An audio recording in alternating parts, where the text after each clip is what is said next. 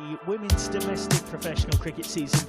It is a great pleasure to have your company wherever you are across the globe for the newly expanded Rachael Heyhoe-Fint Trophy, featuring a double round robin with 2 games each between both sides, meaning they get a bite at each other, both home and away. It is the South East Stars visiting today as the Thunder get their campaign off and underway, and they're looking to build on things after some promising summer signings and something of a change of mindset from building towards really competing for and winning trophies. It is the South East Stars that have won the toss and chosen to bat. It is a great pleasure to have your company for this one in what will be a blockbuster summer of cricket. 21 games for each team across the Charlotte Edwards Cup and the Rachael Heyhoe-Fint Trophy. 14 in this competition and 7 in the Charlotte Edwards Cup, that has been expanded to see every team play every other team at least once, which is deemed to be a little bit fairer maybe than the previous format where that didn't necessarily always happen. It is, of course, on a wider level, a big summer for women's cricket. We've just come off the WPL, fair break, women's cricket in Australia continuing to go from strength to strength, and it is, of course, the Ashes as well. All to look forward to, but it all starts here today. 4 games at 4 test match grounds. We've got the defending champions, the Northern Diamonds, at home against the Western Storm at Headingley. The Blaze, the newly named Nottinghamshire side, replacing the Loughborough-based Lightning, welcoming Central Sparks. The Sunrisers, who have not won in the competition's 3-year history, against the 2-time champions, the Southern Vipers, at the Ageas Bowl. And of course, here at Emirates Old Trafford, it is the Thunder against the South East Stars. I'm Michael McCann, and I have a great pleasure to tell you that I will be joined by the former Lancashire and Cheshire captain, Alison Burke. How are you? Hello, Michael. Thank you for that very generous introduction. Yes, I'm very excited to be here. Just watching the images on the screen in front of me, and just seeing 1 or 2 of the new players getting their caps, which is lovely, being presented.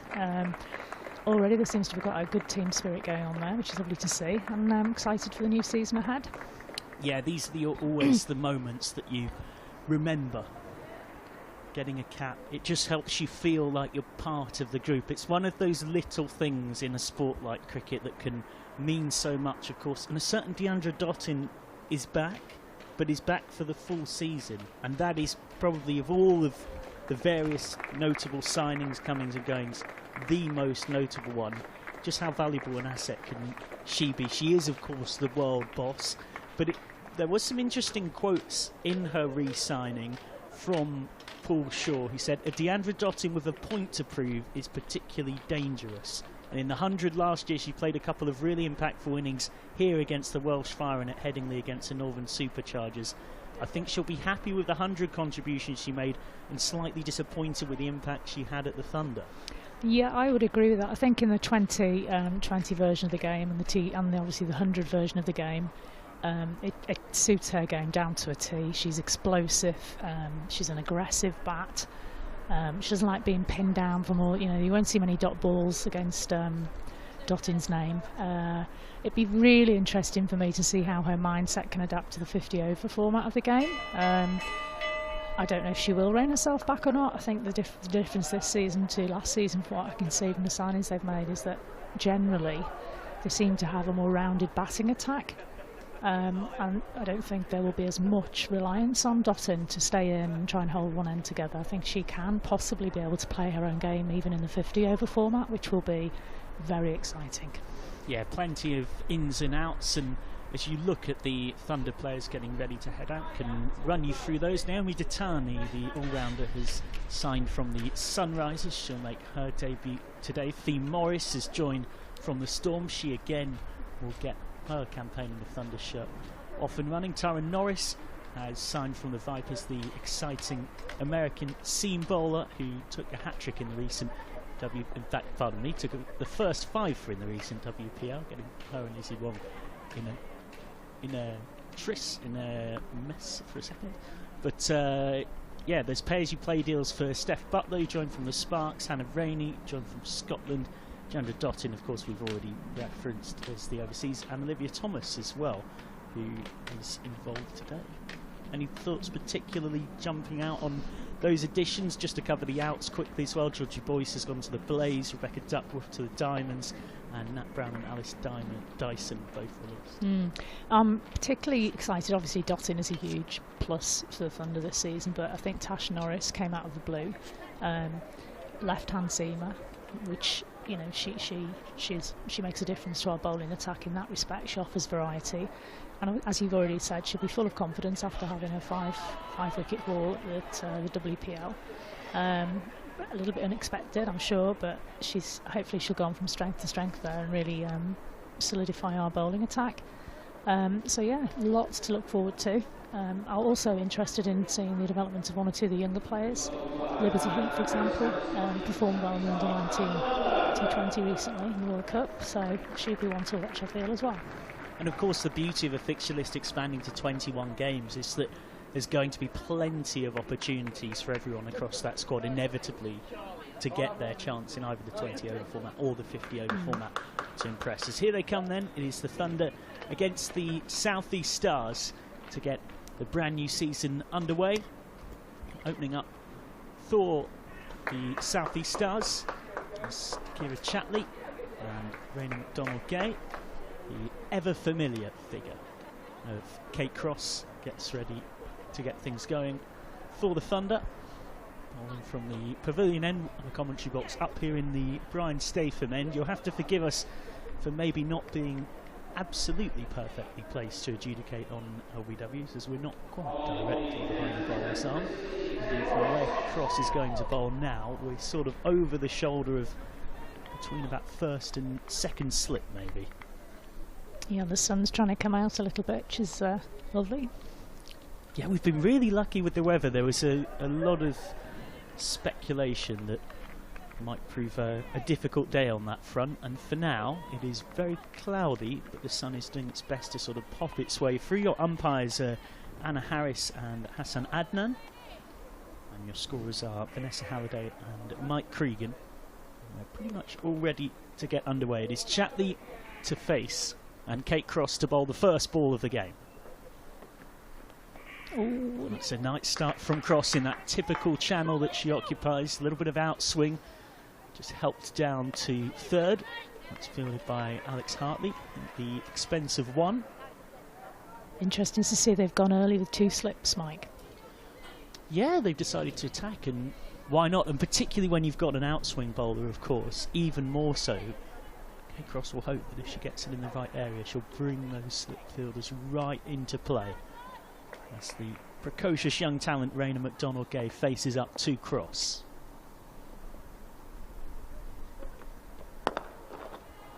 That's just worked away, but up to short mid-wicket, where it is fielded by Liv Thomas. No run. It is a 6-3 field. Says poking around. Yep, with 2 slips. Point third. Extra cover mid-off, mid-on.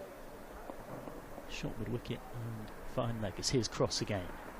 And again, nicely bowled, just finds the inside edge of the bat, enthusiastically fielded in there by Thomas. Always good to have a few young legs rolling around in the outfield, Mike. Yeah, Liv Thomas very much on the younger age of the spectrum as far as things go. One of those, and so many, of course, who's benefited from the widely expanded contracts programme. That's a bit more back of a length from Cross and just prodded back. So McDonald-Gay still yet to get off the mark. My goodness me, she is a player to keep an eye on, Raina McDonald-Gay. 19 years old, she was part of the under-19s World Cup squad, has had a rapid rise since making a debut at the back end of 2021. It's come a long way in a very short space of time. So now facing up to Cross.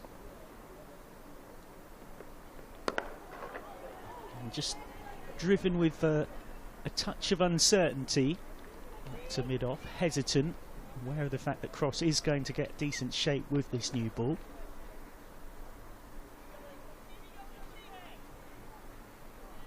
Nice tight first over this. You wouldn't have expected anything else from Kate Cross, in truth, though. No, definitely not. She's one of my favourites, I've got to admit. I really like her bowling style.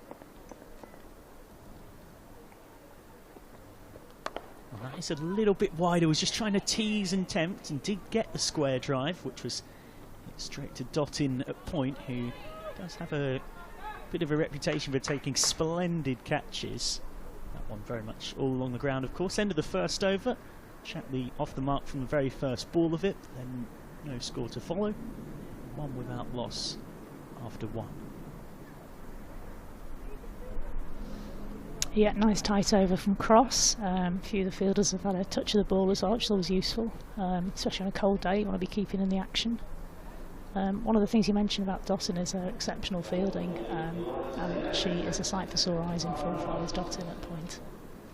Very quick to the ball, lightning fast actually. Her reactions are amazing. Yeah, there's a certain brand of fielder, isn't there, that is not quite a slip fielder, and it's never been for them, but backward point is sort of their position, because they're best placed to react to the ball flying off the blade of the bat, and she's very much in that sort of a mould, Deandra Dottin, albeit I'm sure you could put her in the slips and she'd take plenty there too. Now, we mentioned Tara Norris, and it looks like, as we suspected it might well be, Tara Norris will take the new ball. I'm not surprised by that move, and Threll Kelter's enthusiastically giving a good old tap on the shoulders, wishing her well, as are we all. So she's about to bowl her first over for the Thunder, the former Vipers left arm swing bowler who, as we mentioned, has represented the United States as well. Has taken 4 wickets in 5 caps for the USA. There's a rather funny story about how that all came about, starting with a random phone call out of nowhere. Here she is now, Norris, to bowl her very first ball for the Thunder. And that's a pretty decent start, just prodded away to short mid-wicket for no run by Chatley. Well, decent pace as well. She looked a little bit pacier there than I'd seen on the television screen at the WPL and other games such as those.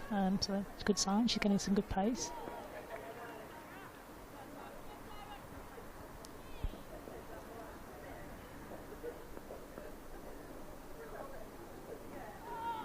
That's again a nice spot for Norris to be in, and it's just plunked back with a defensive shot. I mentioned the way that USA call-up happened. It was an unexpected phone call. It happened very last minute, in her words. I got a phone call during the 100 last summer asking if there was any chance I could update my passport if I fancy going out for a couple of tournaments, which I was absolutely all up for.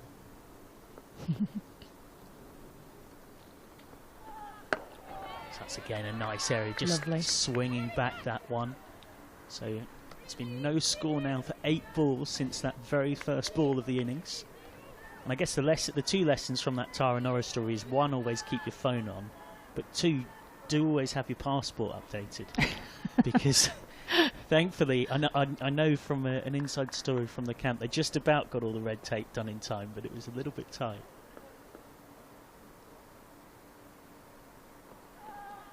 And again, that's a very good spot to be in for Norris, who is a couple of balls away from starting our very first over in Thunder colours with a maiden. May yet still be a wicket maiden, of course, as well.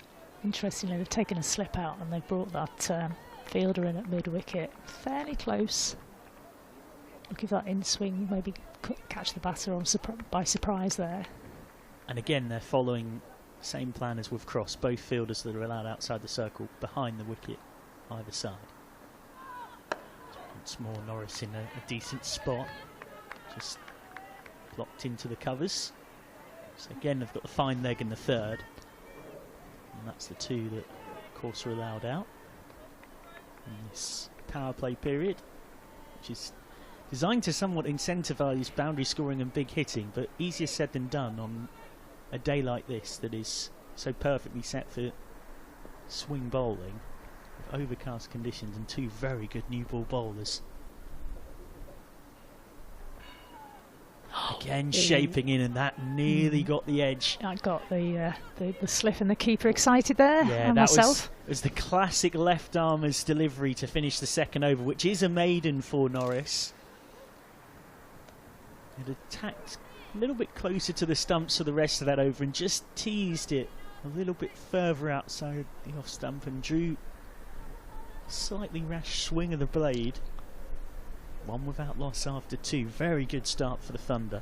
Rachael will be thrilled by this start, as will the coaching team and the rest of the players. Of course, there's no better way to endear yourself to your new teammates on the field than bowling overs like that. Well, anyone who's seen Tara Norris before won't be the least bit surprised. Cross to continue from the pavilion end. Oh, and again, nearly gets the edge, but not quite. Very close. That is very, very good from Kate Cross, and Raina McDonald-Gay finds herself just pushing and prodding at it. Really big test for the 19-year-old, this, facing a bowl of the quality of Kate Cross. McDonald-Gay has had quite a career already. And again, well, that is almost a rinse and repeat job. McDonald-Gay just stands there for a second. And this sort of frustration whilst knowing that she's got a bit lucky there to play and miss twice in a row and not quite feather one through. 2 slips waiting as well. Yeah, she needs to keep her head cool here because there's no rush. I know we're so used to seeing the T20s and the 100s now where it's crash bang wallop. They've got about 50 overs out here. And that's a nice controlled guide down to third. Well, they'll get 1, fielded by Naomi Datani, the all-rounder signed from the Sunrisers, who, like Norris, is another one who's on debut for the Thunder. And the score moves on to 2 without loss, so both openers off the mark. Well, that would be a massive relief. Not only is she off the mark, but she's off strike as well. Good probing lines from Cross. And again, that one's just blocked from Chatley, who had something of a breakthrough season last season, established herself very much as the #1 wicket-keeper batter in the South East Stars lineup. And also benefited from so many players off on England duty. That gave her a chance to play more regularly for the Stars and make her place in the team and make her name. Comes down the pitch this time, drives it to mid-on, briefly thought about the quick single. Well, that is something you do often see just to try and negate the swing. And that was what Chatley was thinking of there. Just trying to almost smother it on the half volley. Yeah, I think that's got to be a sensible move on her part.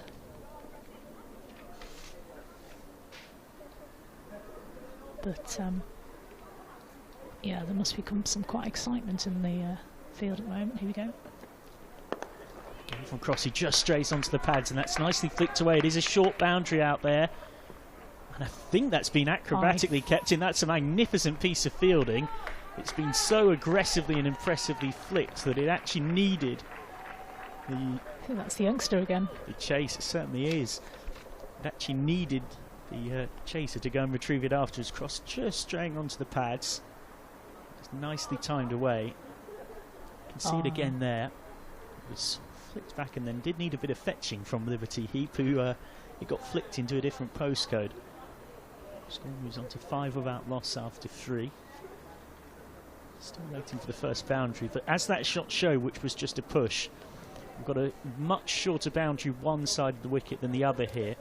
Obviously no shortage of squares here at Emirates Old Trafford, but we're from the Brian Statham end on sort of the far left-hand side of them, closer to where there is often that temporary stand, of course, at times in the summer, as Norris continues from the Statham end. And again, nice bit of in-swing, and that comes off the outside edge. It will be 1.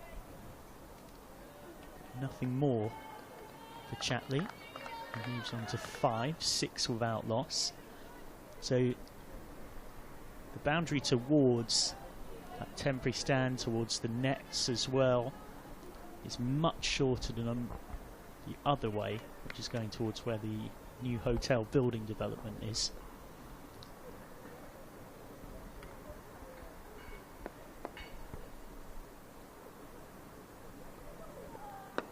So that's bit shorter back of a length and just whipped away. Nicely timed here. And it's a chase for Deep Fine Leg who has to come round. Hartley does the fielding at the expense of a couple. The scoreboard just starting to move a little bit more now. 8 without loss in the 4th.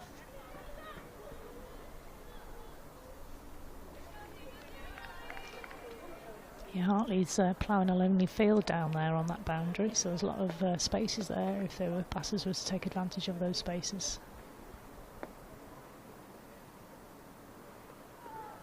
It's better from Norris outside the off stump, and this is sliced off the outside edge for 1.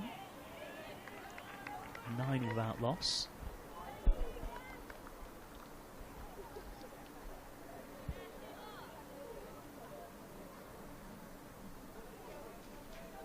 Yeah, and that ball's getting a good bit of drying out from various players with cloths tucked down their trousers. Yeah, of course, you've got to be very careful how you work on a ball in terms of getting it to swing these days, in terms of what you can and can't do. It's nice from Norris, just settling into that region where she was in her first over. It's been found the outside edge already a couple of times this over. Is really causing problems. It's nothing quite like the awkwardness of a left arm over seam bowler who's shown an ability to get shape back in.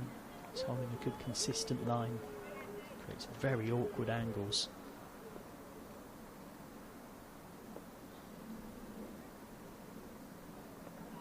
And again from Norris, but that's a bit too short and cut away nicely. The first boundary of the innings. 13 without loss. And that's a shot that will just help Kira Chatley build her confidence. Taking advantage. You can see Norris just drops a touch short. Chatley picks up the length really quickly.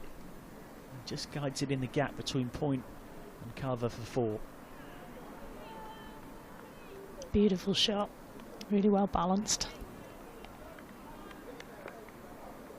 Now how does Norris respond? I would imagine going fuller. Certainly does go fuller, but just gets tucked away for 1 down to Hartley, who is good and alert in moving to her left, preventing even any real thought of a second. 14 without loss.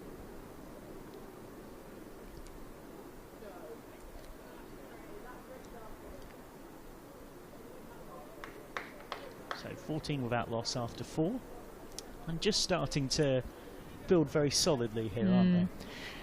Yeah, a little more solidly. A little more solidly. They've got over those very tricky first couple of overs with a few scares, I might add. But they'll be pleased that they've both managed to hit a couple of nice shots there. But still, they've still got a face cross. They've still got Norris to face, so I don't think they'll be counting any chickens yet. To continue, starts the 5th over with a dot. Just prodded away by Kira Chatley, who we'll see behind the stumps later on. One of the players who's benefited from the new player development contracts that have spread around ahead of the 2023 season, the ECB announcing yet another increase in professional contracts with rise to a £250,000 salary pool. That's down leg from cross in the first wide of the innings, 15 without loss. And it might seem to some maybe a bit vulgar to talk about money in as blunt a way as that, but it makes such a difference in terms of professionalism and how that helps standards to grow and develop. And the ECB recommended that to be divided across 10 domestic contracts at an average of £25,000 per player. This cross continues.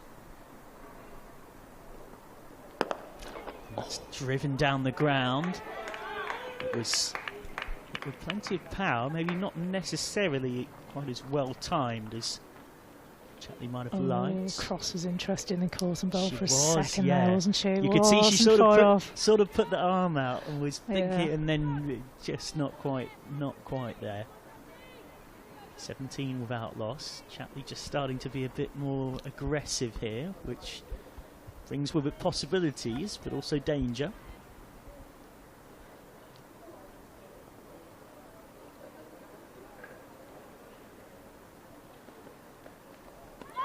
down leg. They're appealing for a little snick here. They are. He's thinking about it. And it's given as a wide from Hassan Adnan.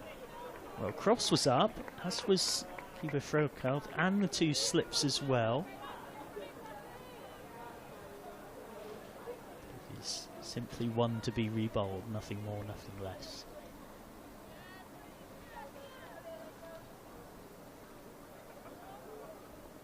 It's 2 no ballers there. Having a little chat there. Good mates, Hartley and Cross. Yes, I had on my sort of bingo card today how much. Well, not actually a reference to the podcast. How many there would be. There's Cross once more. Just pushed away out to mid-on for a dot, just to make sure to keep you in the loop if you're unfamiliar. If you've been somehow living under a rock whilst following women's cricket. Alex Hartley and Kate Cross, of course, co-host the Nobles Cricket Podcast, where they talk about all things serious and silly, more often on the second end, but Cross once more short and guided away. It's beaten dot in at point.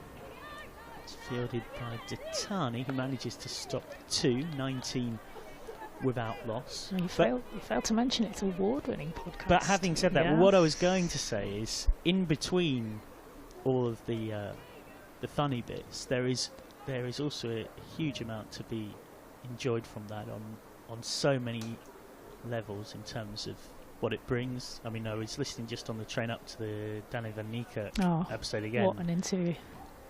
That is an example of getting real insight from somebody. As Cross comes in again, feels for LBW, it's come off the pad, and there'll be no run. And what I say when I mean by real insight is that, of course, we've all heard interviews with players where how do I put it politely, there might be use of the odd cliche. And that interview with Hartley and Cross and Van Niekerk, of course, is part of the Rachael Heyhoe-Fint Trophy this season, and will be back in the UK. Was a great example of really talking through the emotions of a very difficult situation, of course.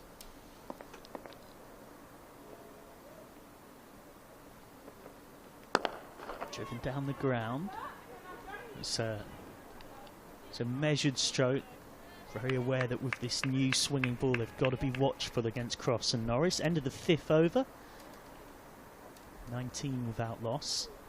Chatley has 13 of them. Has been a little bit more aggressive than Donald Gay, but for both of them are quite right to just be working their way into things. Fielder's just coming on to take the jumper of Chatley. He's had that classic thing where it's cold, because it is about 10 degrees here. There's not too much of a wind, but it's chilly enough. He's done the classic go out with the jumper, and after 5 overs of batting need to get rid of it because you've started to run around and warm up a little bit. Yeah, well, the score was creeping up actually. We're nearly up to 4 and over, not quite. So steady, but they're in, and that's important at this stage of the game in a 50 over contest. Taking the longer they're in, the less swing that ball will be getting. There's Norris to continue, and that's just prodded away, no run. Seemed to pop up a little bit on that one, Mike. It did, yeah. Just sort of, you could see from the reaction there was a bit of a fend and almost a kind of surprise.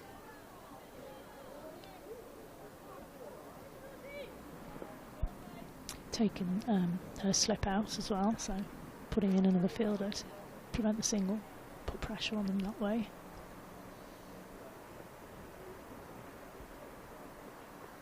Norris once more, and that's just guided away to 3rd for 1 by Chatley, who now has 14 of the 20. Have persisted right the way throughout with a deep fine leg and a deep 3rd as the 2 that are out. And there's not really been a huge amount that's happened so far to give them reason to change that. There has just been a fielding change there though. Gully being put in from square leg to move it back to a 6-3. Yeah, I like. Norris once more, but it's just straight towards the pads, and McDonald Gay helps it round the corner for one. Yeah, Norris was slightly frustrated with herself there. She kicked the ground. She knows that she's got a field set for the off, and just enough on the leg side to give an easy run to the batter there. Now Frau Kelder's calling for the lid, and it has been noticeable so far that both batters have generally been starting with both feet outside of the crease. We talked about, or referenced, trying to smother the swing, and so in responding to that, Ellie Frau-Kelder, the skipper and a very good wicket keeper, has decided, I'm going to take the lid and I'm going to stand up. And she likes standing up, and she's good at it, Mike. It's Norris, that's shorter. Oof. That's guided away by Chatley, who I'm going to give Chatley the benefit of the doubt, the fact that she knew that not only the slip's been taken out, but that gully had just been moved out again. 22 without loss. Chatley has 15 of those. And well, they're definitely discussing it, because I've just seen Norris repeatedly mimicking the shot that was just played and having a brief conversation with mid-on and mid-off about her field, chatting to Datani. This is straight to mid-on, where it is fielded by the aforementioned Naomi Datani. And that is the... Well, make it to be almost the end of the sixth, not quite, 22 without loss.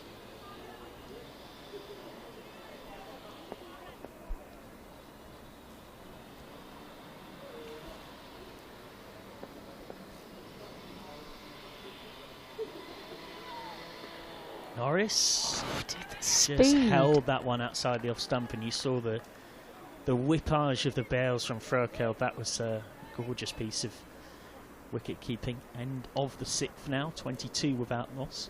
What was interesting, I was reading amongst various previews of this season, Polly Starkey on the Naughty Child podcast and website, Naughty spelt N-O-U-G-H-T-I-E, as in the noughties in the decade. Mentioned in her words, not mine, so we'll not take credit for them, that Frökel's exceptional keeping could be vital to some excellent stumpings and catches, particularly with the talented spin bowlers that the Thunder have. And of course we'll see more of that through the middle overs, but it was just a little taster there of it. Oh, yeah, I love watching her keep. Cross to continue. There was brief thoughts of an LBW shout, but height was a very obvious problem. But that's the moral victory of beating Chatley's bat, just finding the sort of upper thigh pad region. Had some promising moments, Thunder, without quite managing a breakthrough.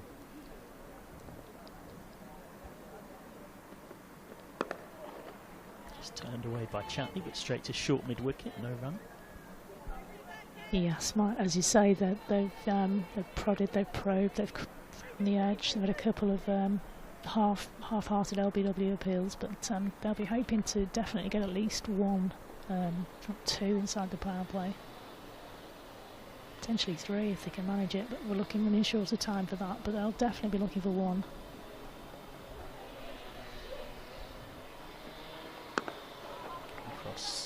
Looking for something, just blocked away by Chatley. It is interesting, the dynamic that a power play can have depends so much on the pitch and the conditions. On a day like this, so murky, cloudy, pitch possibly offering a little bit, ball swinging, crossing Norris. The primary objective of the South East Stars would be to get through, none down, build a base.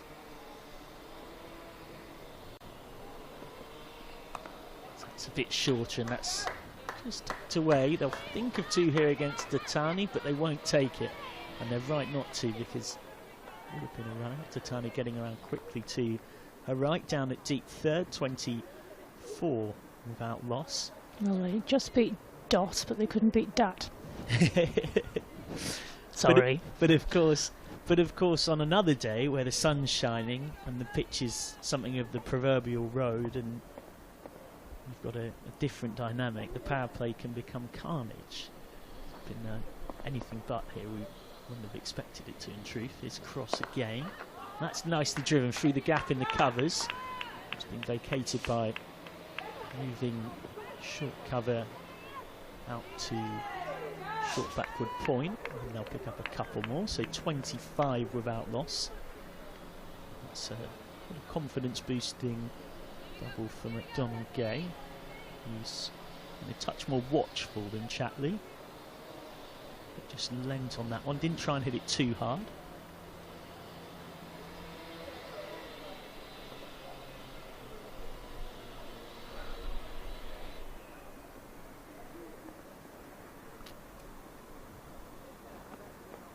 Cross goes Fuller. He's really trying to attack the stumps there.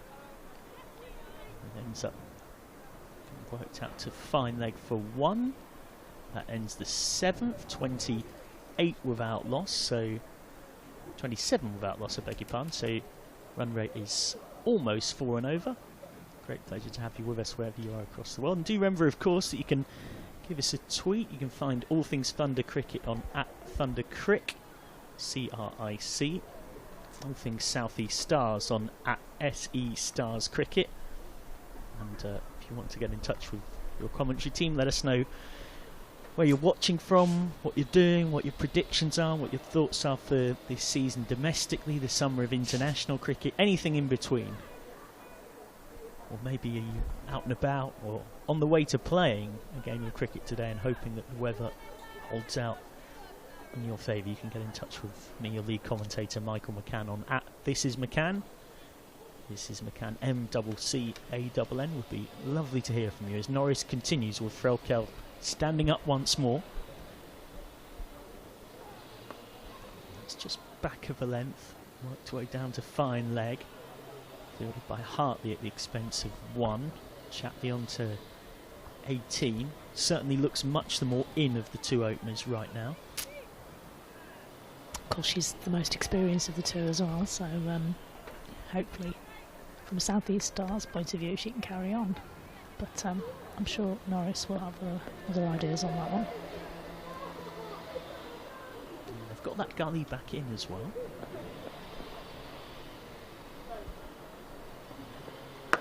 Just hung outside that off stump, but it was a touch too full, and the half volley's driven through the covers for 4. That's a really nice shot. The second boundary of the innings. 32 without loss. Just a bit wide. Is that game that the new ball bowler plays of trying to tempt drives and shots like that to bring particularly that gully into play. It's beautifully controlled. McDonald Gay gets her first boundary, moves into double figures. Yeah, gorgeous shot actually. See it on the slow-mo. Still she kept in the shot. Lovely.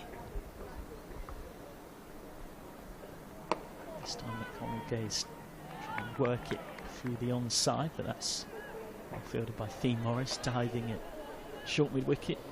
If the ball got past her, there was a single there. The sun is just starting to break through here.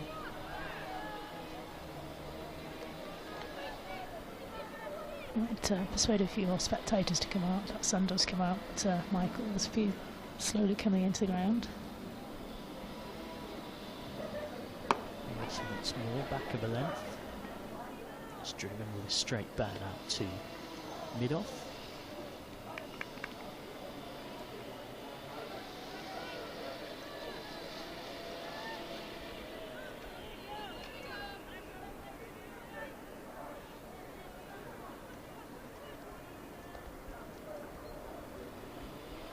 Norris starts her run up again, and she comes. Again, driven for a dot through that extra cover mid-off region.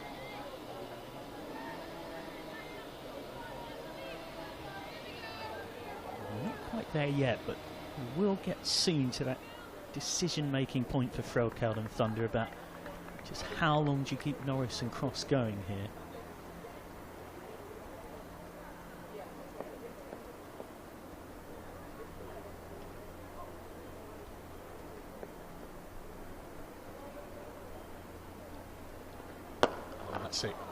significant in-swinger. You could see it floating through the air, but it was responded to. Driven by McDonald-Gay down the ground to Datani. It is a dot to end the 8th over. The run rate is exactly 4 after just over half an hour's play here. It's all told, after some early difficulties, a pretty tidy start for the South East Stars. They'd be the happier right now. Only takes 1 good over to change that, though, of course. The good old add 2 wickets to the score. And just saw Fee Morris stretching her arm a little bit and wondering whether Threl Kelter's told her to get ready or not. Or that's just her dropping a hint. Well, I was just about to say, that can always mean 2 things on a cricket field, can't it? Definitely. One can be, dare one to come at it with the more amateur angle, which, of course, these players are anything but. But the whole, I've fielded long enough, I actually fancy a bowl now. Of course, the far more professional viewpoint. And she's moved Fee Morris away from her. I don't think it's anything to do with the fact she was stretching her arm there, Mike. She was actually put her into gully. I did actually see her rehearsing a golf swing there as well. Here comes cross. It's just jabbed away back of a length to the aforementioned Morris, who was, as you say quite rightly, stretching and loosening her arms, and then at one point very clearly just went for the full interlocking grip and sort of whooshed out the driver on par 5 a couple of times. It's a long day in the field, Mike. You've got to keep yourself focused somehow, haven't you?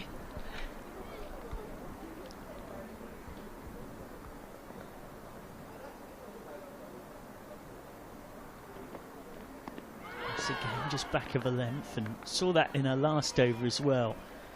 Did it against Chatley, and he's done it again. I think that's actually wrapped Chatley on the glove, and she's just signalling to a batting partner, McDonald-Gay, that yeah, she's shaking her hand, isn't she? Managed to get a bit of shape in on that one cross. Certainly not going to miss Chatley's gloves with the purple as well. No shortage of colour going on across the outfit. That's full and driven, and might just feel like she missed out there, Chatley. Driven it straight at Hartley, very confidently done, but a couple of yards either side, and every chance that might have been a boundary. I mentioned the colour of Chatley's gloves. I saw Melissa's story a couple of days ago in the build-up to this. Of course, it's on commentary duties at Southampton today, talking about the most important thing, the Rachael Heyhoe-Fint Trophy, which is who's got the best kit. It's his cross. That's shorter, nice. And that is nicely guided by Chatley. This is going to take some stopping, and I'm not sure it will be. No, it won't. It does go for 4, despite the tumbling efforts out there to try and somehow prevent it from doing so. And while Kira Chatley is looking increasingly confident here, and it's starting to become an issue of real concern for the Thunder, you might say. Chatley's on to 22, 36 without loss. A little bit of outswing, just back of a length onto that cut shot. Just a little bit short there, gave her a little bit of time to rock back, didn't it?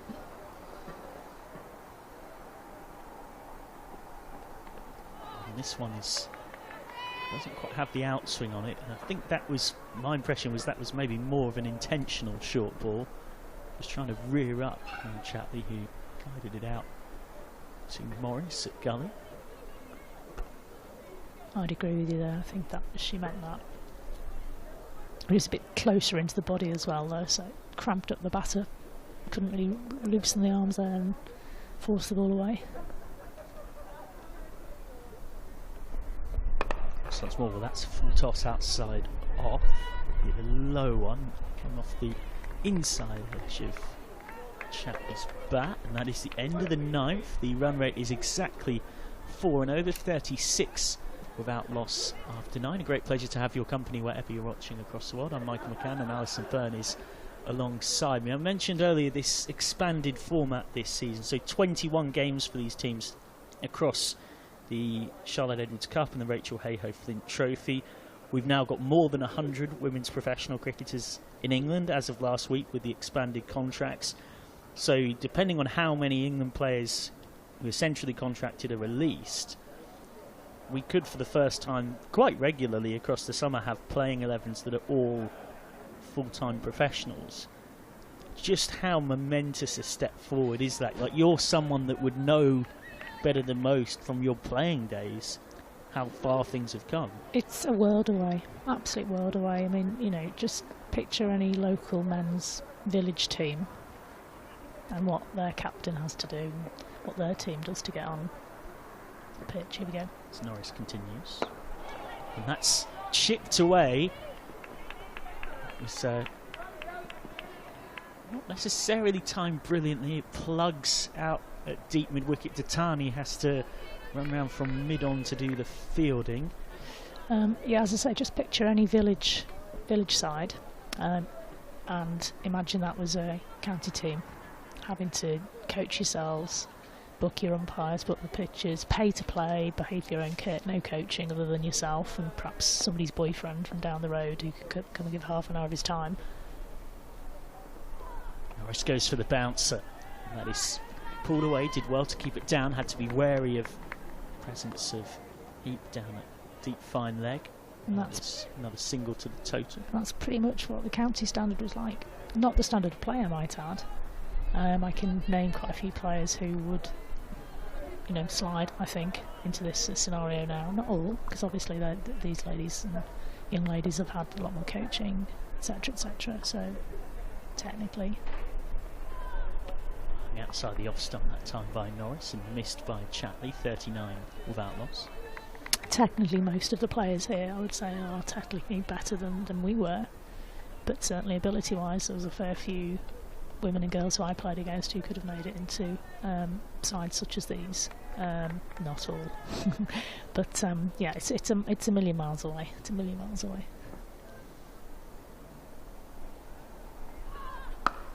Norris just finds with shape in. It's sort of almost not quite a cut, not quite a drive from Chatley. Sort of improvised half and half, straight at colour point. And that's the difference at facilities, coaching. Like it's a debate that's often missed. Is people can get so fixated on the financial side of things, but it's everything else too. So that's Norris, and just turned away straight to short mid-wicket. It's the structure, it's the progression, it's the support from... It's the equity of facilities. Everything. Yeah, everything. And there's not one of the players I've played with in those times or since that begrudges any of these players what they've got now.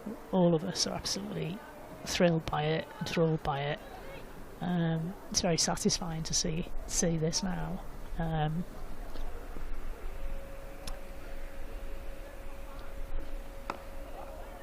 Just turned away to Garlito, and a nice tight over from Norris, finishing it with 4 dots in a row, 3 off it after the first 10 overs. Chatley has 22, Raina McDonald-Gay has 15, and after the first 10, South East Stars have managed to navigate it without losing a wicket. Is the end of the power play. It's the unfurling of the arms from Adnan Single. On comes Naomi Datani, 39 without damage yet. So Natani on to bowl. There'll be a bit of nerves going on, no doubt, the first over for the Thunder, but she's a very experienced player. She's already having a chat with Falkelt about where she's going to place her fielders. Seems to be 1 or 2 field changes, and I'll have to stand up at my seat to see who's where. She's just moving the third man round a little bit to the left.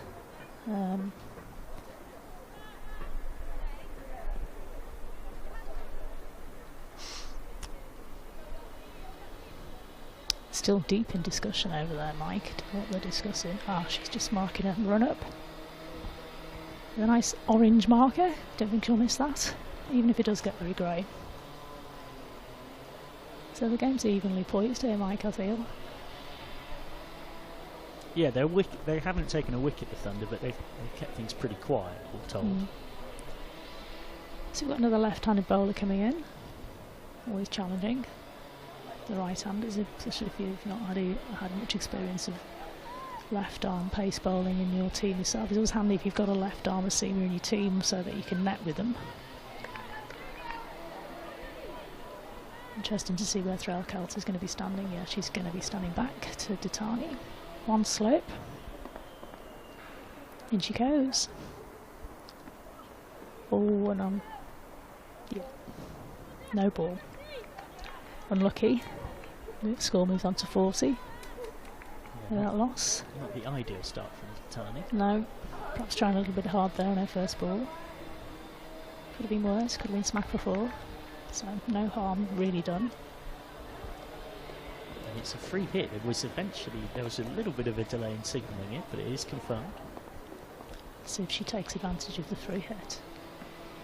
Oh, she certainly does. She's absolutely malleted that. Oh, and it's just bounced for one bounce for 4. I thought for a moment there it was going to go for the whole hog. It's well played, the batter there. Score moves on to 44 without loss. And she's hit that across the line, beautifully struck. As I say, it's just plugged in the ground there a little bit and then dribbled over for 4 eventually.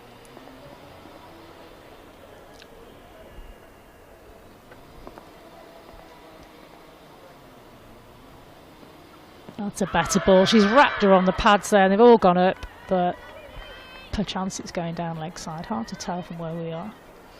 What do you think, Mike? Possibly just sliding down. There was a little signal from umpire that suggested so. But that's a great comeback from Ditani there. It's interesting with McDonald-Gay, that shot had a bit of a look of a hockey player about it. Which I think most cricket players are hockey players well, deep down at heart. There's a story to. Again, a little bit leg side, given us a wide, unfortunately.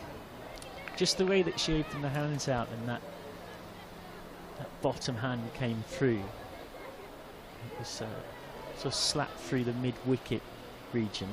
Raina McDonald-Gay is an England age group hockey player. Something that doesn't surprise me. Something that actually ended up limiting her appearances for the Stars last season. She's already trying to make amends. Oh, that's better. That's a nice line. It's been fielded nicely down at short mid-wicket on the onside and quickly into the keeper. Yeah, so scores on 45. Charlie's on 22. McDonald-Gay has moved on to 19 throughout the over. And then McDonald-Gay, of course, was picked up, some might already know, by the overall Invincibles in the 100. And in her words, she was gobsmacked when Jonathan Batty picked her in the 11 because coming into that competition, she hadn't even played a lot of matches. Oh, she's tried to strike that on the up. I think, that's a good pick up from Hartley. The intent is becoming clear now. She's trying to attack Ditani, I feel. Really interesting, just as she peeled away to square leg there, she sort of leaned her head forward. It looked to me as if she was telling herself just to get her head a little bit closer to the ball. Closer to the ball, yeah.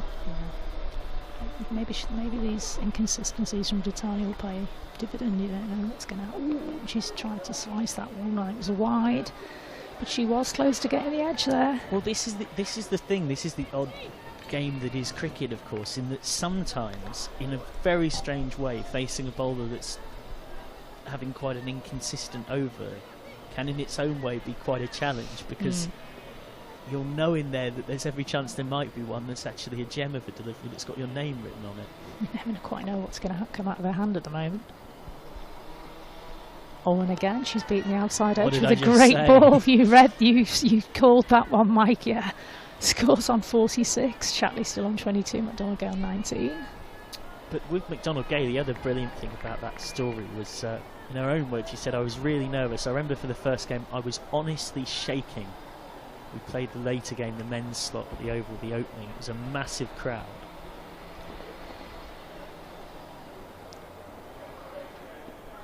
It's a nice ball again.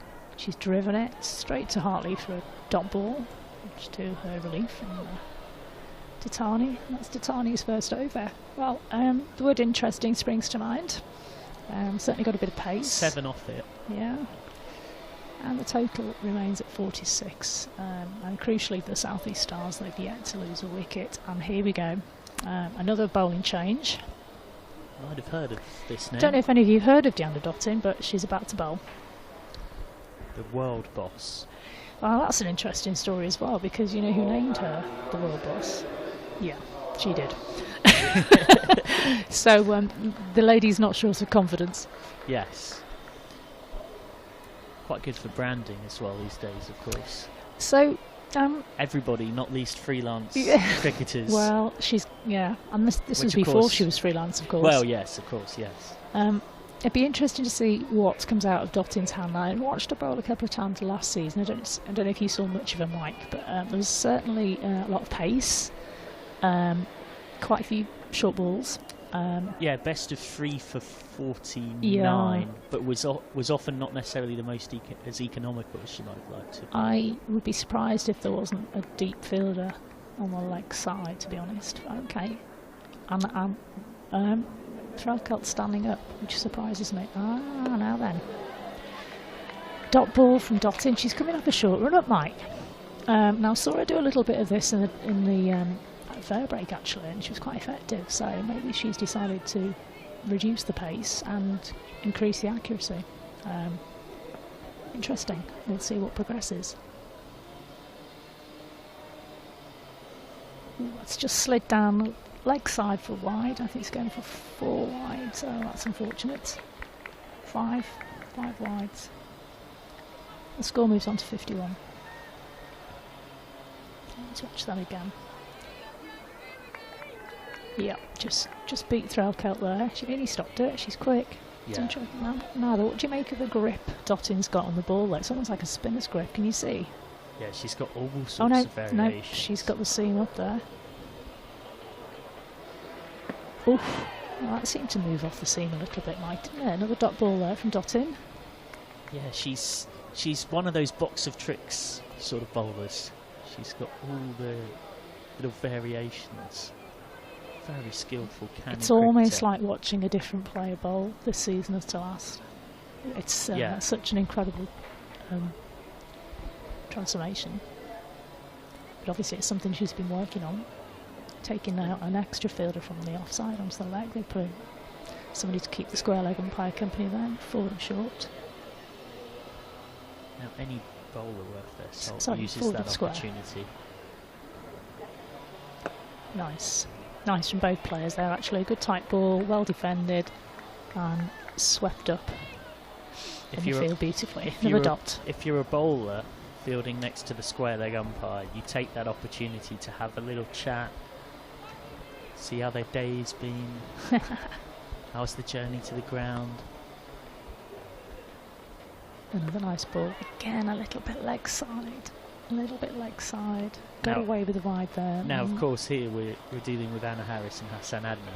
Yeah. At a very professional level, but anyone at an amateur level will appreciate. Will be gutted if that's given a wide. Well, yeah. Sorry, a leg. Actually, it was a leg bye, to be fair. So it's just been signalled a leg bye. So the score moves on to 52 without loss. Again, Dottin's in. Yeah, that was a little bit straighter. No run for that. So it's almost like Dottin's being brought in as a blocker bowler rather than a strike force bowler, which is an interesting dynamic.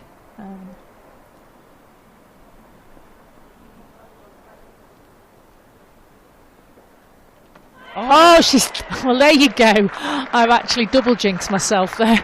Dottin has clean bowled her with a straight ball. I think she just played across it, to be honest, Mike. Donald Gay, a bit bamboozled, I feel. Let's have oh no, I tell you what, did you see the swing in the air of that ball on the replay? Goodness me. Dottin, you have got some skills, and that is the first wicket down for the South East Stars, and it's McDonald Gay, the youngster's gone for 19. Thunder are thrilled. I think Dottin's probably mildly surprised that she's struck in her first over of that. The new Dottin, shall we say? I love that ball. Watch it on the replay if you can, people at home. Look at the movement through the air. Oh, and look at the bails flying there. Donald Gay seemed to be playing straight as well. Magical moment. Yeah, well, I mentioned the box of tricks that Deandra Dottin's got at her sleeve, upper sleeve. And we just saw a bit of that there. Gorgeous bit of shape. Lovely.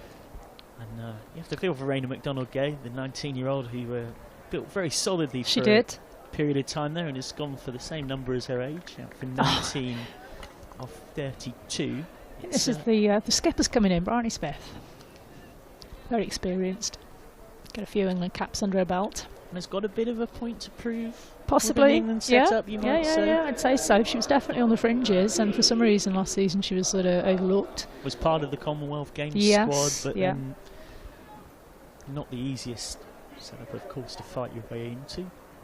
Okay, and so Datani in the 13th over, as we start the 13th over, the score is 52 for 1 now, and Datani's got a new batter eventually if Chatley's off strike to have a go at, but I'm sure they don't want Chatley off strike too soon. I think they'd rather keep her there and keep the run rate down, but let's see.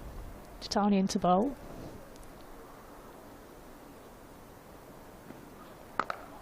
Nicely defended. Datani will be better pleased with that ball than the first ball of her first over, that's for sure. Yeah, definitely a player to keep an eye out for. Raina McDonald-Gay may well see her with the ball as well later on. Indeed, I would expect we will. And she had quite a stunning story, even beyond what I mentioned with playing in the 100 and part of that Oval Invincible side who won it, as if that wasn't enough. She's beaten the outside edge again there, Datani. Almost a little bit like she was fishing on the off stump there, and we haven't seen that yet from Chatley, so I'm quite surprised by that. Yeah, good line though from very Datani. good, That's where very good. McDonald-Gay actually also got a 6 for the England A side against India in a warm-up, including a hat-trick, getting the likes of Shafali Verma, Harmanpreet Kaur and Deepti Sharma out just days after winning the 100. Oh, that seemed a little bit quicker actually, and again Chatley's gone for an extravagant drive there and Datani's beaten the edge. Morris better not be practising her golf swing now, Mike. I think she needs to be watching this ball very carefully. Score remains on 52 for the loss of 1. Chatley's still on 22. She's been on there a while, Mike, hasn't she? Yeah, she's just got a little bit stuck in the last 4 or 5 overs. Can happen sometimes. Got to fight her way through that tough period. Oh, bit shorter. Oh, and I thought there might have been a field out there. I think just going to scamper through for 1 to bring Smith onto strike. Score moves on to 53, and Chatley's off 22 and has moved on to 23. Yeah, Bryony Smith facing up. With the Surrey Stars back in 2016, and then right the way through part of the South East Stars journey since 2020 when they were formed as such as part of that revamp. First ball faced by Smith. And it's a good one, and it's a good defensive shot from Smith. Head still, right behind the ball. Thou shalt not enter that defensive guard. That's where you quickly get into Gandalf, Lord of the Rings, thou shalt not thou pass. Shalt not pass. Batting for a draw sort of vibes. Scores on 53. But a confident defensive shot. Indeed.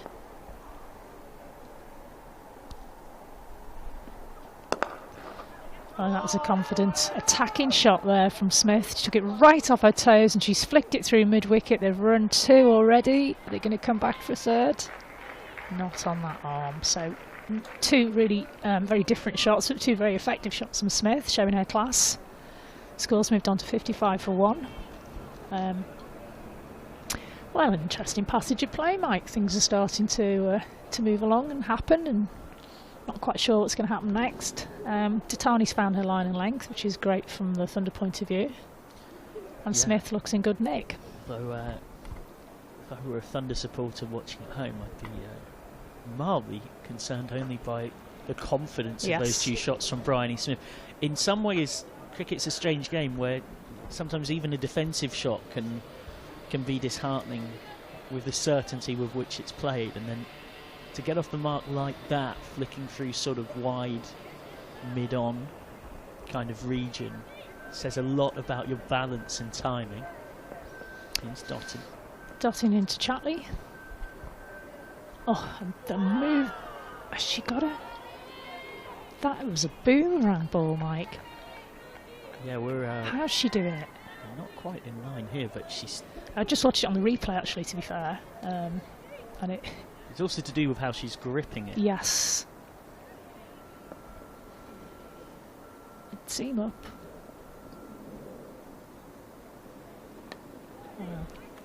That's potentially why a few of them seem to be moving down to leg. They're starting on off and moving right across there.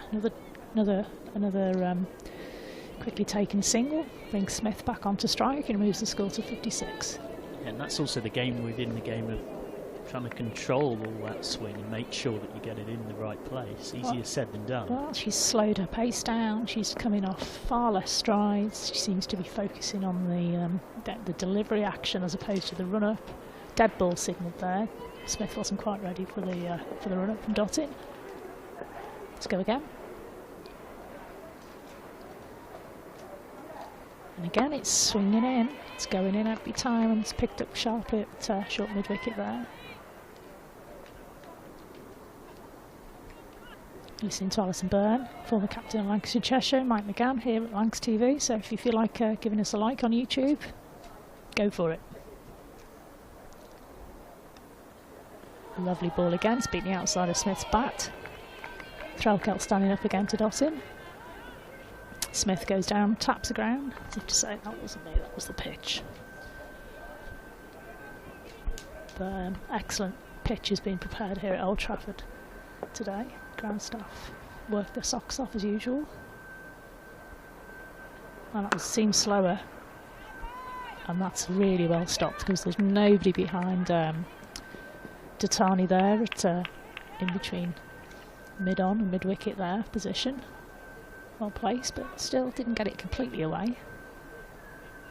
2 for Smith, who's moved on to 4. Score's moved on to 58 for 1. Just to give you an update from elsewhere, rain is playing havoc at Leeds. Northern Diamonds versus the Western Storm not yet underway. Dottin in again. Bit fuller. She's driven it again, but Datani's quickly onto that and stops the single. At Trent Bridge, 14 overs gone, 58 for 1.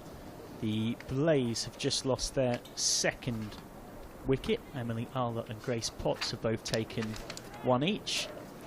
And certain Tammy Beaumont, opener. Not sure I've heard that name before. Any good? Tammy Beaumont. Now, where have I heard that name before, Mike? She's proceeding calmly despite the what's going on around her. Mary Kelly going for a second ball duck. Georgie Boyce has just gone for 28. OBW to Potts. But Beaumont is 36, not out of 37. 72 for 2 off 30 in the Blaze against the Sparks. And the Sunrisers still yet to win in this competition. 67 for 1 off 17 against the Vipers. Datani into Chatley. Dot ball. Grace Scrivens 43 not out of 57. And as she has so often done in recent times, showing herself to yet again be the key player for the Sunrisers.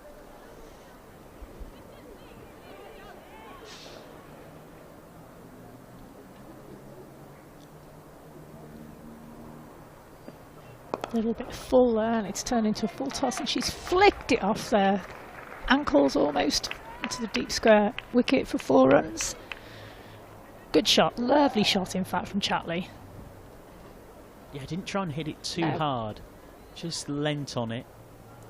A little bit of a half volley and tucked away into what was a very big inviting gap anyway. And Frelkeld looks like to me she's standing up here as well. Yeah. She's trying to stop that forward foot movement from batter there. Score's moved on to 62. Chatley's nicely on to 28. Tani into bowl. That was a lot straighter, a little bit shorter. Dot ball to Tani.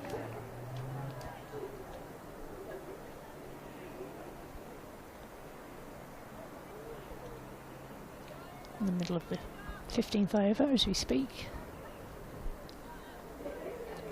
Sunshine's trying to come out, Michael. We might have a bit of sun on our backs. Well, not us, but players, shortly.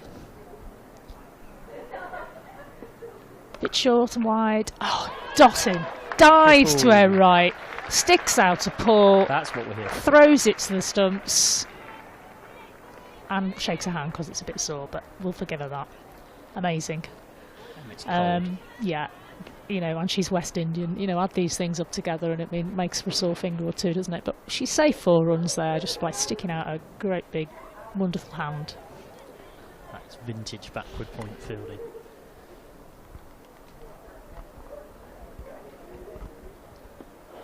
Bit shorter. Oh, what a pick-up from Rachael on the bounce.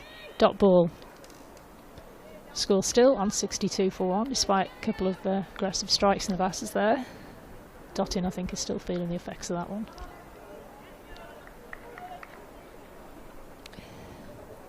Yeah, she likes a drop of Guinness, does our Deandra. She might be treating herself to a Guinness or 2 at the end of this match if she performs as well with the bat as she's currently doing with the ball and in the field. Nicely blocked. Ditani. Yeah, and I think it is worth, maybe for those who are relatively new to women's cricket, end of the 15th, 62 for 1. Great ball, great over from Ditani there. I think it is worth almost taking a rewind to set up again just what a career the Andra Dottin's had. 31 years old, more than 6,000 runs for the West Indies, 6,424, no more, no less. Across 270 appearances for her country, 5 tons in that time at an international level, 34 50s, 134 wickets as well. The first woman to hit a T20 international ton as well. That came off just 38 balls, not messing about. Dottin continues here. Oh, she's beaten out. She's beaten everything there. Rachael cannot believe it's gone out. I can't tell from here whether it went inside the bat, outside the bat, but it's missed the stumps. It's missed the bat. Rachael's smiling about it now. Smith's even smiling about it. She can't believe how she missed it either, but she did. And here comes Dottin's second ball of the over. Again, it's swinging around everywhere. It's gone down to fine leg. The score is 62 for 1.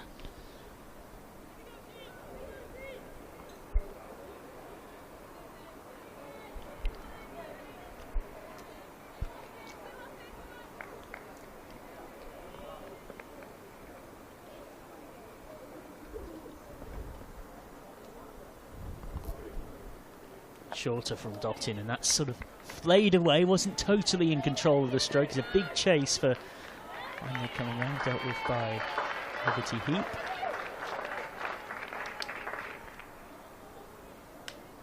Just re-rehearsing the shot now. Chatley, he has 29 of the 64 scored so far. It's the first one that we've seen Dottin deliberately bang in shorter. Is much fuller and hit hard down the ground by Smith. That's a very nice one-handed pickup from Cross, running away to a right-hand side. A lovely fluid bit of fielding, a classic example of where the professionals make it look very easy when it is absolutely not. Well, you've seen a save from Dottin, a save from Cross. That's 8 runs in the field, saved already just with those 2 pieces of brilliance. So that's just a little bit back of the length, sort of a lolloping, slower in-swinger. And of course, because we all know that Dottin is capable of far more express pace than this, it leaves her that margin to always have that quicker ball ready if needed. The sun just poking its way out now. Temperature just starting to edge its way up a bit more.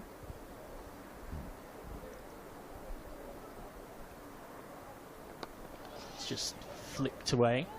Yeah, Fine leg for 1, so Smith on to 6, 65 for 1, and we'll keep the strike because that's the end of the 16th. The run rate remains pretty much bang on 4 and over. Thunder, of course, coming off the back of plenty of pre-season action. We're in Dubai and Mumbai as well, alongside the Lancashire men's squad too, which was great to see in terms of a development opportunity, playing the likes of the UAE women, the Maharashtra state and the Mumbai boys sides in friendly T20 and 50 over games. Cross taking a hat-trick in one of them, and Rachael also getting herself a nice pre-season ton. Nothing like that for the confidence. Ditani continues.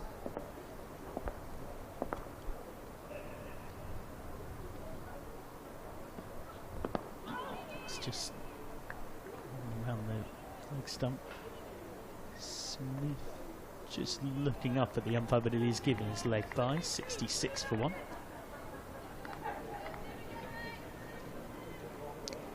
Definitely getting some streaky sunshine coming through now. I'm sure the players will be enjoying that.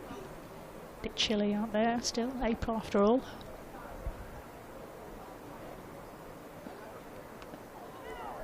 Contact made on that one, which Datani hung outside the off stump. Yes, I wonder whether we're in the sort of deceptively cold kind of part of things. It looks gloriously sunny. In reality, it's not quite as beautiful as the brochure might suggest when it comes to the weather. Got to admit, I don't miss those April matches. It's wide of the crease this time, Datani, and it's flicked away by Chatley, who just who got there early and had to sort of hold herself back and pull out of the shot just to make sure it didn't present a catching opportunity to deep square leg or deep backward square leg. Yeah, one more, 67 for 1. Certainly seemed surprised by that one, didn't she?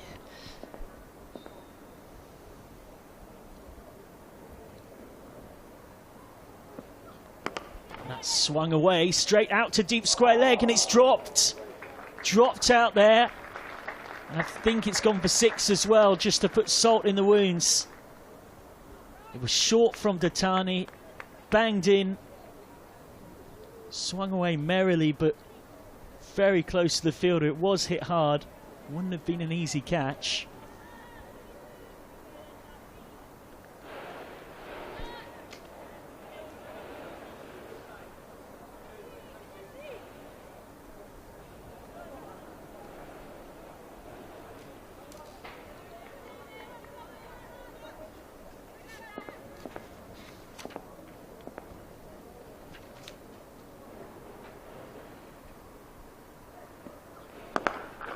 Short, and that's hit hard, sort of flat back down the ground from Smith, but straight at mid-off. Just trying to take advantage of that life that she's been granted. Very tricky chance though, Mike. You know, that's coming at you at pace. You're not sure where the boundary is. Potentially there's a bit of a sunlight issue creeping in. This is just paddled away, and that will go for 4. That's a clever improvised shot from Smith.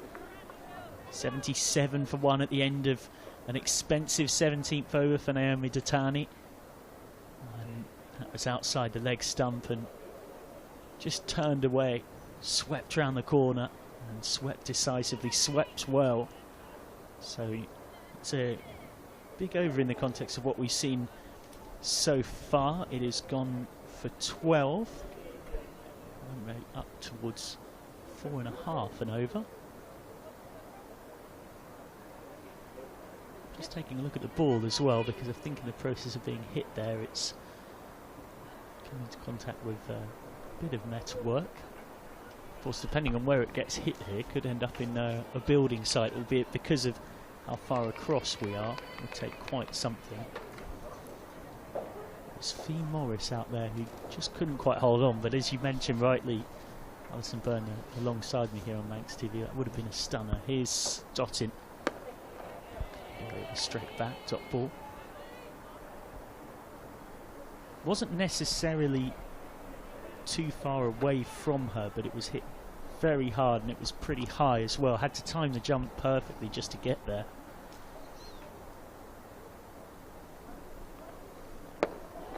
This has beaten short mid-wicket. There will be runs. They'll think about 2 and they'll take on Datani's arm to get 2. And they'll get through with reasonable comfort in the end, thanks to a bit of scamperage. 79 for 1. Chatley on to 32. I almost think, referring back to the catch, she was trying to paddle it. I don't actually think she even went for it fully. I just got a sense she was aware of where her feet were, and she was thinking, I'm going to catch this outside the boundary, I'm going to try and paddle it and then catch it. I don't know, but anyway, been and gone now. Hopefully she'll get the next one.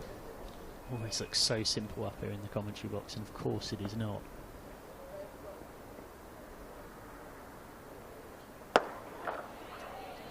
Beautiful ball from Dottin, right on the button. Dealt with by Chatley.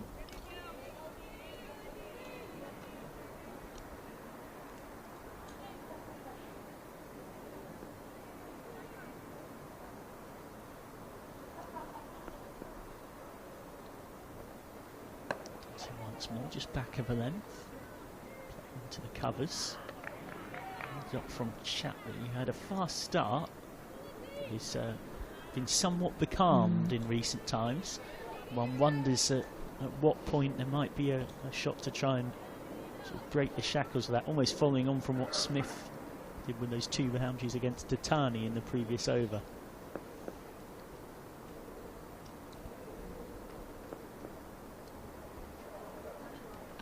This is down leg, but it's given us a wide as well, sadly. Yeah. Rachael did well to get anything on that, because I think it has taken a flick off Ali Rachael, because if she doesn't, then it's probably 5 of them, and instead it does end up being just 2, 1 for the wide and 1 for the run. 81 for 1.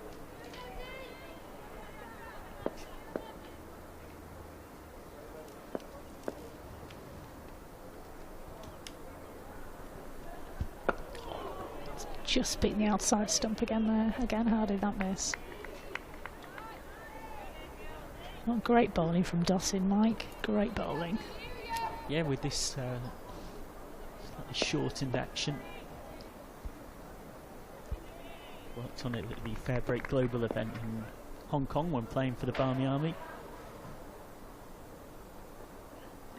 That's a decent shout, but possibly sliding down leg.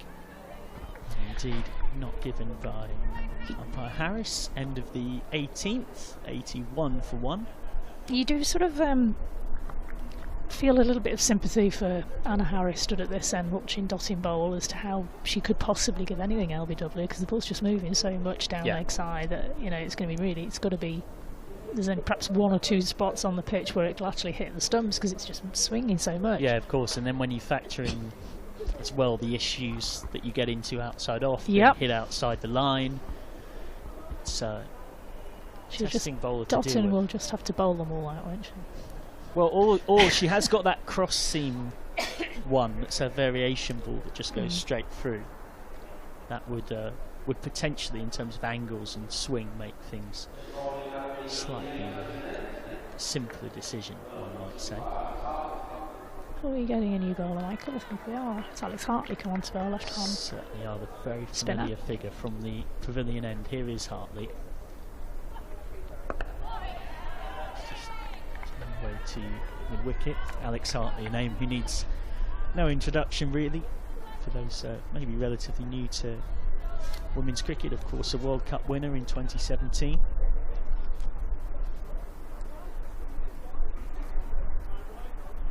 There's Hartley continuing. It's just walked away for 1 by Chatley. And of course, take 2 when I'm referred to ends, because he's of course named after another of our great colleagues in cricket podcasting, Jimmy Anderson end.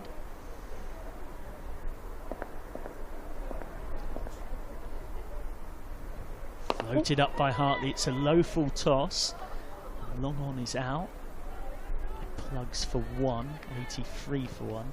I know Anderson himself found it quite bizarre, the idea of bowling at his own end. He repeatedly said that felt like it was something that should have happened once he had finally retired. So Hartley just stops in her run there.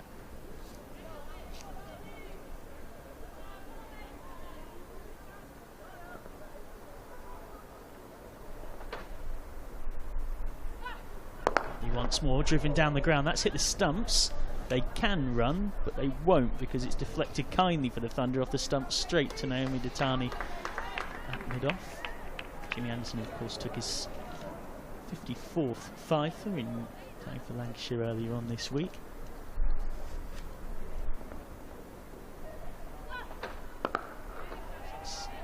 That straight to Datani at mid-off by Chatley.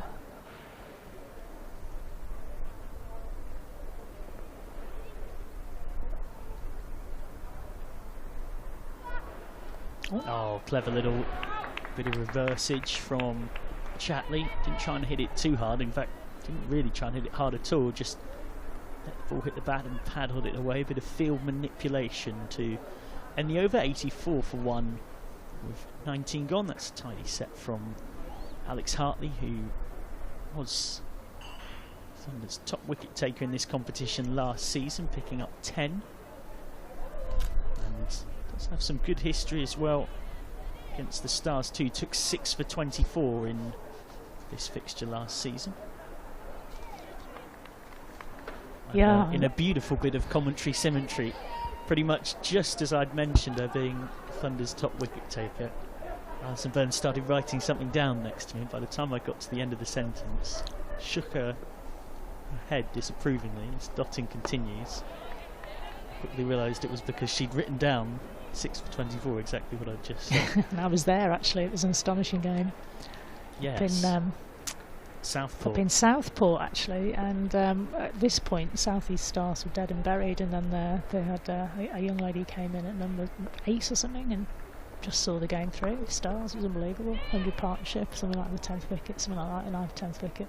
Short ball here cut away, and that will be 2 for Chatley. Nicely measured guided shot onto 86 for 1, the total score. Yeah, the Stars won by 52 runs, but it doesn't really tell the story. The Stars were 198 all out after the 6 from Hartley, and then Thunder's run chase was one of 2 halves. Straight to square, no run. The Thunder were 73 for 1 in the 17th over, but anyone who's heard a cricket tale before will know that when it always starts with the team was so-and-so for not many, so-and-so many runs for not many wickets in the so-and-so over chasing so-and-so, you know it's going to end badly. Yeah, it's always, yeah. So that's cut away, and that has beaten point, and that will go for 4. That's a confident shot from Chatley. Dottin just dropping a touch too short, and it's a really nice guided shot from Chatley, who moves on to 40. Didn't try and hit it too hard. 90 for 1. This reverse angle will show you again. Just leant on it and got it past point for a boundary. The first boundary in a good while, Chatley. Hasn't been too many of them in this innings so far. A bit of accumulation as well. Smith has been very positive, of course. Dottin just turned away by Chatley for 1. Chatley has 41 now, 91 for 1. So I mean, those stories, they tend to end in a collapse, or sometimes they end in a huge collapse and then you wouldn't believe what number 10 and 11 did. Unfortunately for the Thunder, this story ends with them being 73 for 1, chasing 198, and by the time they doubled their score, they were all out, unfortunately. Blocked back to Dottin, so they lost their last 9 wickets for the addition of 73, end of the 20th over, 91 for 1, and they were 146 all out, losing by 52 runs. Georgie Boyce, who now of course is no longer with the Thunder, has moved on to the Blaze, made 68, and nobody else sadly got past 15. I'm pleased for Georgie Boyce. She was a good servant for Thunder. I'm sure she'll be a great addition to the Blaze. Partly to continue from the Jimmy Anderson end. And that's, well, I thought for a second might have chopped on, but has actually chopped into the pads of Frelkeld.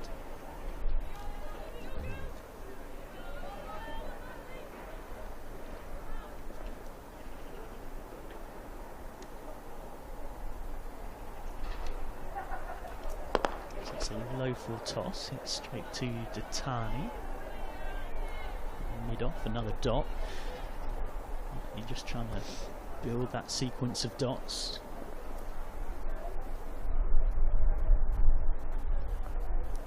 It's paddled away on the reverse, but was a slightly curious one because taken from so wide out. Chatley was sort of reversing from the kind of angle where one would normally more conventionally sweep.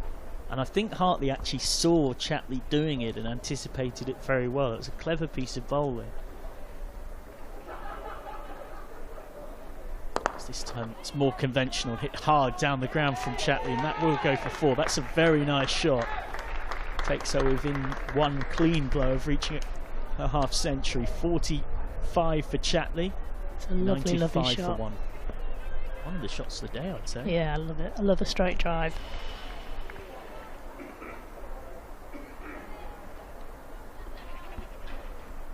There it is again. Great footwork. Yeah, just met it on the half volley. That gives Hartley something to think about. How will she respond?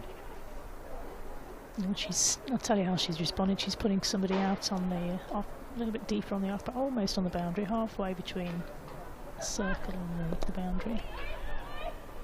Wanted a single there and was hurrying back, Chatley. Very good fielding. Because it wasn't there. That was a classic example of the value of aggressive fielding. Forces Chatley to scurry back, and Chatley's just been gently told by the umpire there to make sure she's not running on the pitch. Hartley bowls quicker and flatter, shorter, hit straight to short backwards square leg. End of the over. 21 gone, 95 for one. And in fairness, was right to warn as well, because Chatley did run straight up the pitch there and straight back, and found herself hurrying quickly back after that good bit of work in the infield. Hartley was showing experience there, varying her bowling. As you say, she spotted her coming and put it where she didn't want to really reverse sweep it from, and then she threw in a quicker ball there. Chatley was frustrated at missing out at that one. And getting Emma Lamb onto bowl. Decent bowler in her own right, Emma Lamb, although mostly known for her opening batting, of course. Yeah, very much a batting all-rounder, but offers plenty with her off breaks as well. Released by one of the essentially contracted players who are available to play today. Kenny Cross as well in that bracket too. Starts with a slightly short one that is thumped out to deep mid wicket. Has got a 5-4 leg side field Lamb with a deep square leg and a deep mid wicket. The mid on is coming up now from Chatley. Then a wing of 4 on the offside. Matched away through square leg for 1 by Chatley, who moves on to 46, 97 for 1.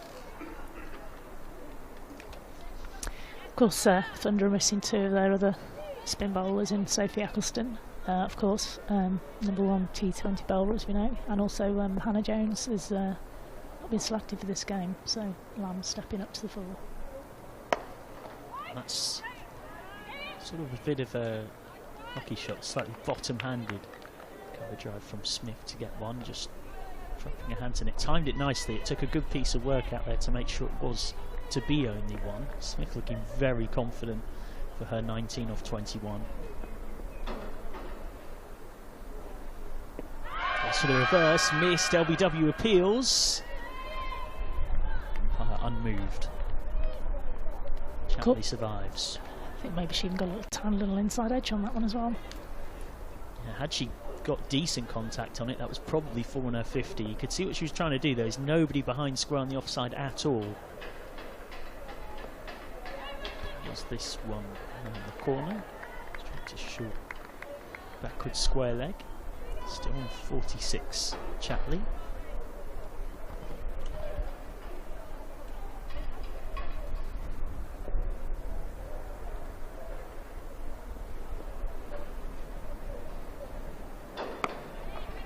It's played with a straight bat. It just about beats the despairing dive of Lamb. Determined. Expense of 1, so 99 for 1 after 22. The run rate is exactly 4.5. Chatley has 47 of them. Smith has 19. Chatley just working her way towards a list day 50 here.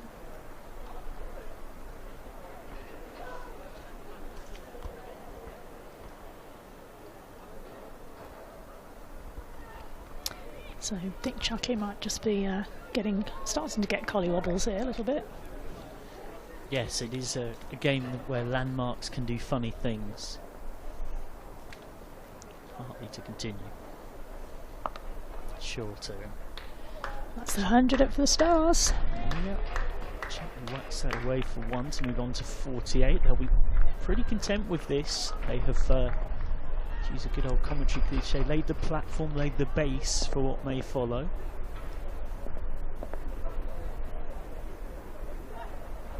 Shorter, slower, just held back a bit. Smith will get one. Smith, one to really keep an eye on in this South East Stars side. Powerful top order back, canny offie as well. Played for England 9 times since her debut in 2018, where she played in her only ODI so far. Shatley won't get anything here, straight to mid-on. Smith breaking back into the England T20 side last September. Scored a ton for the Stars last season in this competition. Really flighted, and Chatley's come down the pitch and it is straight to mid-on. Out. It is a No Balls podcast combination wicket. It is Bold Hartley, caught cross. 101 for 2. Chatley goes 2 short of the 50. It is a key breakthrough for Thunder. Really good tempting flight from Hartley, and hits straight to Kate Cross. And the celebrations could begin in earnest. A really important one to get that. Chatley had batted right the way through, looked very solid for her 48 off 83, but is gone now. It's always good when it's one of your mates who takes a catch off your bowling, makes it just a tiny bit sweeter. Yeah, and you could see from the celebrations as well, it very much reflected that. Lovely moment for the Thunder. They needed it because that partnership was looking threatening. Yeah, Chatley had been settling into it, largely working more often in singles compared to the more aggressive Smith.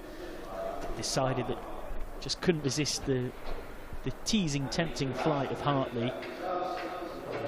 It is that age-old cricketing thing, but a couple of yards higher than would have been a boundary, but instead is gone. Alice Davison-Richards heads out. Is the South East Stars joint top wicket taker in this competition last season, and he's in at 4 as well, reflecting her all-round excellence. A really key player for this side. She is a player I'd have loved to have had in my team. Hartley just drags one down, and might feel a bit lucky that that's Davison-Richards' first ball faced, as opposed to being a bit more settled. He's content to just find a sweeper for 1. Hartley's laughing. She can't believe her luck. She got away with that one. Yeah, she knows.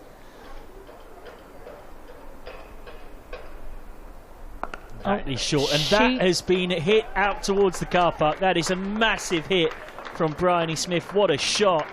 Her second 6 already.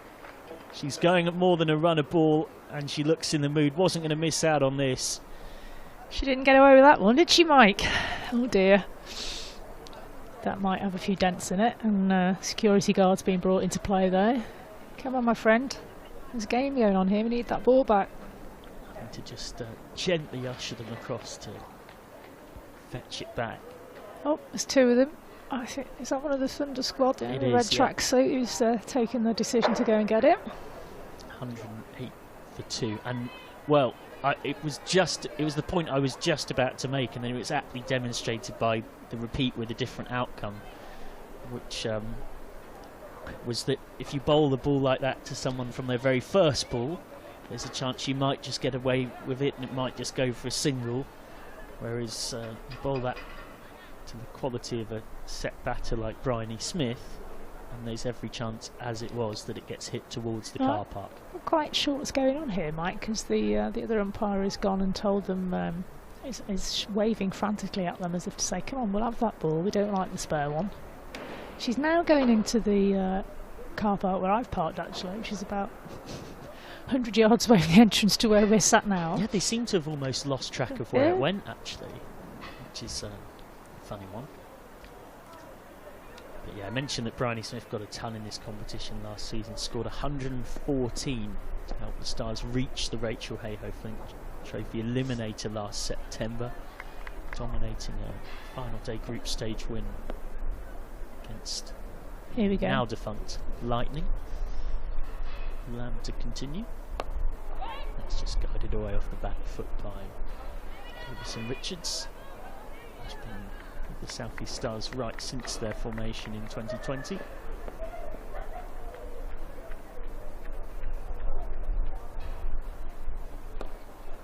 And again, just trying to pierce the gap. Didn't quite manage to do so. It was well fielded. It got past Dot in. It was done very neatly by Heap.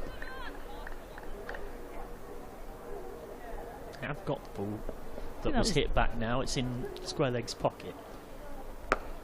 This is driven down the ground, back to Lamb. No run. I think that was it possibly Laura Jackson? Can't see her number. Laura Jackson doing some sterling work in the car park there. Might be wrong. Straight to mid-on this time. Again, no run.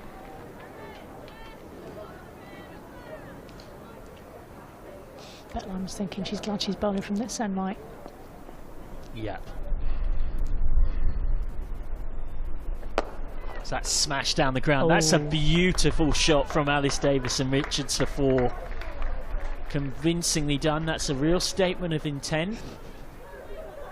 Smith's dropped her bat, and Richardson's using it as a comedy moment. No doubt about the quality of this shot though. Bit of fancy footwork to get to the pitch of the ball and then meet it on the half volley, and as a result Tatani has gone back to long on now. She's a player who plays with a smile on her face, Davison Richards. Now 1 ball left. Does she go again?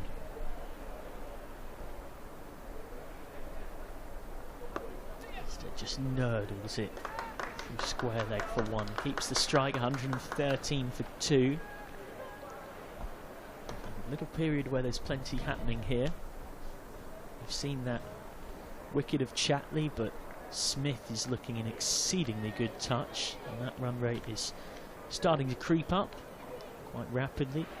Worth just having a look around the grounds as well. Headingley, there is a 12:30 inspection, not proving quite so lucky that side of the Pennines as we've been. And then Blaze after 21 overs and 91 for 4. Tammy Beaumont still holding the fort there is Hartley. Short and played beautifully with a straight bat through extra cover. That will go for 4 as well. Davison Richards into double figures with her second boundary. Wasn't Hartley's best ball, but even so, it was lent on and played with excellent timing.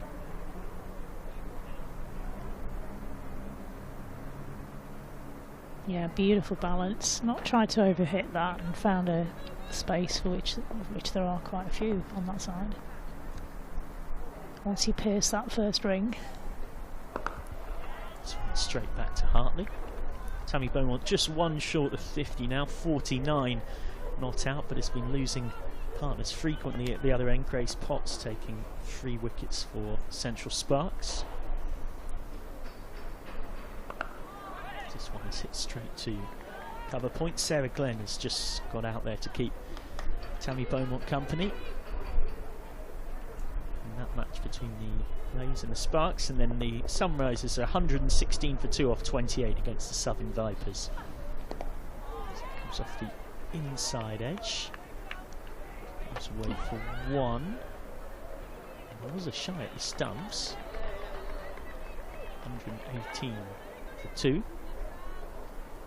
Of course, the Southern Vipers, you've had a pretty handy trio handed to them by the England Central Contracts releasing policy. So it's a slog sweep attempt. Or some gentle appeals from Hartley. Lauren Bell, Charlie Dean and Danny Wyatt all playing for the Vipers today. Not bad. I know, yeah. Not bad there. Not a bad little trio there. It was short, pulled away straight to square leg. 119 for 2. End of Hartley's 4th over.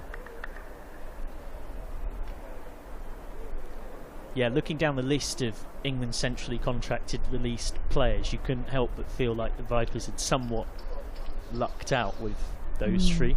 So we have a look at the scorecard so far from this one. 119 for 2 after 25 overs. Lovely contribution from Chatley at the top, but then went trying to get a 50 in aggressive style. Smith has looked very confident for her 27 attempts. We take a quick break of drinks to recharge. And I think they're getting hand warmers as well. Yeah, it is, and this was what we said about even when the sun was out, it being deceptively cold. But having mentioned what we mentioned about that Vipers trio, credit to the Sunrisers. I know they won 5 from 5 in their warm-up games, and they are building very nicely. They're 118 for 2 off 28. They have lost Grace Scrivens, who so often has been so important for them, made 67 off 80. Stumped off the bowling of Lindsay Smith, who of course has just moved across from the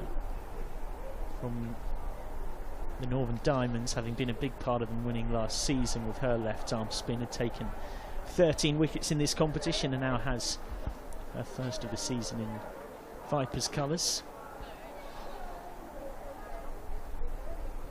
So great to see so many stars in action, of course. To Lizzie Wong playing today for the Sparks, Sarah Glenn for the Blaze, new South African rounder signing for the Diamonds, Chloe Tryon. Of course, we'll hope to get out there for the Northern Diamonds once things pick up weather-wise the other side of the Pennines. Here, of course, is taking on a little bit of sustenance too. Should be back out there in just a few moments. Thoughts on first half of the innings? Well, I still think it's really, really well balanced. A couple of wickets here. It's everything to play for, but I think the South East Stars have dealt with the conditions really quite well. It's very tricky batting to start with, and of course halfway through the innings, as you say, a bit of a cliche, but it's true, they've got 119 runs on already halfway through the innings, and they've got 2 England internationals at the crease who both look full of confidence and are quite happy to play their shots at the moment. So I think, if we can, if the Thunder can get one of these 2 out, it'll put a positive slant on things for sure. Yeah, I'm sure someone will correct me, but I counted 8 members of the South East Stars squad are either with England senior caps or England under-19, so there is no shortage of quality, shall we say. And one thing I found really interesting is, so the ECB did a preview article, which I've not seen too many things like this before actually. It caught my attention because I think a lot of the time in sport, if you ask captains to publicly give predictions, they might say I'd rather not do that. But what the ECB have done is they've got all 8 captains to give predictions. They don't give away which captain has predicted what, but they give the overall figures. And one thing that jumped out to me in terms of how highly rated the South East Stars are is that 4 of the 8 captains said that they thought they would win the Charlotte Edwards Cup, and you weren't allowed to pick your own team. So of course, once one discounts the South East Stars, 4 of their 7 opponents this season picked them as the team that would win the domestic T20 competition. Of course, you're watching 50 over format here, but it gave you a sense of just in what esteem their squad is regarded as we're ready to resume after the drinks break. And we've got Emma Lamb to continue bowling. Just noticed Laura Jackson has come on. It's 12, didn't quite spot who she'd replaced, but here we go. And it's straight away she's into her work with a great sweep shot down to deep backward square. Moves Smith on to 28 already. Doesn't seem like she's been in 2 minutes. Yeah, famous last words, but she does look very good for that 28 so far. And again, slightly short, allowed Davis and Richards to rock back and just plop it into the onside for an easy single. I think it is worth also just setting up for those relatively new to things how It came to be this way. And she's gone for an expansive drive there, and that has gone through the field, and a beautiful shot for 4 runs. What a lovely strike. Fantastic shot there. Beautiful. Smith's on fire, isn't she? I was just mentioning how good she looks. Look at that. One was to finish the charm, and of course with something along the lines of "Your bowlers are terrified." Well, I don't know if they're terrified, but they're certainly a little bit warier than they were. 125, the score moves on to Smith's on 32. Here comes Lamb. And again, she's rocked back. Not quite balanced as she was on the previous shot, but she's going to take a quick single there, bring Davison Richards on to strike. 126. I say that more tongue-in-cheek for those who follow their women's football, is of course a reference to the song that is generally sung in relation to one of women's favourites, Beth Mead, who's on an ACL recovery journey. Along with half the team, by the sounds of it. Yes. Bad news about Leah Williamson, isn't it? It's an epidemic in women's football, but it's also a wider issue in women's sport with non-contact knee injuries. And there's a lot of research and investigation going on into what's behind that. Smith on strike. Again, rocks back, plays it into the mid-wicket area, but there is a fielder on the boundary who can restrict them to 1. While we were talking about football there, Davison Richardson took a quick single, so the score is 128 for 2. I know you're speaking to a few friends who actually kind of work in the medical profession around this. One was kind of chatting to them about, well, why are we getting so many in, say, a sport like football but not in, say, cricket? And I said, well, it's to do with the way that you move. You're not that often in cricket sort of making these sort of jerking, stopping, running and stopping kind of type of movements as often. You tend to be chasing after a ball in one particular direction. It tends to be when the knee locks or jars in a particular way as you're trying to change direction. But I know there's a lot of research also going on into the fact that actually boots need to be specially made for women rather than just made for men. And a lot of people far more knowledgeable than me are looking at that. There's a feeling that facilities might play a factor, training loads, potential menstruation as well. There's all sorts of different things that are into the mix, but right now that is a widespread issue. And I think this must be the youngster, Liv Thomas, or am I mistaken? It is Liv Thomas. Perfect. First ball, right arm, off breaker. 1 run scored. Moves on to 129.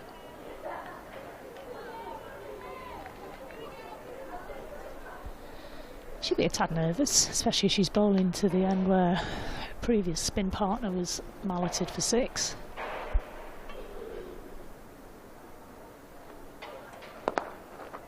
I like malleted.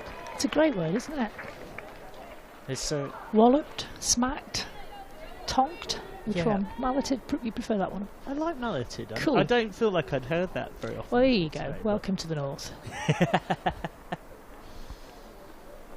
I don't think she's bowling off break. Are these little leggies? I beg your pardon. They are leggies, little yeah. leggies, well bowled. I mean, one of the beautiful things about cricket commentary in some ways is that if the sentence is structured in the right way and said in the right way, it reminds me actually of a Michael McIntyre sketch in a different context, but you can almost insert nearly any word within a certain way and people will understand what you mean. Flighted and a bit of a full toss there.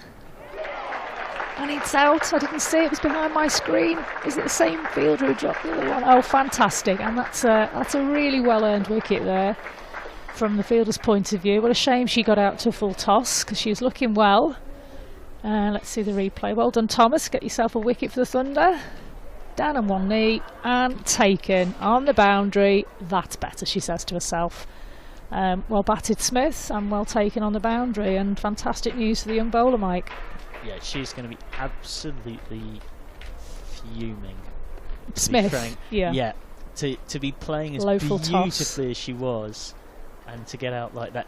What you might have also caught at home is that just as she ran in, there was a little wry smile, and immediately the classic sort of joking to teammates, and you could see the kind of pitter-patter starting Yeah. to come out. Well, you've caught that one, yeah. Yeah. But as we discussed earlier, that first one was a Well, very difficult you know, chance. sometimes you need a bit of luck in the field. Sometimes you need a bit of luck in any sport, don't you? So that's 129 for 3. Smith went for a well-made 35, and here comes Schofield.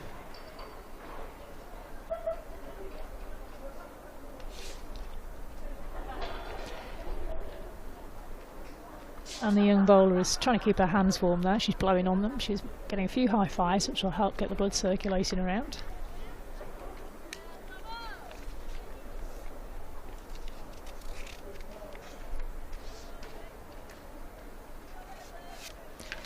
Schofield recently joined from the Vipers, of course. One of the players that you mentioned had been moved on, Mike. Of course, she'll be keen to do well for her new team as well.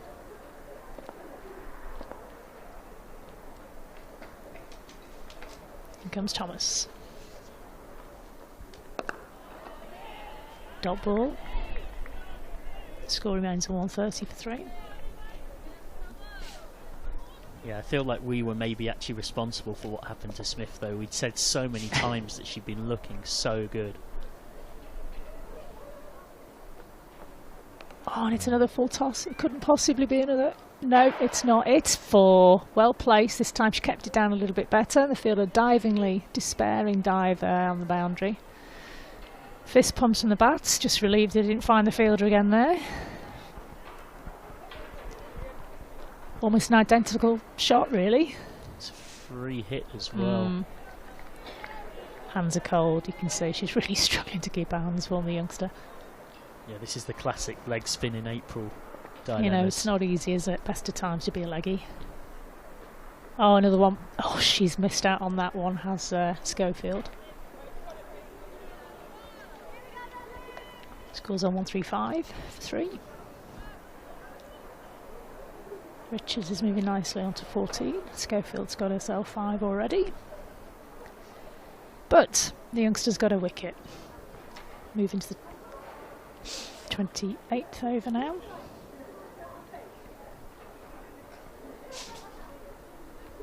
And then just checking who they're bowling. Yeah, they're continuing with Lamb. This end. Yeah, and that's a big wicket for the Thunder. Smith really is one of the key pillars of that batting lineup.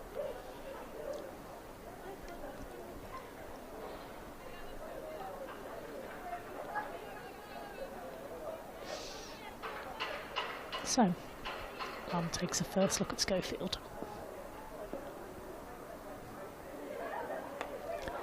Ooh, don't think that's quite where she meant it to go, but I think it's sliced away, and I do think it's going to head for a 4 now. Just caught in time.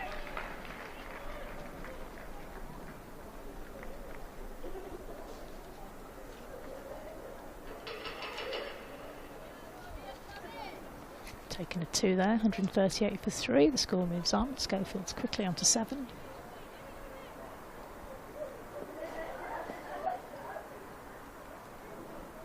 Slightly quicker ball there from Lamb. Deceived the batter slightly, but she's still going to get something for it. 138 for 3. Yeah, we're into that sort of double the score type of area. We are. So yeah, it's looking fairly healthy from the South East Stars' point of view. Again, she's flicked it into that mid-wicket area for a very quick single. It's good play. It's good play. Yeah, the Thunder would just want to keep chipping away here. If they can keep taking wickets, that of course makes a big difference. Nice looking shot for nothing. I do have a bit of a stat for you on this. Average first innings totals. Oh, here we go. In the Rachael Heyhoe-Fint Trophy. Do you want me to guess, or are you going to tell me? No, you tell me, because I'll be miles out and it'll be really embarrassing.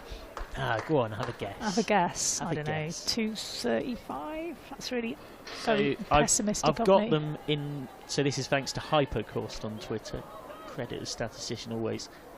I've got them right Bang on. For the top division of English women's one-day cricket this season, season by season from 2015 to last season. Okay. Well, they've gone up, I would imagine, over the years. Yeah. All right, then, let's say 240. You're not far off. Really?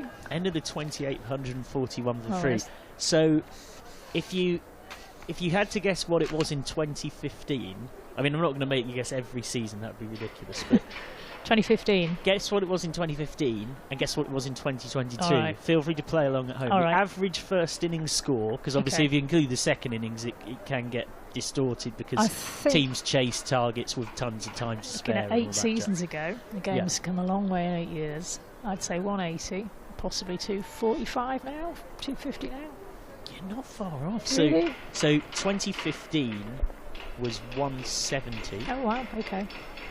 In comes the youngster again, Owens. Dot ball. And in 2022 it was 240 on the nose. Okay. Actually can't see the exact figures, but it's quite on a happy graph. with that. So I'll go with that. You were right in the ballpark. Nice. Well, very, very Do close. I get a coffee for that? Yeah, go on. Okay, you're on. Oh, it's a full toss. Not again, surely not. Oh, it's so close to being out, but it's gone for 6. What a shot. Heart in the mouth moment there for the bowler and the batter there. One was hoping it was caught, one was hoping it was a 6. And South East Stars very relieved to see it's gone for 6, and that's pushed their score up to 1 for 7. Very close. That's fine margins from being a wicket there.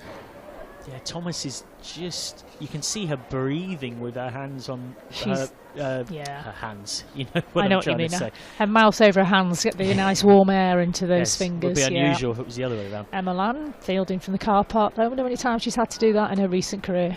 But yeah, it's very leg spinner in April problems here. Just can't quite.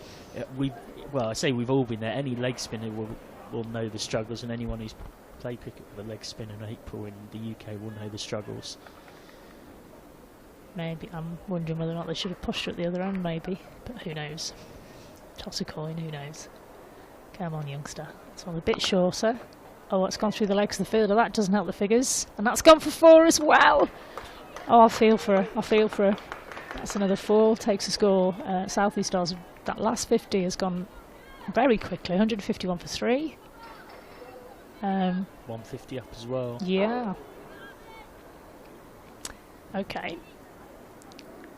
Who's going to be the senior pro here? And have a word with her. Yeah, no, they trust her. They trust her. She's there. She's on it. Nice ball. Good girl. Well played. Yeah, that was a really good ball considering the circumstances, you see sometimes, isn't it? The old slow things down. Yeah, well done. Dot ball. Never has a dot ball been so greatly appreciated by a young player as that, no doubt. Sun's just broken out, albeit it's cold, warm the hands up. Sun. Again, nice ball. Well, what a recovery. This girl's got some metal about her, I think. Hence the reason they left her to it, I think. They trusted her. It's a good sign. Not easy as a leg spinner in a circumstance like this at all. Well played. I think she got a little bit turn on that one as well, Michael. Tosses the ball in, she comes. And again, another good ball. Dot ball, I think. Oh, they're going to try to take a single here. What's happening? That's close. Nope, I don't think that's out, but it was a slightly risky run to take at this stage. There's still 20 overs left in the match. But still, it's another 1 to the total, so that's 152 for 3. Moving into the 30th over. So 21 overs left, and if you're at home, I'm sure you're at the point, sort of mental arithmetic starting to calculate. We're into the projected score kind of territory, so a runner ball from here gets 278. I'll go back to those first innings totals. Do you know what's really interesting? First innings totals average in the Rachael Heyhoe-Flint Trophy between 2015, 16, 17, 18, it sort of oscillates around 170, pretty much almost exactly. There's a little spike in 2019, it ticks up to 180.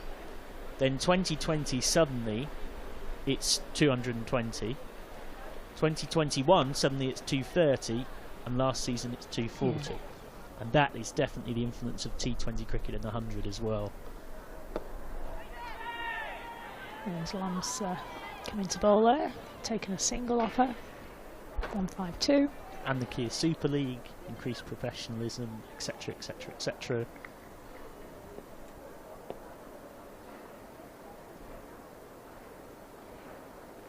Oh, forward defensive. Haven't seen one of those for a while. There's a few contacts of mine in women's cricket who feel like the professionalism and realisation of the game has influenced those totals. Would you agree with that? Absolutely. I mean, Lamb comes into bowl. Another defensive shot. 3 dots in a row. It's good bowling from Lamb. Yeah, definitely, because the coaching's improved. The sports psychologists are going out and helping them, release the shackles a little bit, going for the shots a little bit more, having confidence in themselves. So I think all of these things, 4-dot balls, this is such a good over, in the circumstances. Yeah, all of it, the fitness of the players, the ability to run quickly between the wickets, the power, and I think also a little bit about bat technology as well. The bats are so highly crafted now, they don't need to put as much power in to get the similar results as they would have done 8-10 years ago. So it's all these factors coming together. Yeah, it's great. It makes for much more exciting viewing, doesn't it, for the person, the layman, if you like, the laywoman. Has taken a couple there off Lamb. It's a shame. She had 2 whites as well. She's had 4-dot balls in a row, but it's still good. She can still pull this over back to an excellent over. 155 for 3. Nice little strike out to point area, and Jackson in as 12 has come in and powered that one into the keeper. I've heard rumours they're hoping for a 1 PM start between the Northern Diamonds and the Western Storm, heading in a 36 overs a side game. Again, she's dabbed it down to point. Jackson's prevented a run. And, the over finishes on 155 for 3. And Schofield's moved on at a lick, hasn't she? 20 off her 19. Yeah, looks in good shape early season. I know there was a lot of excitement about South East Stars being able to pick her up. Schofield also has a happy knack of taking useful wickets with the ball too. It's really interesting. I mentioned those captains' predictions earlier on. So when it came to the Rachael Heyhoe-Flint Trophy, 3 captains picked the Vipers, 3 picked the Blaze, 1 picked the Diamonds, 1 picked the Stars. Nobody picked the Thunder. Nobody picked the Thunder. I'm a little bit surprised by that. I think they're a dark horse. I think they could well be very much a dark horse this season. I mean, I know they were, down in the lower leagues last year, but I think they've made some really canny signings. They've got a good crop of under-19 players coming through. Liberty Heaps, Aaron Small. And we've just seen Owens, the leg spinner, on a warm day, on a dry wicket. She could be very effective. Thomas. Sorry, excuse me, Thomas. What did I say? Owens. Something completely wrong. His cross back on. That's it. Straight with extra cover. Have I been calling the Owens all the way through? I do apologise. Anyway, as I say, I do think they're dark horses. They've made some canny signings, and of course they've got D-Dot bowling and fielding and worth adding, influencing. Adding with that, the captains, for those maybe just joining, the captains were not allowed to pick their own team. Okay. Which is important, obviously. Cross just beats the outside edge. Frelkel standing up. So what that tells you is that 3 of the 7 captains who aren't the Vipers skipper think they're going to win it, and 3 of the 7 captains, excluding the Blaze skipper, think that they're going to win it. Yeah. But predictions.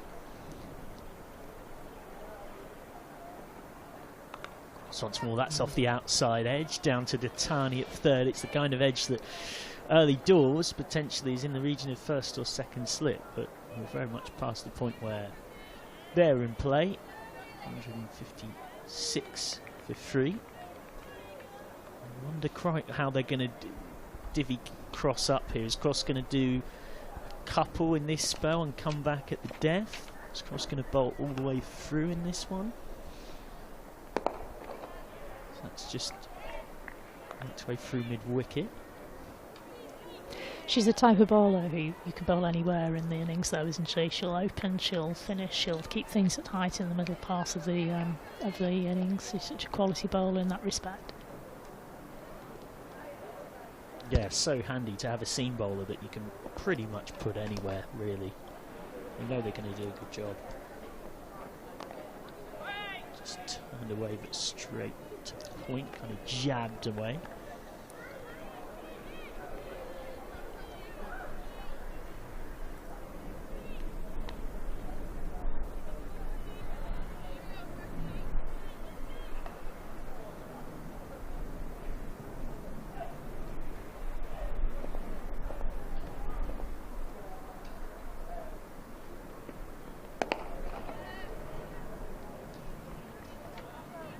Tight over from cross. It only concedes 1, so 156 for 3 at the end of the 31st. Current run rate exactly 5 and over. You mentioned that in terms of the last couple of seasons. I know that there is a sense of things sort of building here at Emirates Old Trafford, as you can see quite literally the Manhattan building, a big over in the 17th. That was the one that had the couple of boundaries off Titani, and then more recently we had the over that included that 6 over mid wicket when Thomas was just struggling with trying to grip the ball. Easier said than done for a leg spinner on a cold day in April, as continues into her 6th. Short, pulled away, chase for deep square leg coming round. Expensive one, 157 for 3. And of course the captains also got asked about their Ashes predictions. 5 of the 8 saying they think that England will win the women's Ashes. 3 going with Australia. That's Fuller outside the off stump, tempting the drive, driven straight to the covers.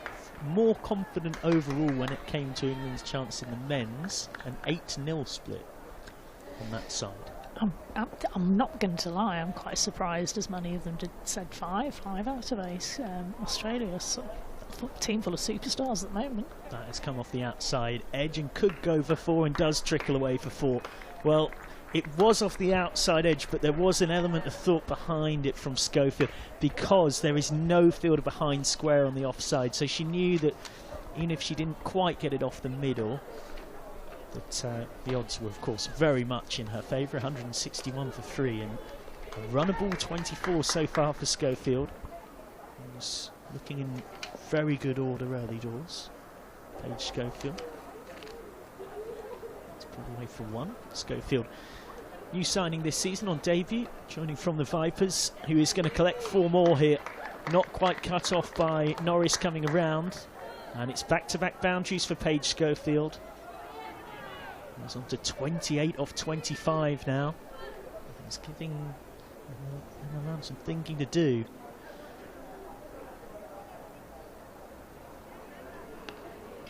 How does Lamb respond?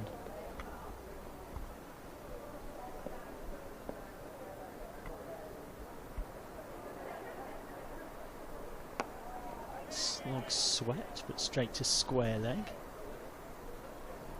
Women's Ashes, of course, coming up this summer, as you referenced. Australia, the defending champions, they won 12-4 back in 2019, and they won by the same scoreline when these sides met in Australia in 18 months or so ago. It's turned away straight to short mid wicket. So there'll be a 5-day test for the first time. 165 for 3 off 32.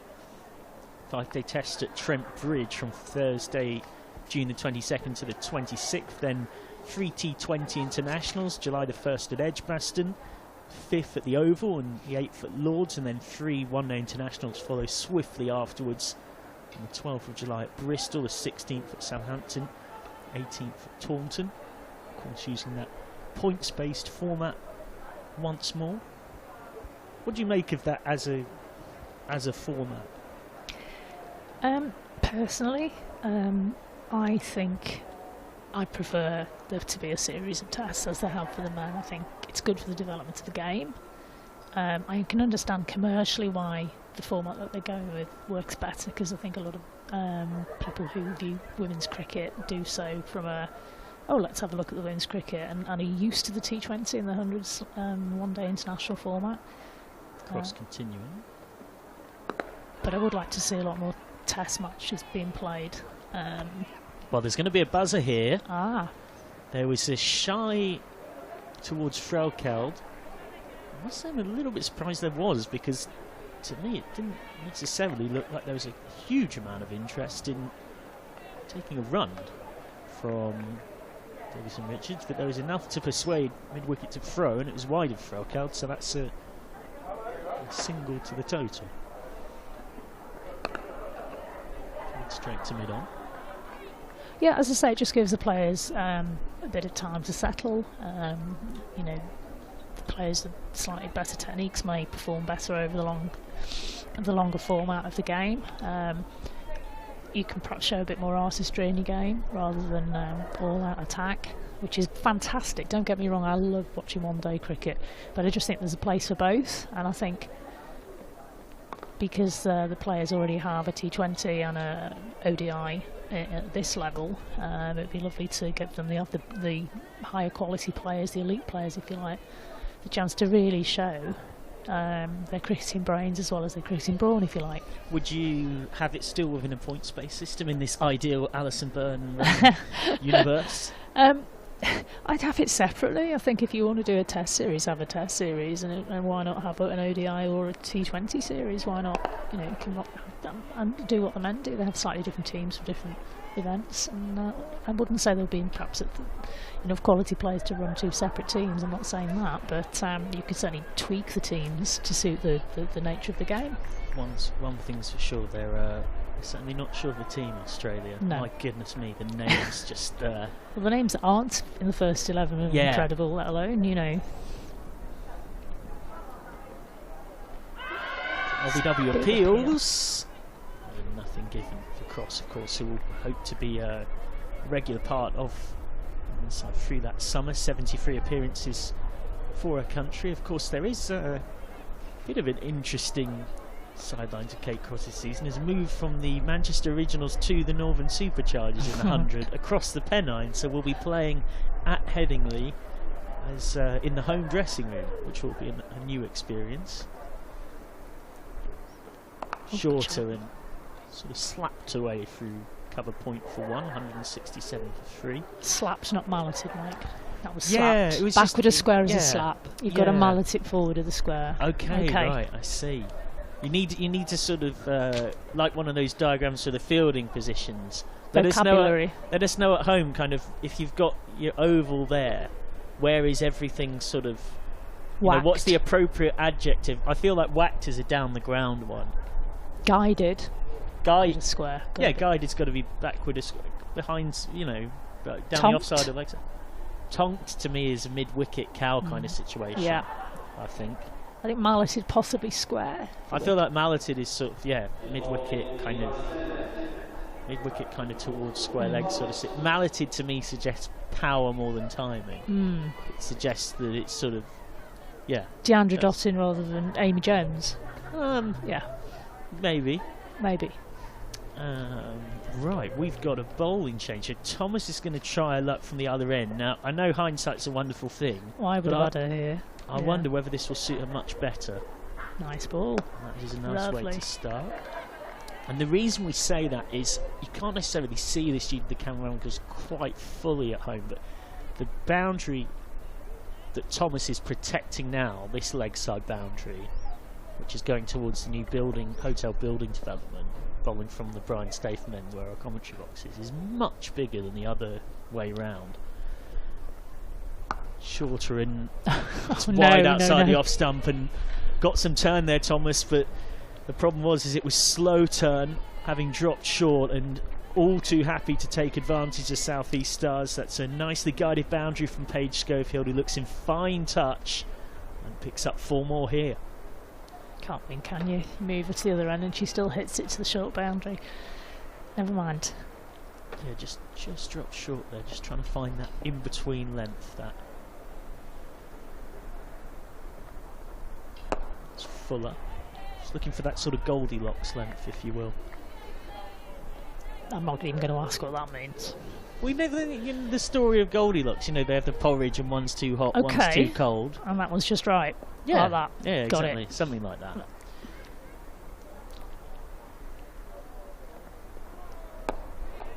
Take back, go straight back. I mean, these are the sort of rubbish things. That was another Goldilocks delivery then. These are the kind of rubbish things you come up with when playing club cricket and spending hours sat around in the field as a poor opening batter when you're not wicket keeping. Oh, is that your thing? Is it opening back wicket keeper? Well, on a good day. Here's Thomas. Short, and that's hit hard, and that's beaten mid-off to a left, and that will go for 4 more. So that's the second time in the over where Thomas has dropped short. And even with the change of ends, it's just not quite finding her line and lengths today as she'd have liked. And once again, Schofield is all too happy to take advantage.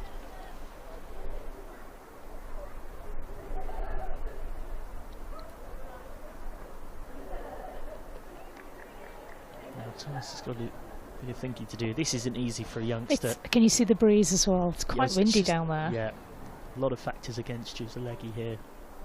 Oh, bit short. Has got protection now out at deep cover, so it will only be 176 for 3. Schofield onto a run of all 38. We'll keep the strike. We'll take 9 off the over as well. 176 for 3 off 34. Just the thing about being a young bowler, though.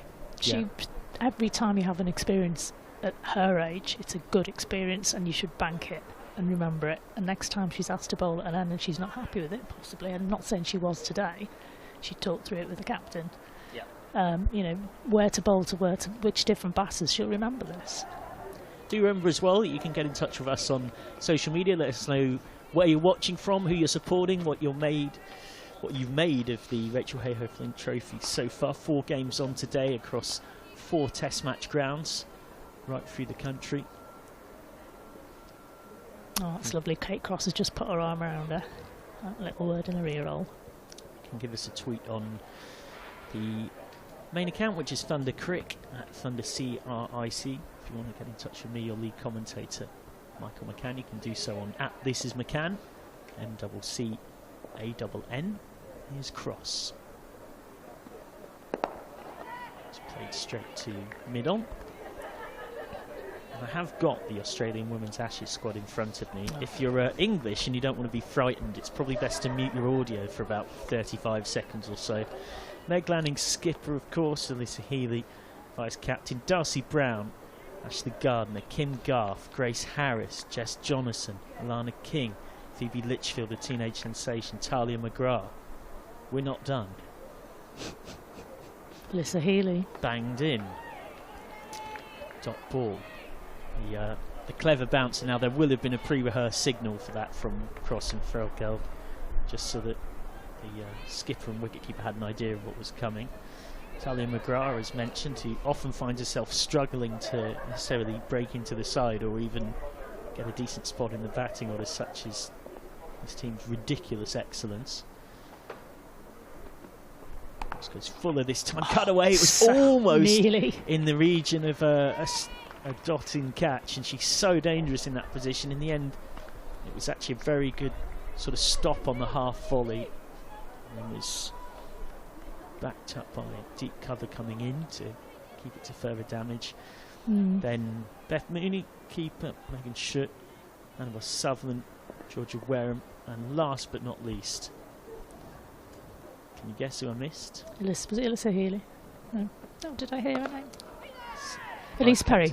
Certain Elise Alexandra Perry. The evergreen, ever reinvented Elise Alexandra Perry. What a player. And you talk about test matches. My goodness me, if there'd have been a few more test matches knocking around. The totals would have been scary, wouldn't they? I mean, the averages are currently very scary, but as played, will go down in history as having played nowhere near as many games as many would of course wanted to see. That's just dropped on. Another dot, well bowled by Cross. I always go back to that double ton at North Sydney Oval where she brilliantly celebrated without having not actually reached it. She thought she got there, she hadn't. And then And then when she belatedly did, was just totally disinterested in celebrating, as an entire packed crowd were desperate to laud the achievement. Ever the modest professional. Played straight to cover. I'm just watching where Dottin has been fielding actually at points, and she can't be that impressed with the bounce that she's got in front of her there. No. It's really rough, isn't it? That old used wicket, or one that's in the middle of being prepared, one of the two. You know, there's scuff marks, there's the pitch itself, she's got green grass, various different shades. It looks like there's a tiny little ridge there as well, so that must be really tricky if you're fielding the balls coming at you at a pelt. Very good set from Cross. He went for just one there, it should be said. 177 for 3 off 35. Keeping the pressure right on. Is sort of an impromptu half drinks break, if you will. Hand warmer break, possibly. Yeah, they're going along really, really well. Schofield has actually made 39 off only 41 balls. And Davidson-Richard came after a flying start, slow down slightly, but she's still at 18 off 25. It looks like we're going to see Fee Morris, fresh from taking her catch off Thomas's bowling. Recently signed from the Western Storm. So it'd be interesting to see how she gets on. She's giving the ball a good old wipe before she does some damage with it. Hopefully her bowling action is as good as their golf swing was earlier on in the proceedings. And it's Schofield on strike, who looks in absolutely magnificent form. And the sun's trying to come out here actually. Got blue skies ahead, blue skies to the left, still a bit grey over to the right, over to Manchester city centre, but hopefully this will be us for the day. In comes Morris to Schofield. Right arm off break. Unfortunately she started off with a wide ball there.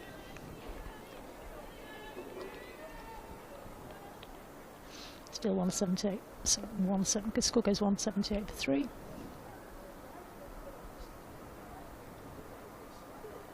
And that's a nice second ball, and Schofield, I think, has played a rare forward defensive for her. It's a round of applause from one or two of her fielding colleagues.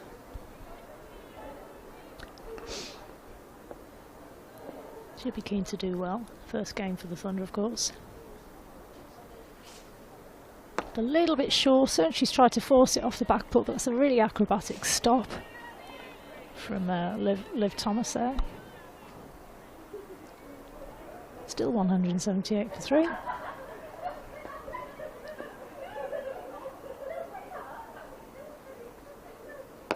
And again, off the front foot. Really accurate stuff from Morris. Another dot ball. Excellent start, in fact.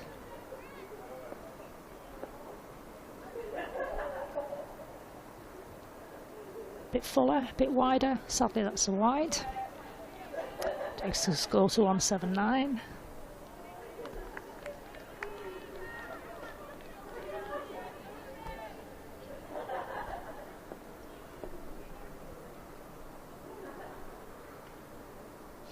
Oh, she's tried to whack that off the back foot. It's gone through into the covers for a quick single, sharply in from the field, and the score has moved on to 180 for 3.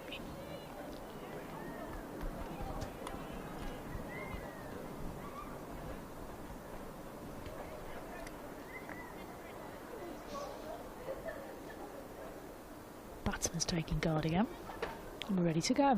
In comes Morris. Oh, she was forced to shot there. As Davison-Richards poked it through down to Tarney, fielding in front of us here. 1 run. There's another one, Mike. Poked. Didn't mention that one. And plopped, prodded, squirted. There's hundreds of them, mate. Hundreds of them. Sure. As long as it ends in did. Yeah. Yeah. 180 the score. In comes Morris. And again, it's gone down to Tarney with a little bit more purposeful on that shot. Gone straight in front of us. And that's overcalled. 182 for 3. Yeah, it reminds me, as I referenced earlier, that McIntyre sketch. It's sort of talking about the fact that in different contexts you can almost insert nearly any household object.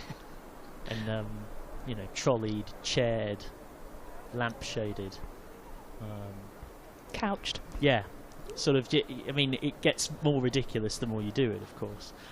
Should give an update from the Lancashire men's side, who are going very well against Somerset at Taunton, replying to Somerset putting up 441. Tom Averill, their skipper, hitting 151. James Rue hit 117. But in response, Lancashire are putting up plenty in reply. 422 for 4 in their first innings. Keith Jennings with 189 before retiring hurt. Josh Brahannon with 85. Luke Wells with 82. And comes Ditani. First ball, nice and accurate. It's been driven though. Oh, what a stop. A rolling stop there. Saved a 4. Should be disappointed with just getting the single for that. Moves to 183. Great stop. Liv Thomas again. She's a cracking little fielder. Yeah, and those things make a difference as well. Don't underestimate the mini shifts that can make in a game. The slight frustration to a batter of not getting the boundary they hoped. Again, it's gone in that similar area. Dot ball there. Davies and Richards slings a high five to her partner as if to say no, definitely no run there. She's still smiling, Davison Richards.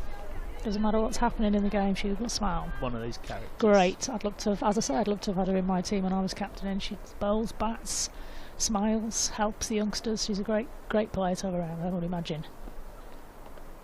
Well, that's been the outside of the bat again, Ditani. She's done that a few times today without much luck. It's interesting, just going back to what you said earlier with Thunder building. Paul Shaw spoke of this, the Thunder coach who was appointed permanent coach in late 2020 and has spoken of a 5-year plan to bring success since. Referred to that again in the build-up to this season with some interesting views. Bit shorter, slightly wider. There's a chase on there for somebody. Is it Norris on the boundary there? And it's gone for 4.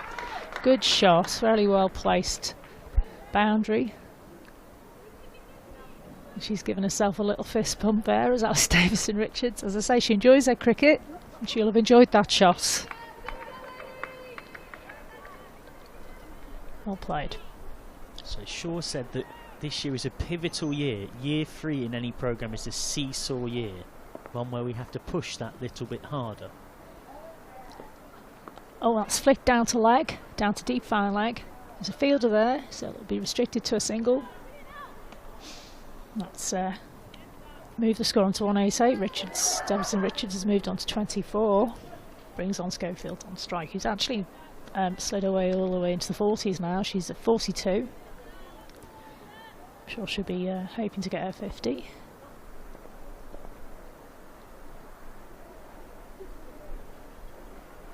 Tony in. That was a definite back-footed slap towards the covers there. End of the over. For a dot ball. 188 for 3, Mike.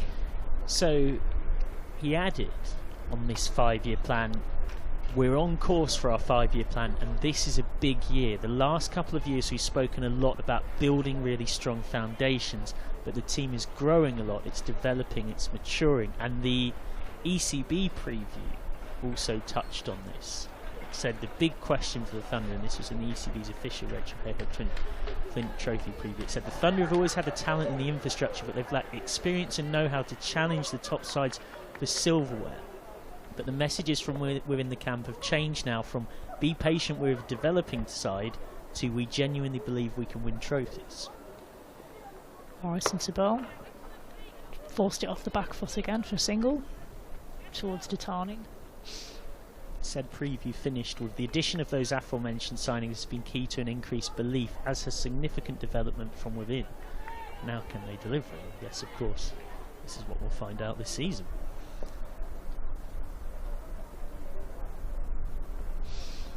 Oh, and that's wrapped the pads. I think it's going down leg. There's a sort of muffled appeal there. Very well bowled though from Morris.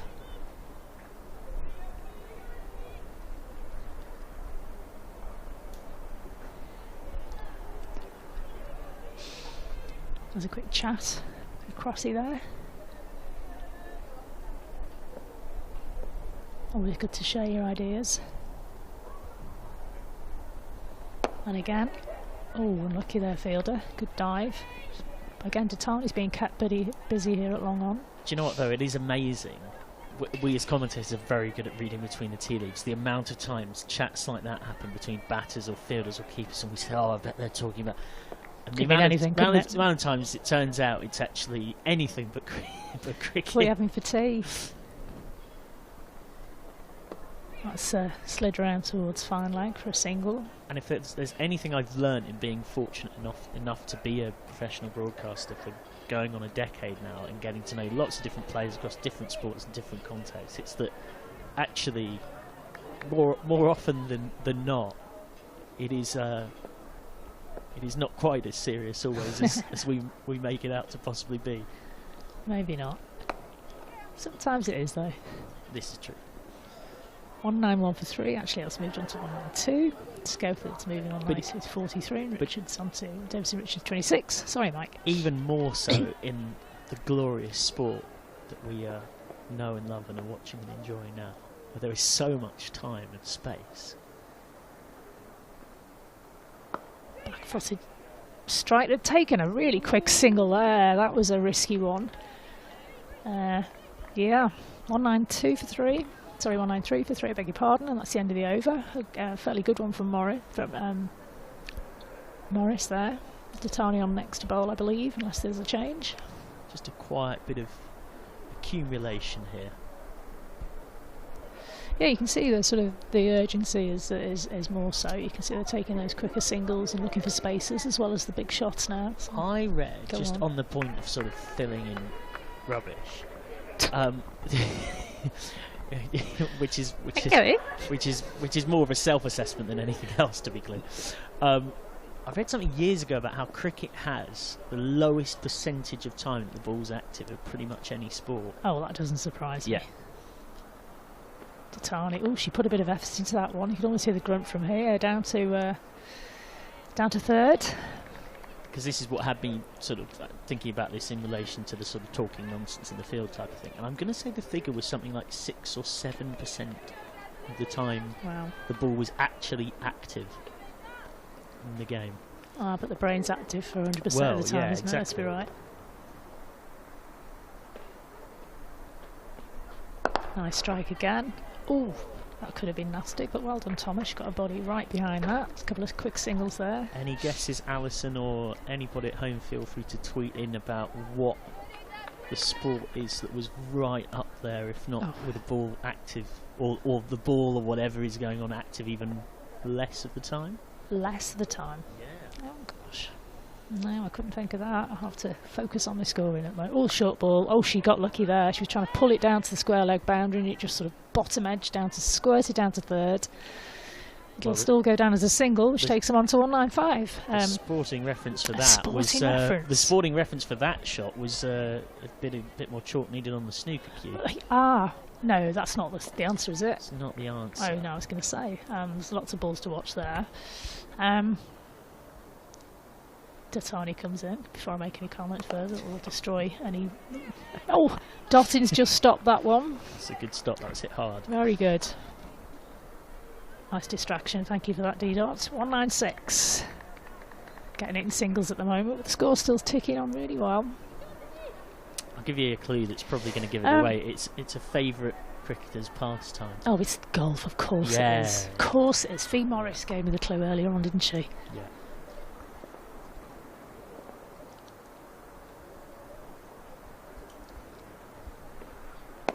Again, she likes that shot down to long on and keeping young Owens busy there.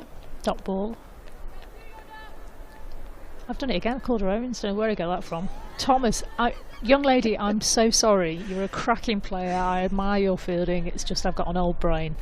It's Liv Thomas. Apparently you're supposed to say names 3 times out loud before you really fully learn them. To their face of the person when you're meeting a new person. And she's hoiked that one. Hoiked is another one down to backward square leg for 4 runs. Davison Richardson's high pumping. She's happy with that one. I've even written it on my hand, Mike. I've written Thomas 3 times on the back of my hand. I'm going to have to apologise to her if I do get a chance to see her at some point later on after the game. I don't know, but I'll try. And the score's moving on to 200. That lovely shot down to the back of square leg has brought the 200 up for the South East Stars after 39 overs. They'll be delighted with that. Yeah, they're very well placed here. Schofield's on the brink of a half century as well. So we move into the 40th over. And it's Morris to continue, I believe.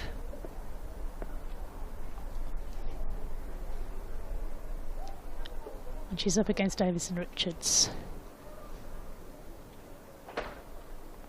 Nice ball. She's moved slightly further back for once. It's beaten Dottin. They've come through for a quick single. She's got a bullet arm out there at point, hasn't she? At deep point, backward point. Is that Laura Jackson out there? Oh, it's Liberty Heap, is it? Can't see. Turn around, young lady. Anyway, she's got a bullet arm. Score moves on to 201. Bit of flight there, full toss. It's gone out to Titani at long on. We've seen that movie earlier on today, the full toss and the boundary. Yeah, exactly. Yeah. And she's gone to her 50. Well, that's a very well played 50, very well deserved. You can see the delight, and you know there's no one more delighted than her partner, and the huge hug. You can see in the stands there, the South East Stars girls are absolutely thrilled with that. On debut as well, Is it? Of course it is. Of course it is. Absolutely thrilling for the girl. Well played.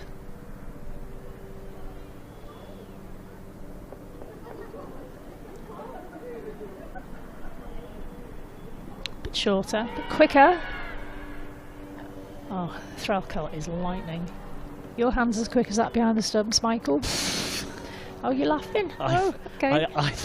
I fight to get the gloves for 4 for 15 cricket. Wow. There is. I'm even worse at playing cricket than I am at talking about. That's the one fielding position on the field I won't try. I never tried it. I tried it once in nets, hated it. Bowled, batted, fielded it slip even, and I was a fairly decent slip fielder for that standard. But not a wicket keeper. Hats off to them. They're a rare breed.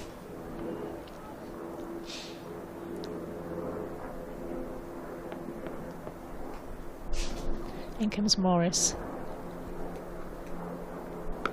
She's punched that off the back foot there into the covers nicely for one. Punched, there's another one.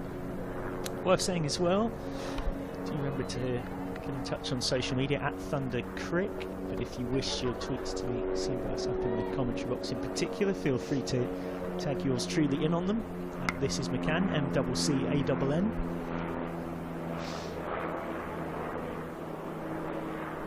Oh, and she's gone over the top there. She's just beaten the ring, but it's plugged in the ground a little bit. Coming up for a very sharp 2. She's quite speedy between the wickets, is Davis and Richards. Let's move them up to 205. Schofield on 52. Davis and Richards on 31 off 38. And this is a really dangerous partnership now for Thunder. They need to get rid of one of these players. Backward foot punch again to point. Sharp arm in. Another single. 206. Yeah, 10 overs left. 206 for 3 off 40. And I feel like there's sort of gradings to the dangerous, and I feel like we're starting to get to the point where the dangerous is moving from lowercase to all caps. Definitely. The next one after that is sort of the exclamation mark, and then there's sort of like and then the fire emojis around it and that kind of thing.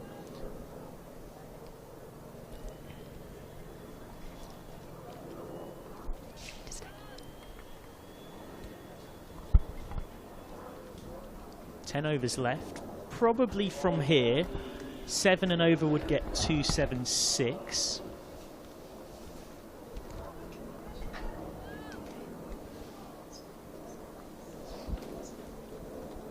And to see us through in style for the end of this first innings, we've got a special guest. It would not be for me to say whether it is an upgrade or merely just the same level of elite company? Definitely the same level of elite company. Yeah, Alison 100%. As the first ball of the start of the last 10 is not ideal for the one for the Thunder. It is smashed into the car park for 6. What a shot that is. It was not the best ball, but my goodness me, you've got to put it away. Norris just dropping short in refinding her radar, and the ever-impressive talent that is Alice Davison-Richards. I think that was Paige Schofield, actually, that just punched. You're absolutely right. Yeah, I'm glad somebody's paying attention. Slightly shorter length there from Tara, and she's pulled her hands through it and hit it over square leg for 6.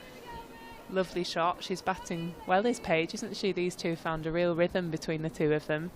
The lovely dulcet tones of Phoebe Graham next to me. I never know whether that's a good thing, the dulcet tones. No, the dulcet tones is just no, you've got to take that. That's good. No, okay, that's a good thing. Fuller this time, that's better from Norris, and it just dribbles away for 1. Although it is one of those cliches that's now almost so widely used for anyone who's on a microphone ever, that it gets to the point where, because nobody ever says anything different, if anyone ever were to say anything else, then you would be confused. Well, I always think dulcet sounds quite like a monotone, so I think, does that mean there's no... No, I've never seen it like that. Never seen it like that. That's perfect. There's much worse things to be called. Here's Norris. And that is hit sort of inside out, and it's going to go wide of mid-on, and it's going to go for 4 as well. So this dangerous partnership is building once more. 11 off 3 in this over. And now the foundations have been set. It feels like we're very much into sort of almost T20 mode here.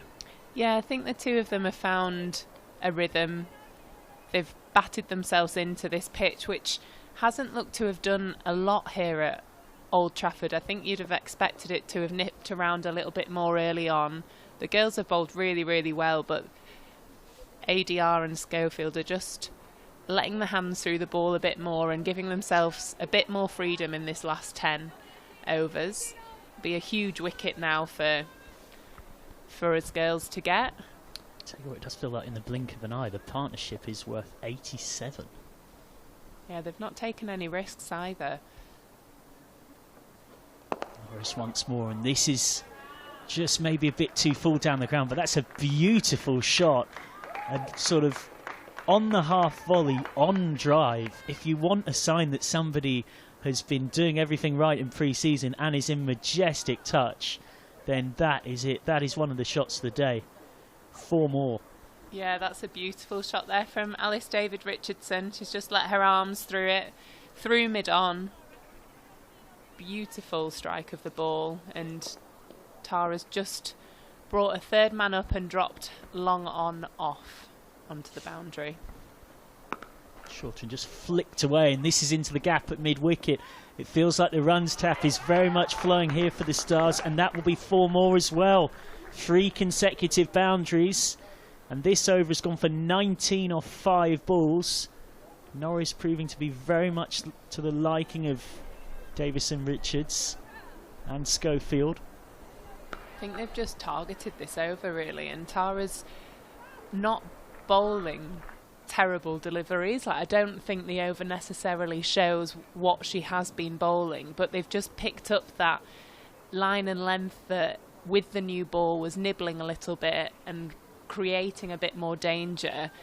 And because the track's reasonably flat and the ball's older, they're able to put the hands through these deliveries and trust their game, which ADR and Schofield have just picked up the pace here. I think that's, I'm doing quick maths, but 19 off the over. Yeah, 19 off 5. Off 5 deliveries. So it's also that classic difference of facing a new ball bowler at the top and facing a new ball bowler in a situation like this. The cards are stacked one way and then the other sometimes. Absolutely. It's a low full toss. It was just dipping a bit with that trademark Norris in-swing that we saw in her first spell, and that's a dot to end the over that she'll be relieved to get out of. So it's gone for 19, 226 for 3 off 41. Phoebe Graham up here alongside me. So Tara Norris, of course, one of the new additions. What have you made of what you've seen of her from bits of nets pre-season, and what have you made of all of the new players? Because there has been a fair bit of turnover. Yeah, 3 excellent signings, 3 brilliant girls that are all experienced within the cricket. So Tara, a great signing from, I've forgotten the team now, Southern Vipers. Really, really useful left-arm bowler with the new ball, and not her best over there, but we know that she's got it in her, and that's the role she actually played in the WPL, where she took the first fifer of the competition. As the first ball, the 42nd, is driven out to long on where Datani fields. Fee Morris on. It's going to be interesting to see how the bowling's juggled around here from this point. 8 bowlers have been used. There's not exactly a shortage of flexibility. Shorter. And that looked to have beaten short cover initially, but that is fantastic fielding by Liv Thomas just to get a left paw on it, because otherwise I'm not sure that deep cover coming around would have necessarily stopped the boundary. 229. I hope they're tracking how many runs Liv Thomas has stopped in the field, because she's been outstanding today. So that's Fuller hit inside out, and there's Liv Thomas once again. Excellent. On brand. Yeah, she's amazing in the field, and she brings that youth, that energy, and sets the bar. She has done throughout the whole winter, really, in terms of how she feels, how she goes about her business, and the standards she holds for herself. Fuller down the ground, and Datani has to give chase because it's hit pretty straight. Good alert fielding keeps it a 1. 229 for 3, so the partnership is now just 1 short of 100. These two came together at 130 for 3 in the 27th over, so this really is sort of motoring along. Shorter pulled away. 100 partnership will be brought up there by 1 out to deep mid wicket, so 230 for 3, and that 100 partnership has come off. A little bit of quick maths. 90 balls. I make it. Just change 92. Change the momentum and tone here, but a few wickets will change it again back to Thunder's favour. Full toss. That is smacked out to deep mid wicket. We're just thinking of sort of earlier on. Would be great to get your point of view on this, PV. 231 for 3 of 42. And let us know at home as well. Give us a tweet on @ThunderCrick, CRIC. Give me a tweet on @ThisIsMcCann, MCCANN. What are your favourite sort of words for hitting a cricket ball? We're discussing sort of wellied, whacked. What are your favourite kind of alternative? Not your obvious like hit. We're talking silly here, right? Right. What are your favourite sort of more absurd? Maybe it's a regional thing. Ooh. Maybe it's just something that you're out there fielding and you end up thinking about linguistic nonsense like this. We like to send it. Send it. As So if it's like a parcel or something. Just absolutely send it. So that's quite a modern one, isn't it? Or party time. So party time. When you've allowed yourself and built your innings sensibly, but there's 5 overs left or 10 overs left, like, it's party time. Okay, Dottin's back on. Right arm round from the Jimmy Anderson end, just slanting it across, and that's just inside the wide tram lines. Very cleverly done. So some may argue that Dottin enters the crease and she's already in party time mode because of her outrageously strong strike rate. Right, okay, I but see. Someone that plays at, say, 70 strike rate isn't quite partying. Didn't quite get her angles right there, Dottin. That's a wide.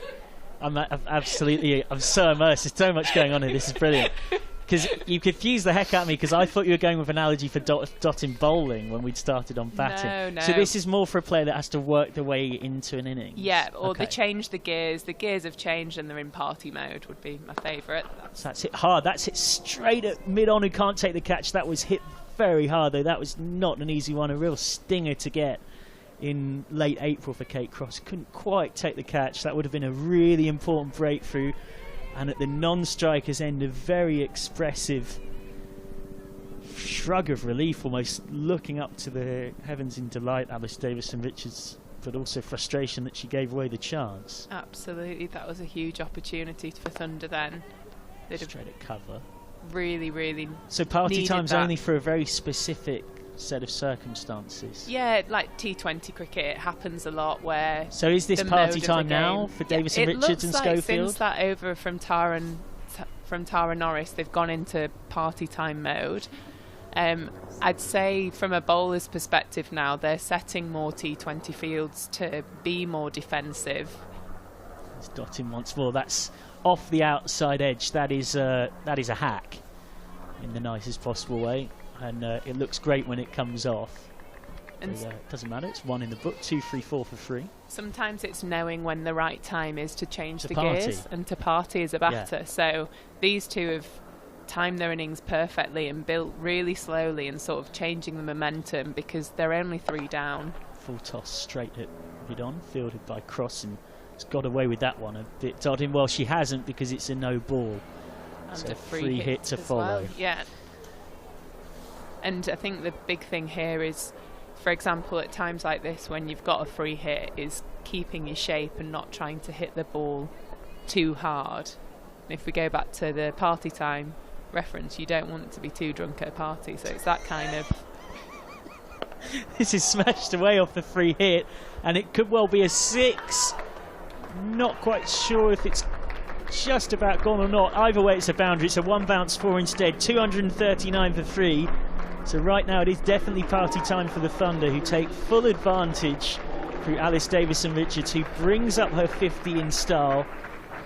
52 off 50 balls. And that replay shows it was just inside the rope. What can Dottin do with the response?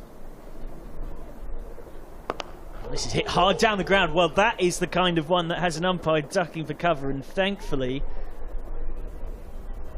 managed to just about get out of the way, umpire Adnan. That was the kind of thing that could end pretty horribly, but thankfully was okay. It looked like it deflected off Dottin's hand. She stuck her left hand out in reaction to how powerfully Alice David-Richardson had hit the ball, and then could have deflected off the umpire, but she managed to guide that. Let's watch this again. Yeah, just one hand, the left hand off Deandra Dottin, and she's got outrageous reactions. They either stick or they flick off, and it nearly flicked off. We were talking earlier on, she's almost one of those like specialist backward point fielders in the way that she can react so quickly to the ball flying off sort of the slice or the edge at pace. It's unbelievable how reactive she is and how quick her lateral movements are as well. Morris continues, comes down the pitch. It's gone very, very high, and it's gone for 6 over wide mid-wicket as well.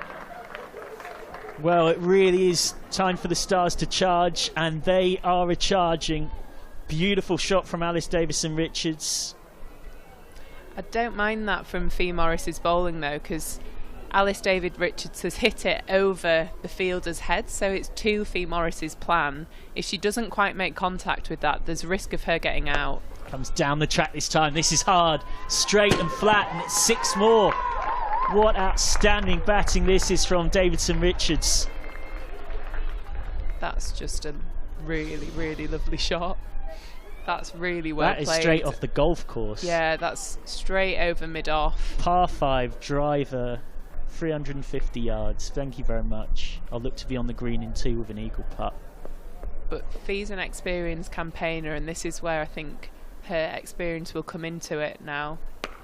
Full toss, and that goes out to deep mid-wicket. And any bowler who's ever seen their first 2 balls of an over go for 6 will know the sweet relief when the third one does not. Removes any possibility of something building up in terms of that kind of sequencing. The 250 was brought up by that second 6 as well, worth saying. And this is hit on the half volley, straight to cover, and it's dropped. Dropped by Liv Thomas. That's such a shame. She's had a brilliant day in the field until that moment, and having made some outstanding boundary saves in the inner ring, can't hold on to that one. It's a great strike again, but straight into cover's hands, and it's a shame for Liv Thomas because she's fielded so brilliantly. But like I say, they're the opportunities that are going to keep coming, and it's about Thunder here staying calm. There's 6.1 overs left, and if they set the right field and bowl the right deliveries, we'll get a wicket here. We've created 2 chances in the last 3 overs, and it will come. Put away for 1. I'll look for the intent of 2 against Dotani, but they won't take it. End of the 44th, 254 for 3. So 6 overs left, and I find myself on this deceptively cold but still sunny spring afternoon asking you, Phoebe Graham, when a team is in party time mode here, as we're watching, how do Thunder respond to that? Do they have to match the party energy, or are they trying to be the responsible adult in the room? I mean, all jokes aside, how do you deal with something like this when you've got a partnership and it's motoring? Well, it's very much T20 mode, isn't it? This is the kind of cricket that now Davidson, Richard and Schofield are playing, and so it's making sure you're really clear with what your plans are. Are you bowling full and wide? Are you bowling back of a length? And whatever delivery it is you're bowling, you're reassessing where your 4 boundary fielders are, so that if you get hit, you get hit to your boundary riders. Dottin comes in wide of the crease, Schofield left the delivery, I think it was just inside the tram lines there. So as long as you're clear every delivery of what your plan is, then you've got the highest possibility to reduce the run rate and create opportunities. Dottin again, that's sliced, and that is a bit of luck. Goes away for 1. And that is the kind of thing as well, it's those little things where when a partnership seems to get in full flow in any mode of cricket, it feels like the luck can turn against you. It can almost get a bit frantic too, and it's just trying to keep that composure. Absolutely, and I think the girls are looking composed. They've created opportunities, and it's a case of just taking them now. That'll be wide from Dottin. It's always tricky when you're bowling right arm around with this release point. It's quite a small margin for error for Deandra Dottin. Yeah, it looks like she's coming across the batter here and going wider of the crease. She's got mid-off out, cover out, third man out, and then a cow for that hoik across the line. So she's dragging the batter wider. Straight to cover double.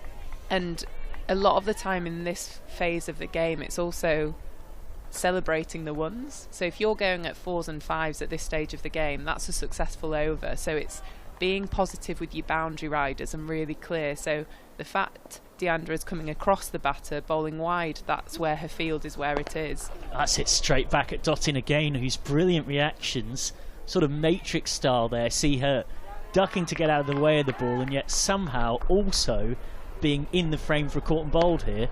She gets 2 hands to it. I mean, that is something out of a movie.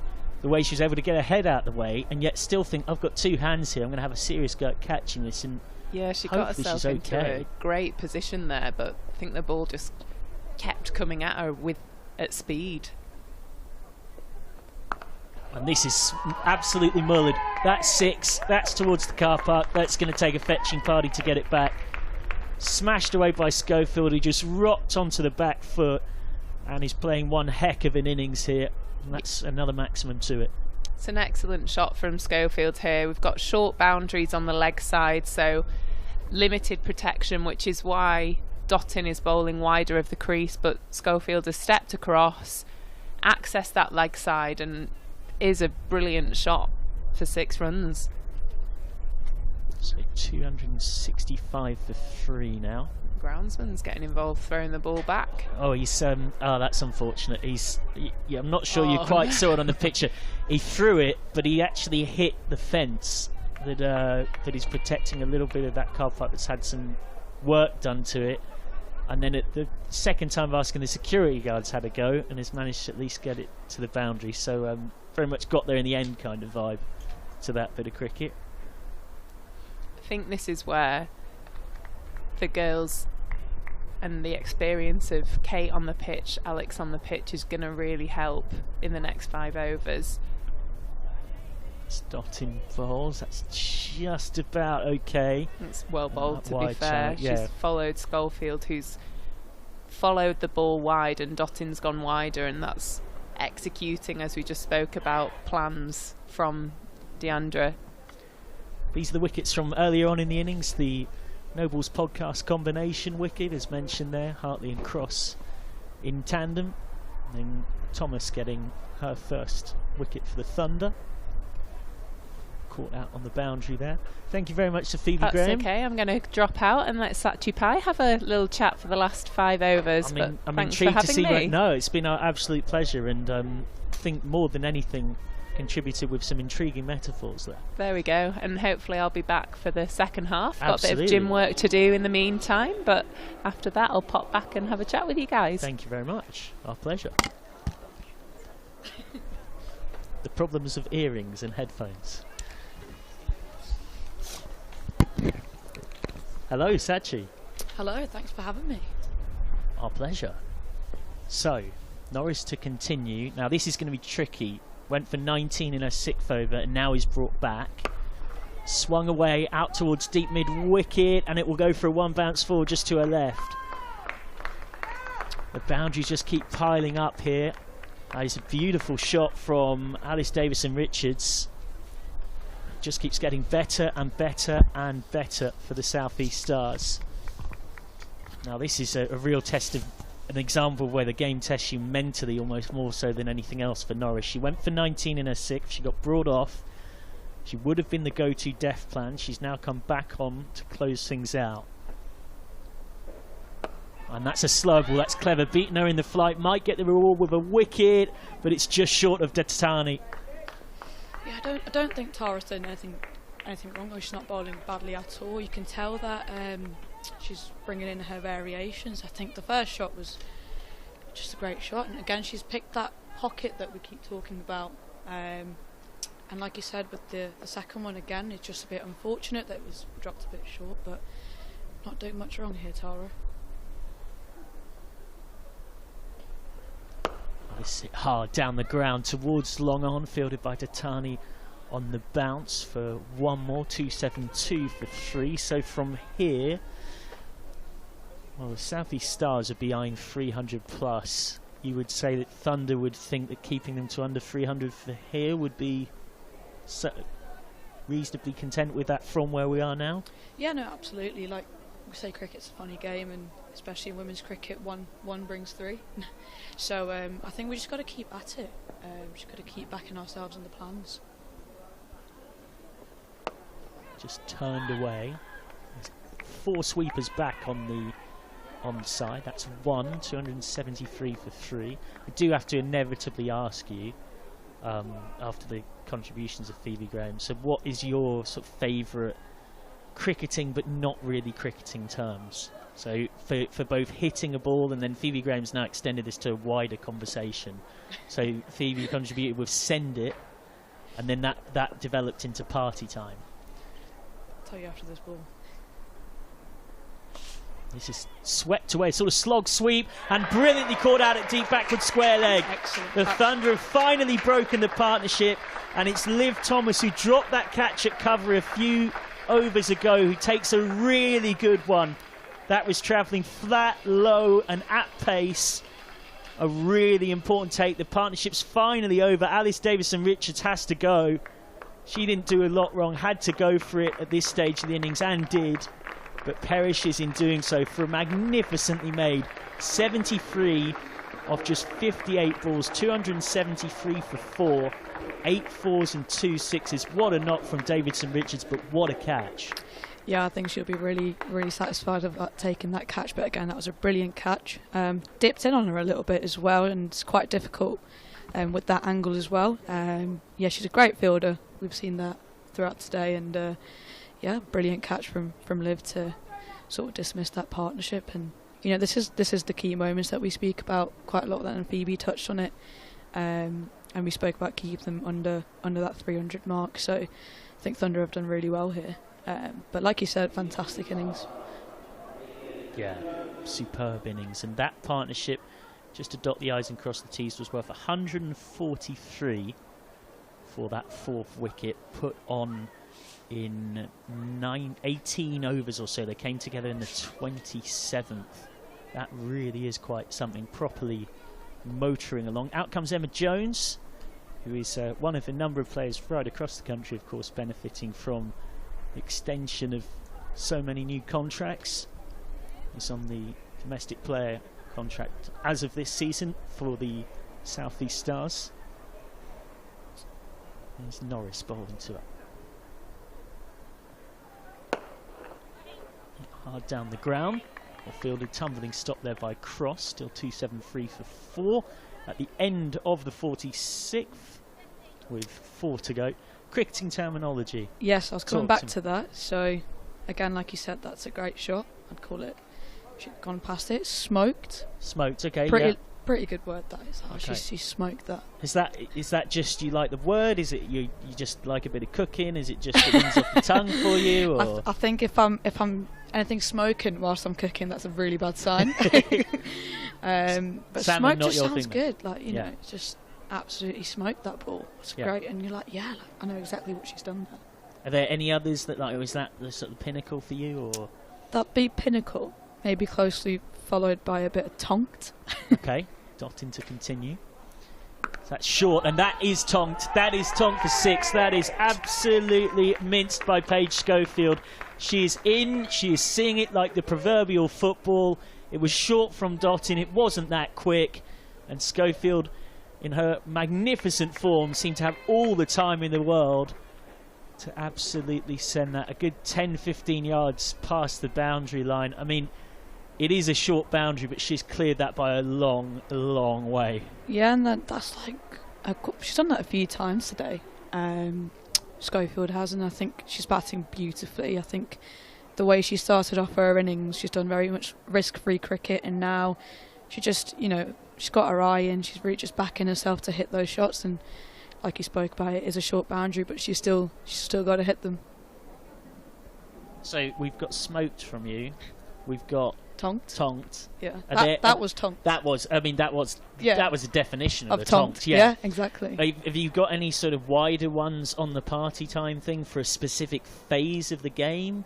Like that sort of, this is like, part of me now mischievously has this image of like a whiteboard at Thunder with sort of like 40 to 50 party time, something for the middle overs, something for the power play with all alternative names on it as a tactics board. That is a full toss, and that is hit out towards mid-wicket, who's gone back now, but it's wide of her and it's 4 more.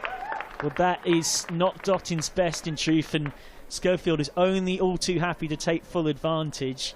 And she won't thank me for saying this, but there is plenty of time here for her to get 3 figures the way she's going.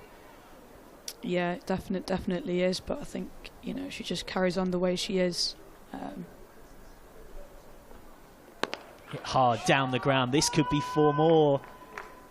It will be 4 more. 3 boundaries in a row. 14 off 3 in this over.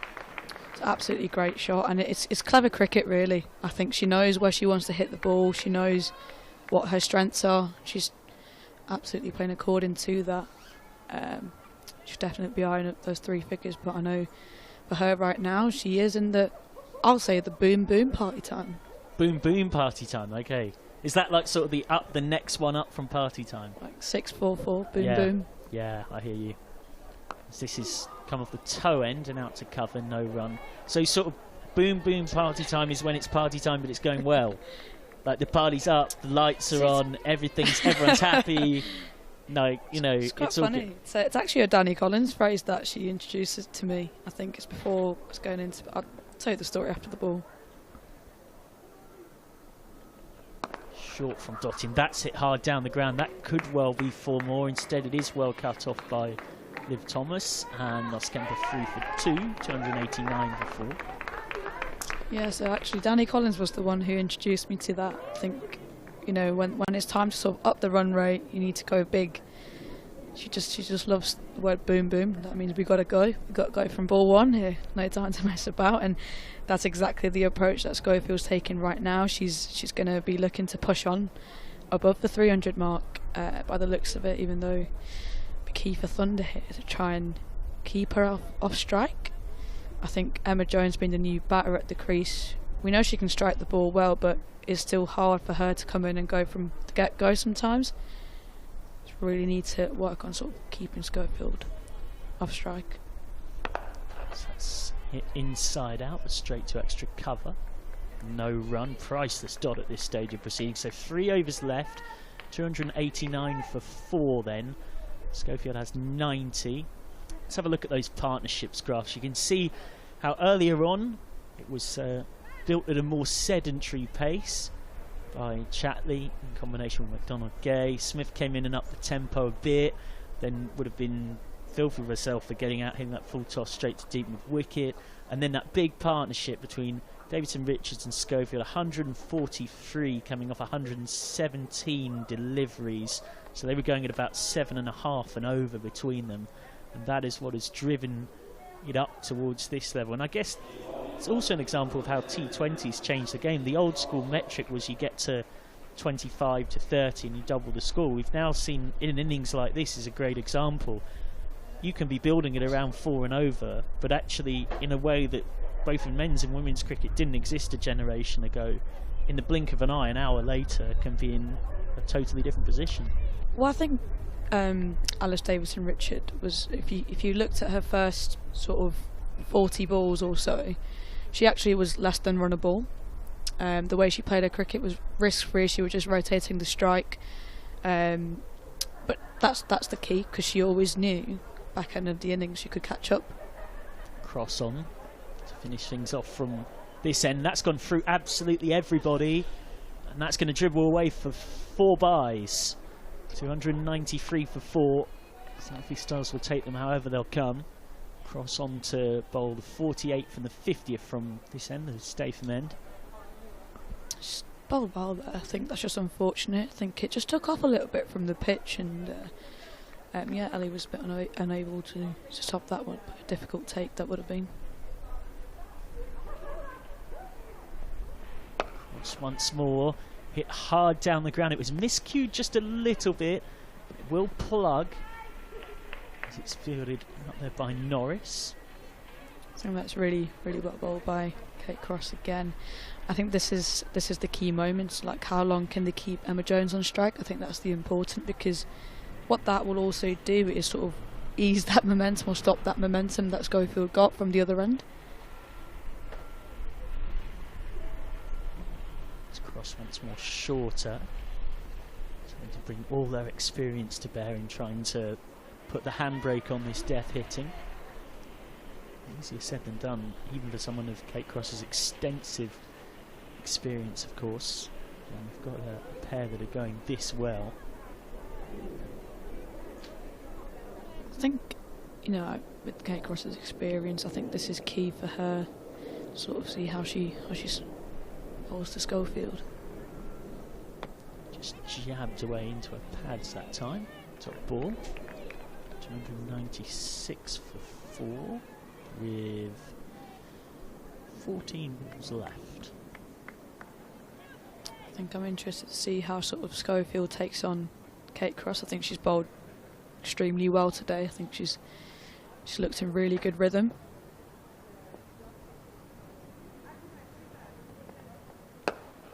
It's hit hard down the ground, but long off his outlet, so that will be 1. Yeah, extremely economical figures. Gone for 26 off 9. With 1 ball to go of that 9th. Yeah, I know she would have ideally liked that wicket, but I think we have to look at the track, and like we said, it's quite a fresh track. Looks like very much like a nice batting track, and those figures, you know, on another day could look a lot different, and she could end up with a 5. But that still has great value, for sure. And I think, you know, especially at this stage of the game. The ground and met on the half volley and smacked straight. That's yet another boundary. It's a 6, in fact. What a beautiful swing of the blade from Jones. They are past 300 in style. Cross just falling into what in modern cricketing parlance you might call the slot, and it was absolutely thumped away. So 303 for 4 off 48. Jones gets her first boundary in style with a straight 6. Schofield 91 not out at the other end with 2 overs left. It's a great shot from Emma Jones. Some lovely position she got into there and got straight into it. I think it's been really great to see the way she's come out with intent and confidence. And again, that partnership between Alex Davidson, Richards and Schofield just gave her that freedom to do so. But I think the intent she's shown and the way she's come out there has been great to see. How do you fancy the chase? Look, I think we've got a great batting lineup today. I I think we've got some really strong cricketers, strong batters in that lineup, and like I said, like the track looks absolutely wonderful to bat on. So I definitely think we're in for a shot here with our batters for sure, especially up top, and the experience of Deandra coming in later. Yeah, definitely think it's not over till it's over.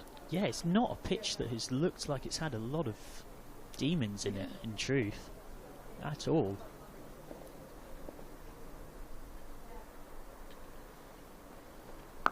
That's short, and that is whacked away, and that is 6. Dropping short, Norris, and taken advantage of. Schofield climbs in, and one more maximum, and she'll have 100. 97 not out. The latest in a series of smiting blows across this incredible innings. It's another great shot. She's really good at picking up anything a little bit back of the length, a little bit short. She's very quick to pounce on that. Ex-Vipers teammates, so I'm sure she knows what Norris is going to do, and Norris knows her weakness and vice versa. But yeah, that was a great shot again by Schofield. She looks in great touch. Yeah, and this is that moment. Rachael has just gone to have a chat with Norris, the classic captain to bowler, just to try and slow things down, work out what's the plan here. Had a very tidy first 5 at the top of the innings, and then it hasn't quite gone for her at the death. Went for 19 bowling, 1 from the Jimmy Anderson end, then had 1 over from the Brian Statham end before Cross came on to finish off, and now it's back to bowl this final over from the Jimmy Anderson end. Just turned away for 1. 310 for 4. Oh, they're going to scan for 2 here, and they'll get there as well. Into 99, Schofield. What an innings it has been from Paige Schofield. It's been absolutely fantastic. It's been an actual joy to watch. I'll have to say it here, and got to appreciate the good cricket and give credit where it's due. But the way she's played out there has just been absolutely beautiful. She's on 99, facing up to Norris. And just turns it away, and that will be that for Paige Schofield. They'll think of 2, they won't take it. 100 not out of 85 balls. What an incredible innings it has been. What a privilege it has been to watch it. 9 4s and 5 6s, going at a strike rate of 117 per 100 balls. You can see what it means to her teammates as well as her. A richly deserved milestone for a player who we're going to be hearing a heck of a lot about, not just this season but right across the coming years, you'd imagine. 27 and probably just entering her peak, you'd say. So this time that's smashed away by Jones, and that will go for 4 as well. Hit too hard to be stopped out there by Heap. 316 for 4, and the boundaries just keep coming. It's 13 runs that have come now, of 4 in this over.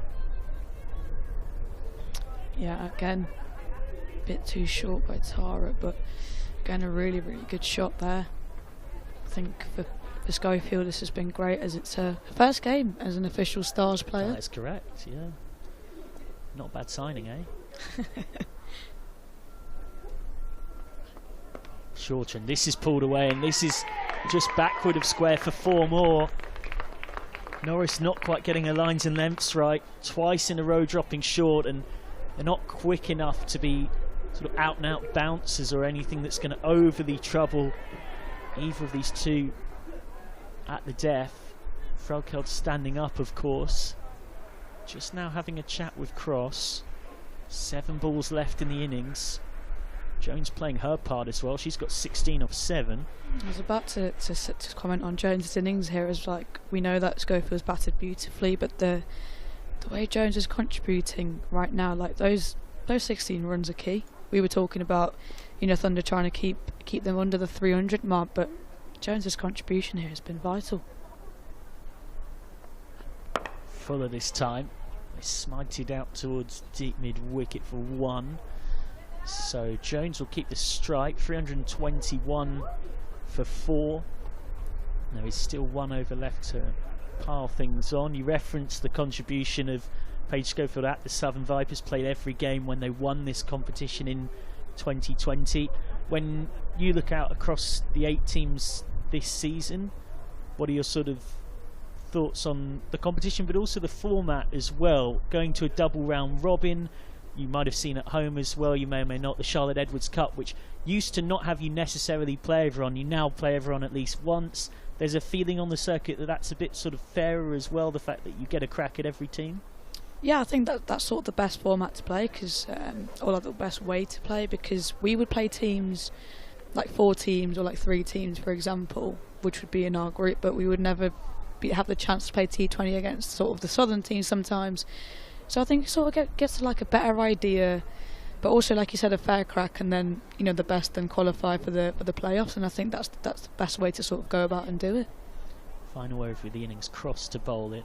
Rachael Heyhoe-Flint, of course, sees double round robin, so home and away games, so 14 games for all these teams in this 50 over competition, 7 T20s. Here's Cross to Jones, who gets it out to long on for 1, 322 for 4.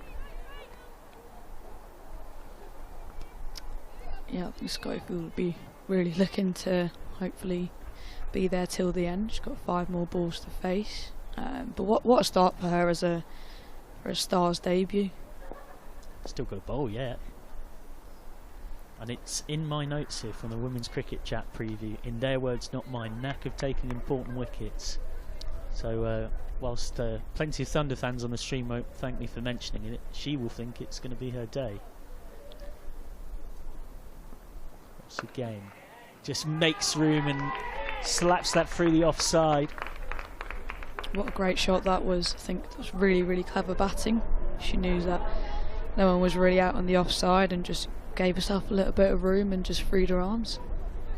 And yeah, as you mentioned, Schofield's a very handy bowler. I think she's sort of the one that doesn't get bored in keeping things simple. 326 for 4. 4 balls still to Palm or on. That's full, and that will have to be rebowled. Just drifting down there. What a take though by Rachael. That is, I mean, anyone who's been a wicketkeeper will know that is the stuff of nightmares. You're up to the stumps. You've got Kate Cross bowling very whippy right arm fast medium, and it's gone down leg, and she's made it look pretty simple. Honestly, she makes keeping look very easy, and then I think she's one of the best keepers around. In my opinion, she's one of the best, so there you go. Goes for the improvised one. Oh, that is just delightful from Schofield. Thomas is giving chase, won't keep it there. Oh, that is just magnificent. Well, regardless of who you support, you have to appreciate cricket like that. Everything the modern game is about. Squares herself off, moves the feet around, just uses the pace of it. 4 more, 331 for 4. Again, it's brilliant batting. First, she gives herself a little bit of room to free her arms, hit through sort of wide point and cover, and this time she moves across the stumps a little bit to hit it over short fine. So that's brilliant cricket. It's Cross. And this will be 1. They'll finger 2. They're going to take 2. Could be a run out. That is out. That is very smart fielding out there. Brilliantly done in the Fee Morris. 332 for 5. Good work from Fee Morris. Good work from Cross over the stumps. It was a relatively tight run out. The Thunder just about on the right side of the equation. So that is the end of Jones, who's played very well for her cameo. Exactly what you want at the end of an innings when it is party time, as we were referring to earlier on. Someone to keep the momentum up. So Jones has gone for 18 off 9 run out at the bowler's end. Schofield facing up and coming out to finish the innings off with her. Phoebe Franklin. Again, Phoebe Franklin is very good at boom boom party time. She's a very good striker off the ball. Specialist boom boom party time. Yeah, she is a very good striker off the ball. Plays hockey as well. Yeah. Very common crossover, of course. Yeah, we'll call them crocky girls. But Here's Cross, penultimate ball of the innings.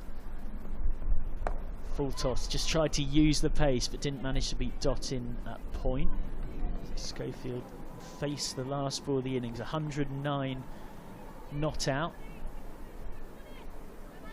Yeah, I think been brilliant, absolutely brilliant. I keep saying this, but I think yeah, it's just been very outstanding batting and just been such a joy to watch. Last ball of the innings. This is hit hard through that sort of wide mid-off, almost extra cover region. They're going to get back for 2. It's well fielded, and that is the end of the first innings and the end of a quite brilliant innings from a certain Paige Schofield. On debut, signed from the Vipers, 111 not out from 90 balls, and the South East Stars post a frankly massive total of 334 for 5.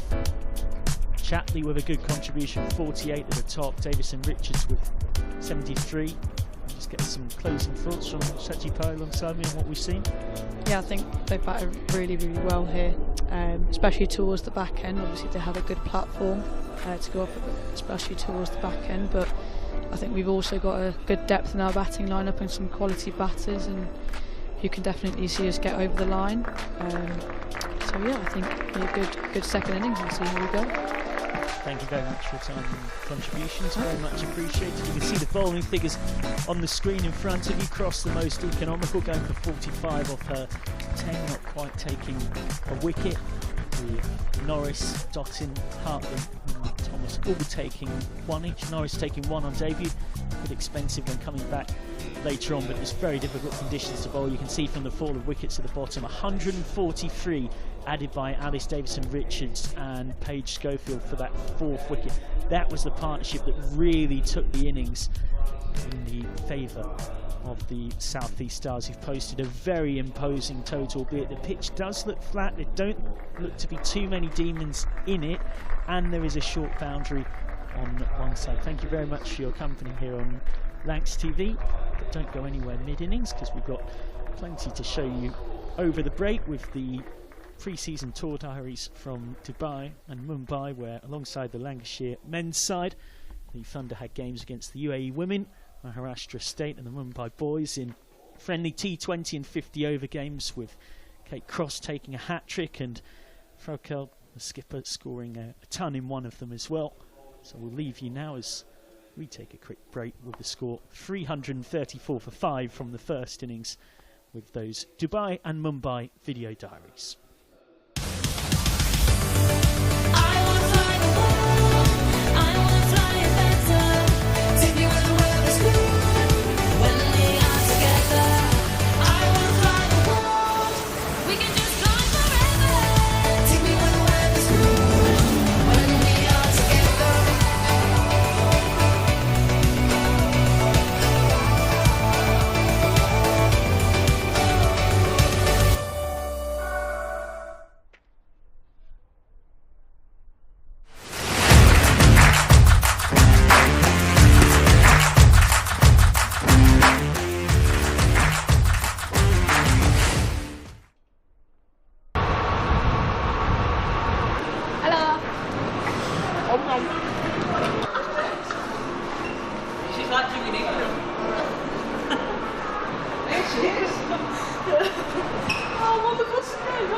I think the girls are so excited to be here, and what an opportunity for the girls to come out and play some cricket outside, and after a long winter indoors it's brilliant to be outdoors in the sun.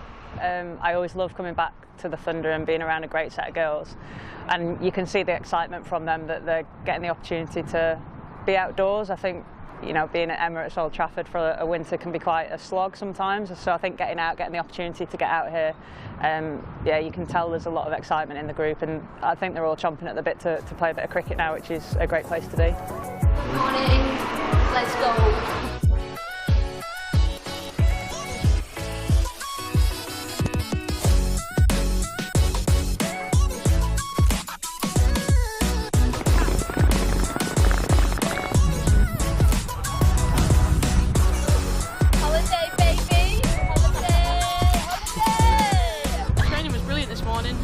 Sort of easing our way in. Obviously heat was a little bit of a shock, but it's been really nice to just get outside, and yeah, no better place I'd rather be. So yeah, the girls are really excited. For us as a group, it gives us a really good chance to play some cricket before our competitive games as well, and put into practice a lot of the things we've done this winter. So to get the opportunity to do that abroad in different conditions as well, it's just fantastic. So yeah, we're really grateful to Hilton and to the club for giving us this opportunity.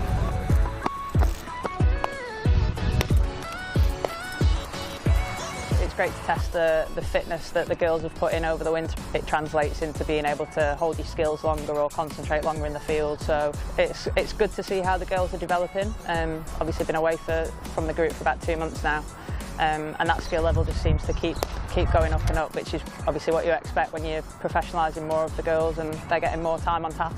Like the lads, for a lot of them, they aspire to be professional cricketers from such a young age, like maybe when they first get into the age group system at Lancashire, whereas it's still relatively new for our girls and there's still a lot of unknown about what the pathway looks like, but what we do know is that there's professional contracts available now, and that's so exciting. Yeah, I think we're unbelievably lucky. Hilton have obviously put a lot of money into this and allowed us to have the same opportunities that the men get every year, which is, I think, a really proud feature of our club at Lancashire. I think the equality that they treat the girls with is fantastic.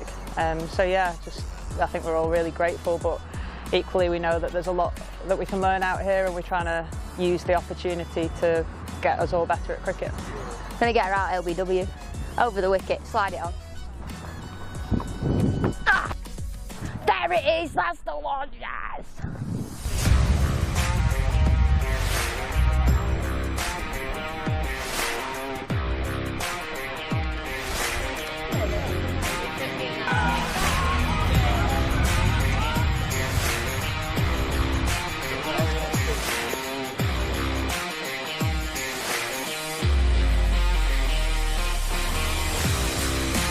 From my perspective, everybody has really moved forward in the winter significantly. So today is our first opportunity to put in a really good performance based on the back of the winter that we've put in.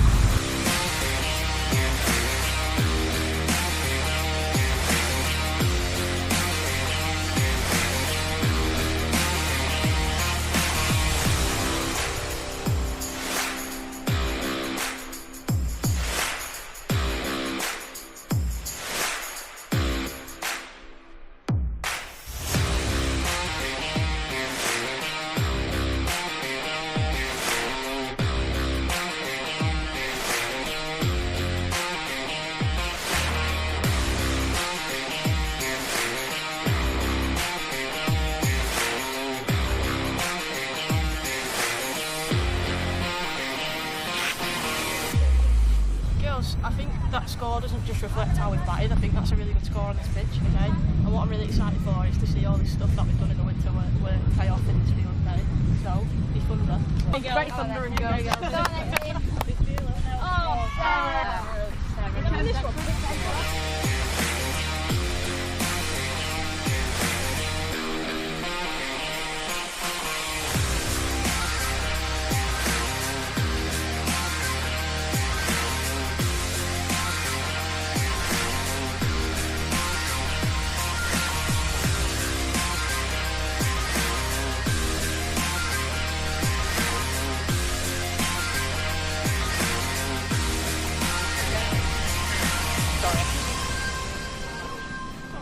Great success. Protein shakes in the thing.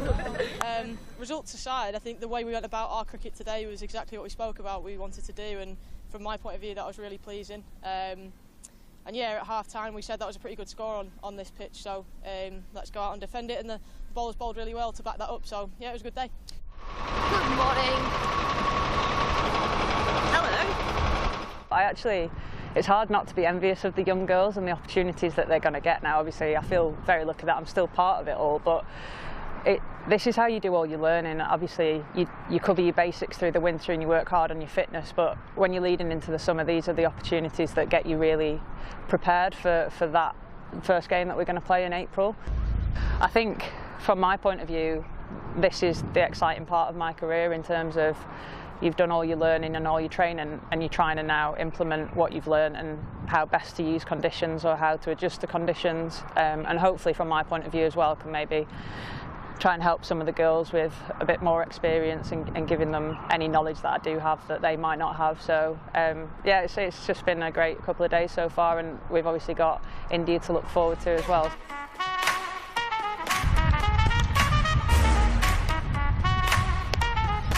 We are Bassett. You need Drinks? What do you want to drink? Just water. Right in there. Perfect. Is this videoing? Alright. Nice.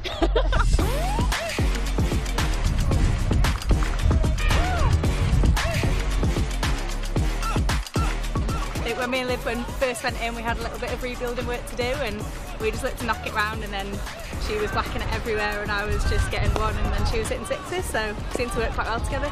We were both quite relaxed actually, just trying to play to our strengths, and I was just saying to her there's no fielders in the crowd, so just hit it over them, and she kept doing that, so yeah, really enjoyed it. Just tried to stay calm as possible.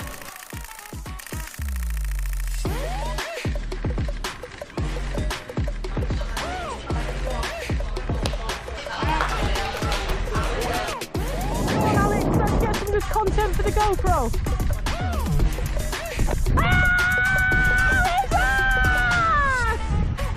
That's the mother of cricket. Throw it a bit harder. Yeah.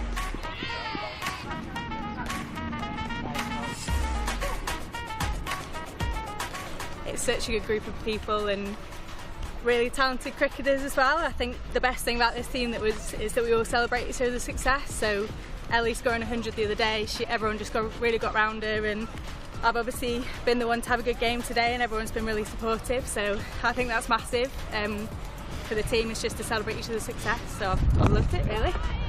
Clarky! I just love that, mate.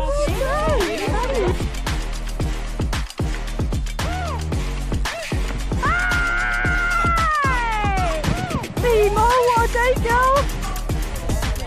When you're on, you're on. Yeah! I've put my hands back on, ladies.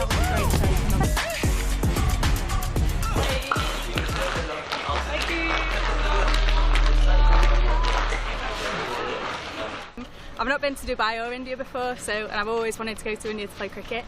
Obviously as a spinner it should be quite a nice place to play hopefully, so yeah, got another week to go and hopefully we'll carry on the winning. Thank you. You can get on the bus now. Good cricket, great track. Smashed it. Good at cricket, great at track.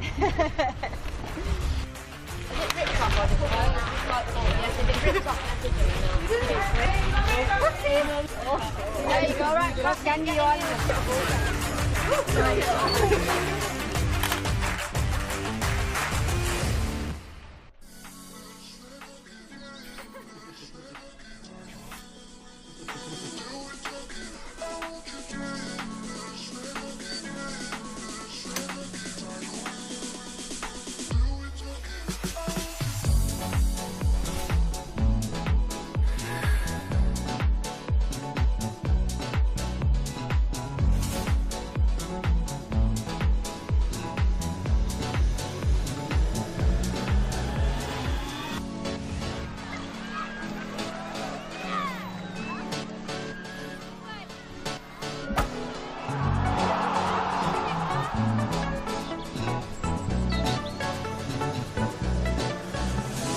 When you want the best seats in the house, it matters where you stay.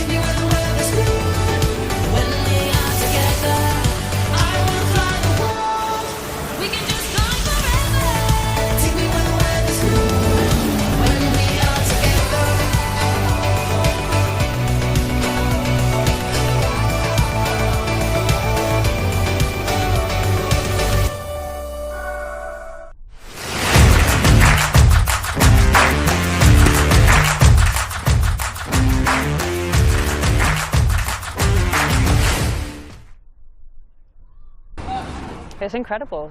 You don't see any other regions doing something like this, so it's like I said, such a privileged position.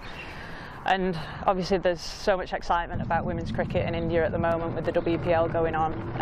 Obviously we've got Sophie Eccleston representing Thunder over there, and Tara Norris as well, and they've both done brilliantly, so it'll be nice to catch up with them. But yeah, it feels like a really great time to be going to places like that and being a female cricketer, and hopefully we can make the most of it and, you know, get stuck into the conditions and I think just get some learning done, because that's what pre-season tours are about.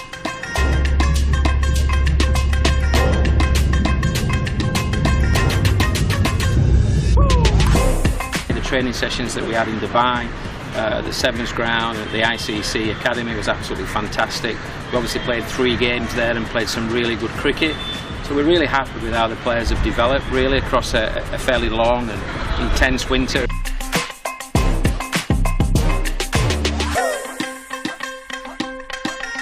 Exciting for me personally, like being born here. It brings back a lot of memories. It's quite a special place for me, but especially for the girls, like having experienced these conditions or this type of culture. But everyone's really embraced it and absolutely been loving it out here. Not seen my family in a very long time. It's been 7 years, and for them to just come out and like watch me play and watch the girls play and just see what I do, it's really special. Why are you going so fast and then you got down yet? Oh, we're going together.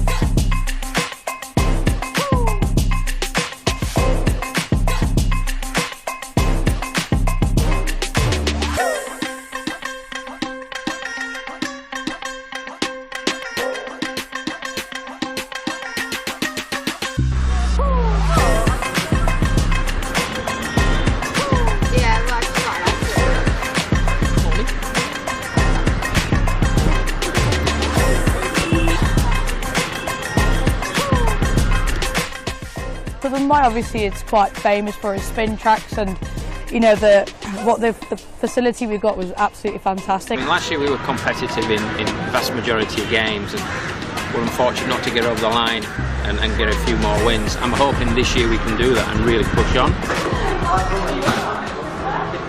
Today is around our approach and our mindset.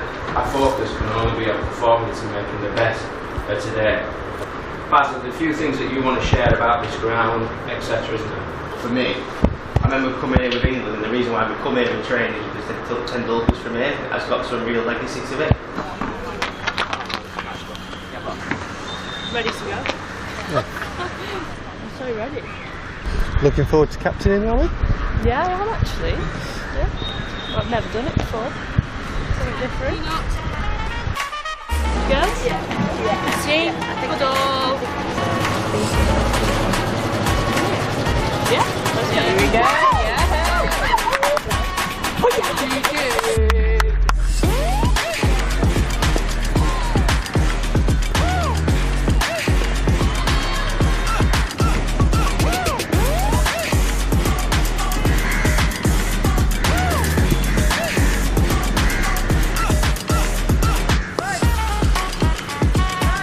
There's been so much learning, and I feel like we can hopefully take this on into our games here, but as well as the season. What's the joy of drinks? Really special. Keep the energy up, girls. Energy! Turn and pro, mate. Yes, Libby.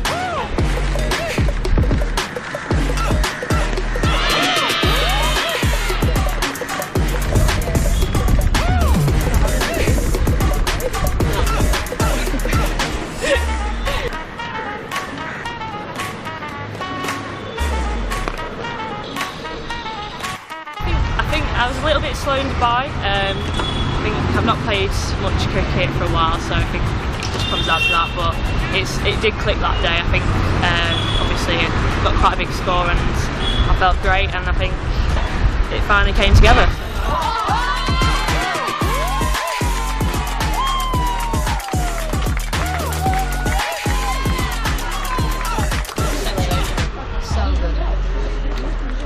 Terrific all-round performance. Even when when things go slightly against us, we're not losing the fight, we're staying in it and showing a lot of character. The way we've gone about as business today is nothing short of outstanding in terms of batting, without a shadow of any doubt. But that's the way we need to play cricket, and that's really important. We keep moving on. Another game in 2 days' time. We're playing the women's state team. One last thing, always celebrate 100. Yeah. Love it!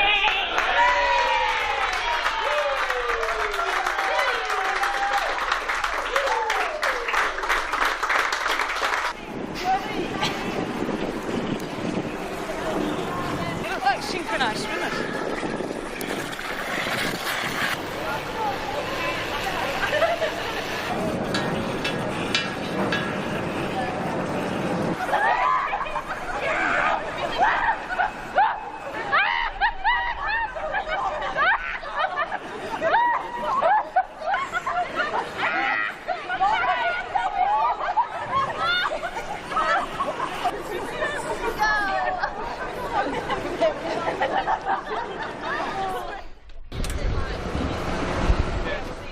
Absolutely amazing. I think it's just good to get some cricket outdoors and put everything what we've done in the winter into practice, and it's been really good. It's been a really good tour and we've got a lot out of it as a team. We've got a few new players, a few fresh faces over the winter. I think just playing outdoors has been great, so we know like how each other works, and yeah, it's definitely brought us all together as a team. Definitely a lot closer now. The signing of the 3 players have made such an impact by way of maturity and cricket experience, which is rubbing off throughout the winter on the rest of the young players, and I think that's a really good thing, and I think bodes well for hopefully will be a really positive summer, but really strong foundations to be successful moving forward. Come on, Frosty. Come back. You're the best, mate.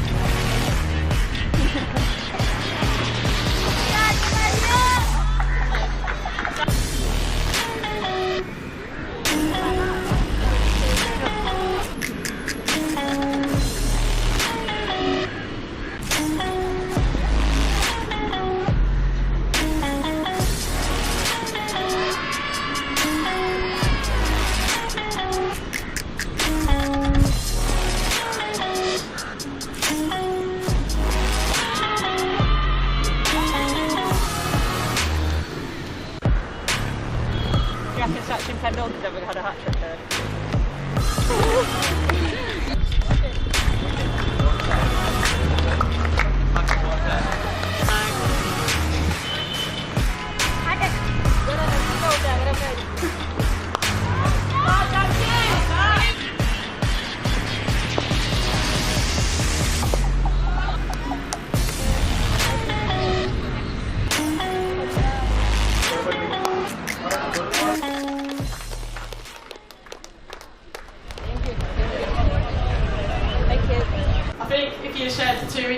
That we'd have won 4 out of 5 games, we'd have probably taken it. But I think more importantly, like the way we've gone about our cricket these last 2 weeks is exactly what we've spoken about for the winter and also for the last few years. So I think from my point of view, it's been brilliant to see. It's been brilliant to see different people contributing as well.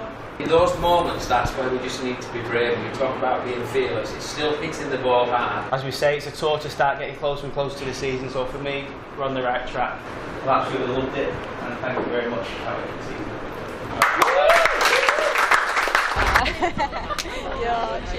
Been involved in the game a long time. When the England women's cricket team in 2014, my job was to help the transition of that from amateur to professional. We're doing the same thing here at Lancashire with the Thunder.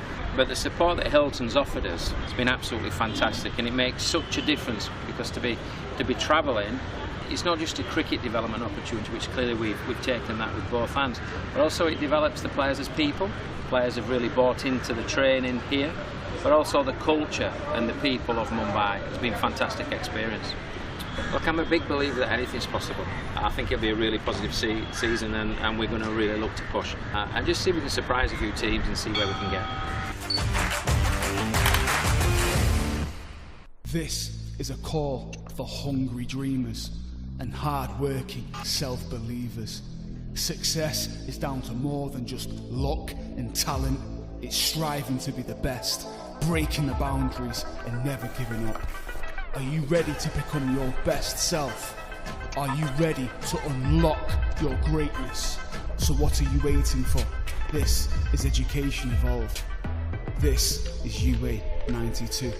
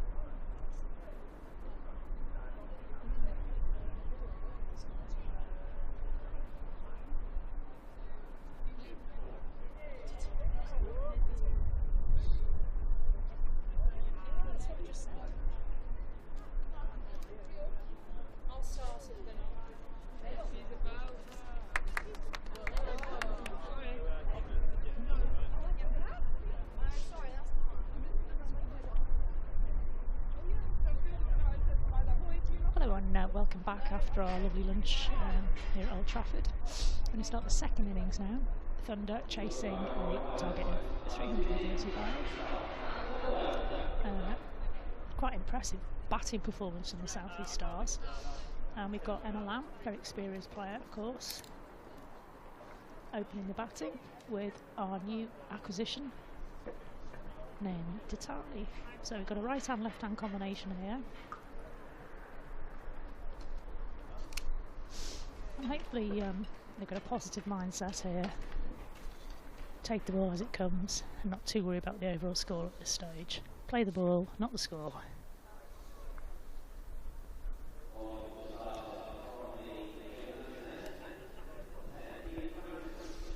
So we've been very lucky with the weather here actually here at Old Trafford, as Manchester weather can be notoriously unpredictable.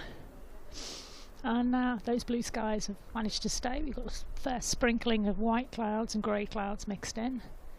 The buildings to our right in the city centre seem to be a bit more visible, so that's a good sign. And hopefully we're set for a good 50 overs of play. Coach Paul Shaw will be hoping that the Thunder put up a good performance here. At the very minimum they need to bat out these 50 overs. And it would be lovely from a Thunder point of view if Titani can have as equally an impressive debut for Thunder as Schofield had for the South East Stars. And it's Davis to open the bowling. Ball 1. Oh, and it's beautifully cut down towards the fine third man area, and it's gone for 4, and that you couldn't have wished for a better start from Thunder. Lamb off the mark immediately in the first over. 4 for 0.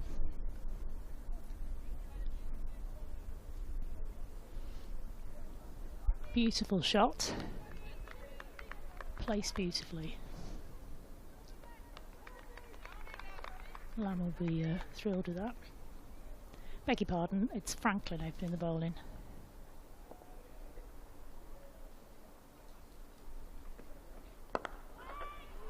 Moves her feet into position, plays a nice little drive there for 0.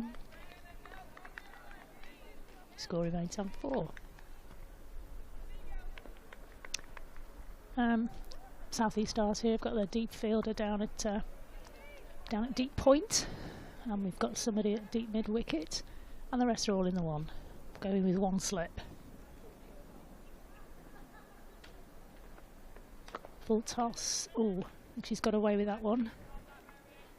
Lamb just mistimed her drive there.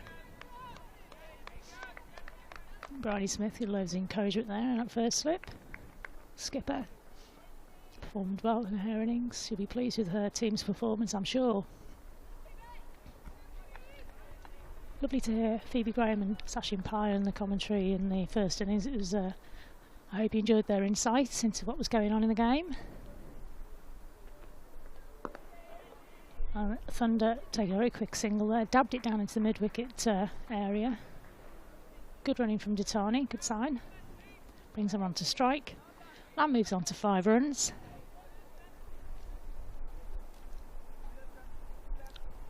Now this is always awkward, isn't it, when you've got a right-handed, left-handed batter combination. You can see a few of the South East Stars fielders changing positions there. Hopefully it won't slow down the run rate too much as they get into their stride. Ditani is to face her first ball as a Thunder player. Nice little flick to leg. Slight misfield, but Ditani puts her hand up as a definite no call there, which we like to see. Good communication between the opening pair.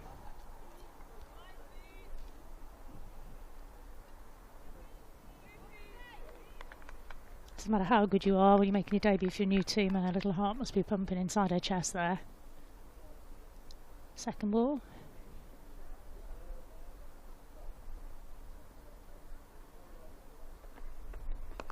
It's another nice looking shot, controlled down to the point area for no run. Tiny seems to be seeing the ball well. The ball's coming onto the bat quite sweetly as well by all accounts. And that's the end of the first over. Fairly good one from Franklin. And they've taken 5 from the first over. Moving on to 5 for 0.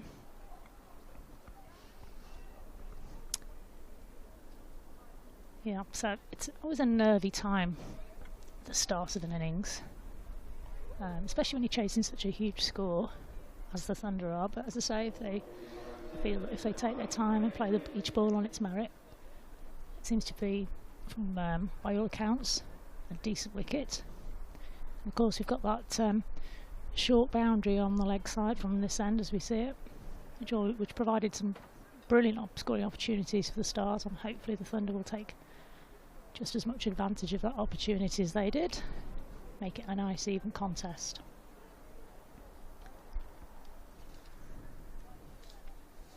And we've got England the challenge of Freya Davis coming in from the Statham end, England international, vastly experienced even though she's still a relatively youngster. And there's a slip in for Davis and a short gilly. Well left. Good line and length from Davis. Lam doing the sensible thing. Vastly forgotten shot, the leave, isn't it? With all these T20 and 100 games, you very rarely see a shot left like that in those formats.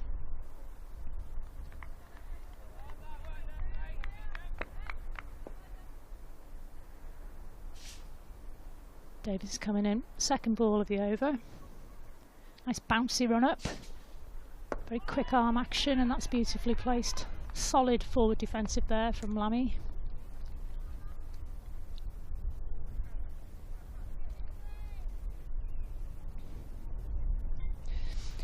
And you're being commentated by Michael McCann, Alison Byrne, former captain of Lancashire and Cheshire, and we're live on Lancs TV and YouTube. If any of you want to, spread the word, share the screen.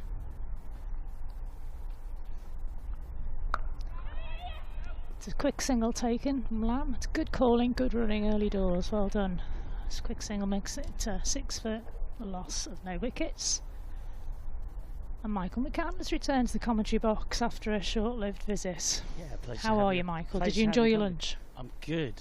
It does feel like cricket is the only sport where it is vaguely appropriate for people to pontificate on air about what they ate, and it seems completely unfitting with the sport. Indeed, it's part of the culture of the sport, after all, isn't it? There's no other sport where someone would sort of come back from an interval and it would seem fair enough to. But yeah, some pasta, some potatoes, and red cabbage. How cake much? As well. Yeah, but red cabbage. You've got to pretend to be healthy at least. Indeed. Give an illusion of that, as opposed to the home professional athletes that we've got the pleasure of commentating on. So a 6 for 0, Davis into bowl. Oh, and that was a nice ball. It really left a tiny little bit there. Now the key thing for me in this chase, or one of to watch for, is that the Thunder can't think that they need to do it in a hurry, because actually it was a very restrained start to the innings from the South East Stars, and then came, for those who remember from the first innings, the reference party time. Davis to Datani. Head still, she plays it into short mid wicket for no run. What's been noticeable about these two already, Mike, is that they're looking for those quick singles as well as the big shots early doors, which I always think is a good sign, a good positive statement of intent. Yeah, they've got to be, because I know you'll have it in your book, but I'm going to say after 20 overs they were, what, 80? 80-ish? About, yeah. Give or take.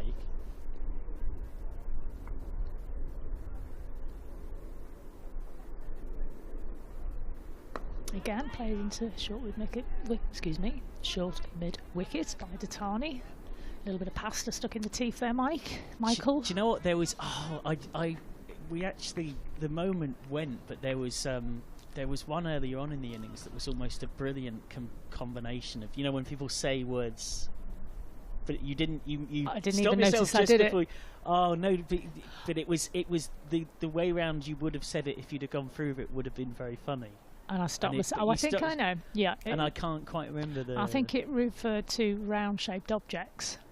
Did it? Did it? Maybe not. I can't remember what it was now. It can't have been any good, or I'm sure you'd have remembered it. But the for those wondering what the party time reference was, we had Phoebe Graham up in the commentary box during the last 10 overs of the first innings. We were discussing your favourite alternative cricketing phrases for batting well, for walloping it, backing it, she mentioned send it, and then on a wider level, party time, which is when you have a player, not like Deandra Dottin who goes from ball one, but someone who has to work their way up steadily into an innings and then starts to really power on.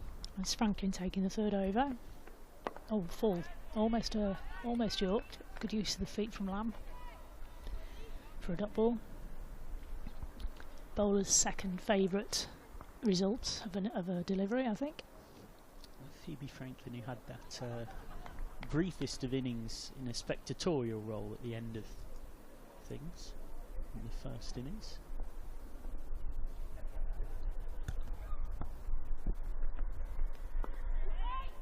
Turned it round to turn that one round behind backward of square for another dot ball. Still remaining on 6.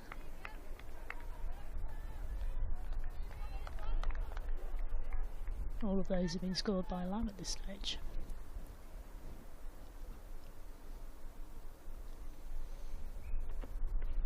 Oh, that's a nice shot for nothing. Straight into the point hand.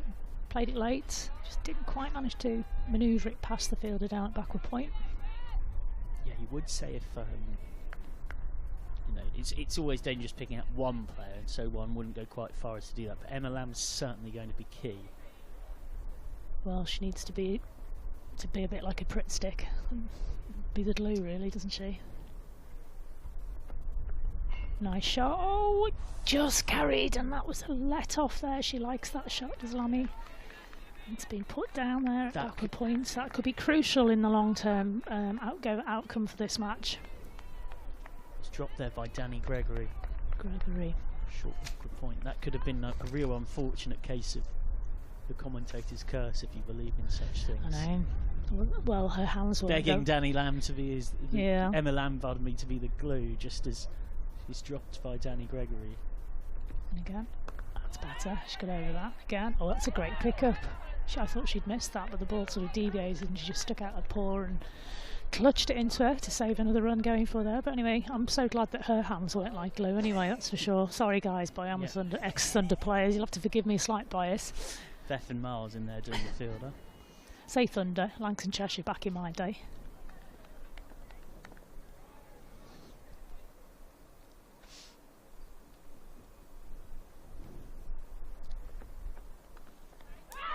Oh, she's nicked one, Mike.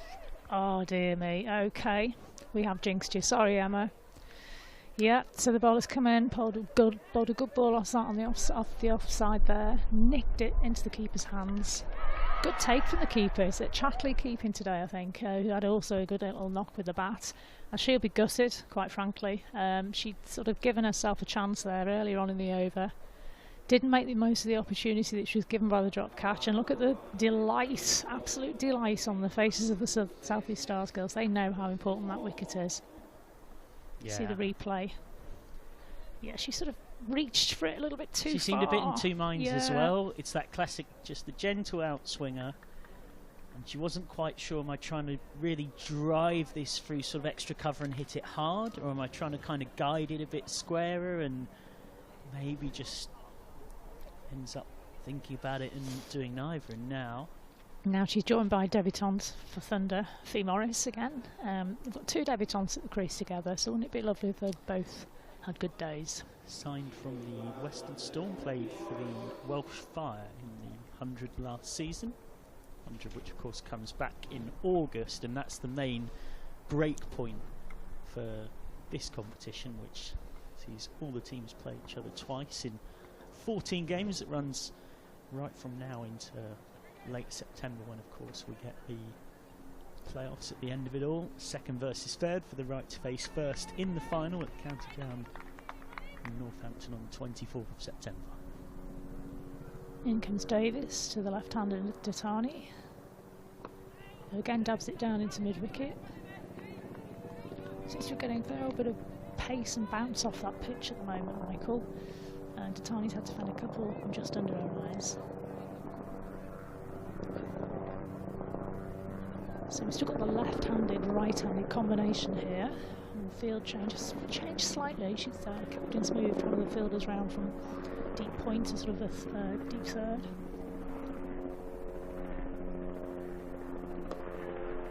And That's scampered through for a quick single. Slight misfield there down at short fine.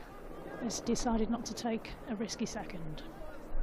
Score moves on for 7 for 1, and that's Datani off the mark. Yeah, no matter what cricketer you are, at any level, particularly when joining a new team, even more so at the start of the season, there is no relief quite getting off the dreaded duck. Absolutely. So there's a change of field for the right hand, and a little slip, a gully, short third, short fine.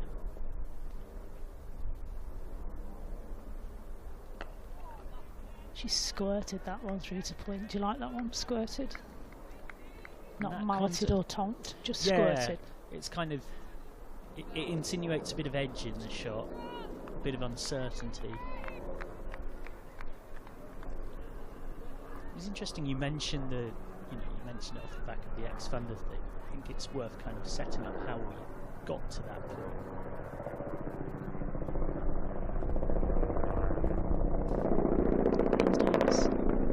Oh, I thought she was really going to get hold of that for a moment. I was looking at the boundary to see whereabouts, which point she'd chosen, but she didn't quite connect. So in 2020, as part of a reformation of women's cricket around the 100, Thunder became one of the new regional hubs, so representing Lancashire, Cumbria and Cheshire. Classified as new as such, but I think it's fair to say there's a lot of similarities to the old Kia Super League Lancashire side. Davison to bowl. Forward defensive for Morris. Very proper. Good stride. Defensive. Good head position. The aesthetic was very lovely. Good. See, back in the day, that's the shot everybody was coached. Do your forward defensive, do your forward defensive. And nobody was coached to do reverse sweeps or left-handed pulls or ramp shots. Or there's been a generational shift in the coaching manual. Definitely. It's fair to say. Very attacking field still, as you'd expect at this stage. Again, she's got her head right over there. I think somebody's going to have to get Morris out. I've got a feeling she's not in the mood to get herself out, which is good from the situation she finds herself in. 7 for 1 at the end of the fourth over. Yeah, very nice tight opening 4 overs here. Do remember as well, you can get in touch with us on social media at ThunderCrick, CRIC, for everything across the Thunder. But if you want it to reach yours truly in the commentary box, you can do so on at @ThisIsMcCann, MCCANN. Would be lovely to hear from you. And remember to use all the appropriate hashtags. You can keep up with everything across the South East Stars on at SE Stars Cricket. Do get yourself down to Emirates Old Trafford as well, if you can. Yeah, well, there's plenty of seats. Next game here on Saturday the 6th in the Rachael Heyhoe-Fint Trophy against the Central Sparks for Thunder.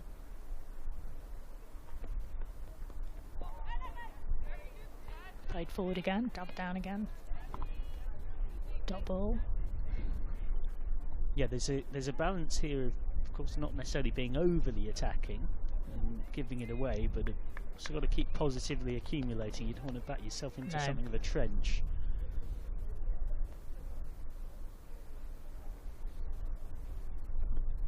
Down leg. Oh, she's missed out there, but it was a bit wide. Maybe she overstretched trying to reach that one, so that one will be bowled again. It takes the score onto 8 for 1. One a little bit wide down the leg side. I think that would have been just about a wide even at our standard of village cricket, Michael. Yep.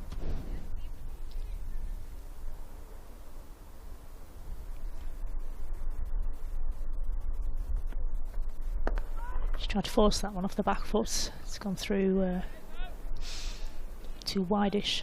Although I would mid-off. I would suggest that putting your good self, Alison Byrne, former Lancashire captain, in the same sentence of village cricket as Michael McCann, Saturday 4th teamer if picked in the team. I'm talking about my age as well. At my stage of my playing development. Even accounting for that, I would suggest that that is self-deprecation in the extreme. It's very kind of you, but yeah. Often selected because there is no one else. sort of like the tagline at the top of the cricketing CV. Ah, well. Every team needs 11. Every team needs 11. Every club needs a fourth team. If you're going to progress, you need more teams. You can't just have one team. Another dot ball. It's getting a bit, predictable now. But it's good bowling. You can't take anything away from the bowling. They're bowling to a plan. Plan seems to be working.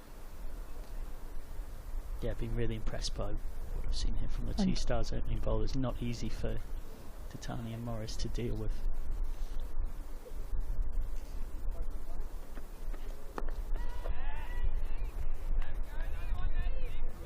Yep. Got to admire her patience as well. It would be very easy to just give your wicket away here.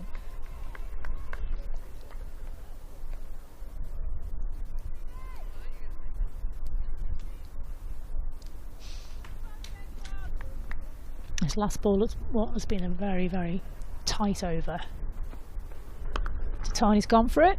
She's played a lovely shot out to the point boundary for a single. She's kept the strike into the 6 over.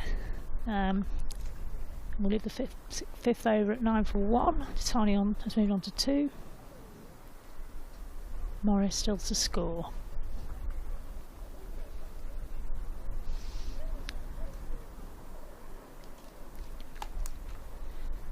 Michael's just passed me a pen. In case you heard me whisper, thank you. It's the commentator's life. So all my notes are sort of colour coded on various pens, and so Alison having my yellow stars pen because of her biro running out is something of a. Biro snapped. Oh my goodness! Had it in my back pocket. It's Davies to continue with that awkward left arm over angle. That's a very proper defensive shot. It's nothing to. I mean, I feel like all commentators, to an extent, are somewhat unorthodox, and my unorthodoxy shows itself in being the kid with the coloured pens. You would have been an excellent scorer. No, I wouldn't, because the thing is I'd just get too distracted, basically. I get that. I would have been the worst scorer in history. It's Davies driven straight to cover, stopped there by Phoebe Franklin. Whereas, of course, in the commentary box, sort of between balls, being able to kind of go off into, as we did in the first innings, party time, the Ashes squad, the women's Ashes, everything going on around the grounds is kind of part of the thing. Whereas as a scorer, you need to be meticulously focused on only what is happening in front of you at every single last tiny second. That's a good time to give a shout out to my mate in the scorers box as well, who I used to play for Lancashire Cheshire with. Hello Vanessa, you're doing a great job, making my job a lot easier. Yeah, scorers are often at every level of cricket somewhat of these sort of unsung heroes, scorers and umpires. So 3 dots in a row from Davis. The score's still on 9 for 1, Michael. Yeah, they're building the pressure really nicely here, and this is the thing. The longer that it goes on like this, one of Titania and Morris might think, I have to play the big shot. Slip is there as well for the little feather. Oh, you called it. Just for one like that. You called it, Michael. Can you call a 6, please, instead? That suggests I have some actual influence. It's crazy. You hear it on so many different sports and so many different commentaries. No, so my it's belief, not just cricket. It's everything. You hear it. So you go, whoa. I honestly believe, famous last words, that the commentator's curse is simply a self-fulfilling prophecy, and that commentators say so many things across a commentary that eventually you get one right. Yeah, there exactly, you go. Yeah, sort of like the broken clock twice a day kind of thing. Being said, let's see what we've got here from Davies. Just whipped away, but that is straight to Paige Schofield, who's going to be absolutely loving life. Out in the sun. It's just got a bit warmer as well. It's not quite as chilly. Is there any better feeling in cricket, or there's not many better feelings, let's say, than being an all-rounder, and in the first innings, whatever you do has gone brilliantly. In Schofield's case, it's hit an unbeaten ton, or if you've bowled really well, you come to do your second skill and you just feel like you're flying. It's crazy. I mean, I used to. I'll talk to you in a minute after this next ball from Davis. Blocked back. Again, a very nice looking, technically correct forward defensive Good shot. over. Look at that. Maiden 9 over. for 1 off 6, and that is a rarest of things. We certainly didn't have many of those in the first innings. It is a maiden. Yeah, brilliant. Yeah, I used to find that exactly the same when I played. I batted and bowled, and usually it would either be all or nothing. Days I'd bat and bowl, well, I'd take a catch or two as well, and the other days it's just like, why did I bother turning up? It's funny, isn't it? Well, it's such a psychological game, of course, which somewhat goes back to what we mentioned in the first innings. The ball is in play so little of the time. There's so much time and space to wait and think, and even more so, of course, across a day's cricket in a couple of innings. Bit of a delay here. Yeah, 2 umpires, Harris and bless you, Anna Harris and Hassan Adnan. We're just having a word with the star skipper Smith, looking at the condition of the ball. I think so. Which seems surprising, given we've had 6 overs and it's not been hit out of shape too much. Well, I don't actually think there's been an awful lot of movement from the ball today, from Southeast Stars. It's been accurate. Oh. Franklin just going through the motions. Not quite ready. But if you recall, Norris and Dot in particular, across to a lesser extent, they were getting quite a bit of movement with the newer ball, weren't they? So maybe they're wondering why they're not getting it. It's probably just the atmospherical conditions.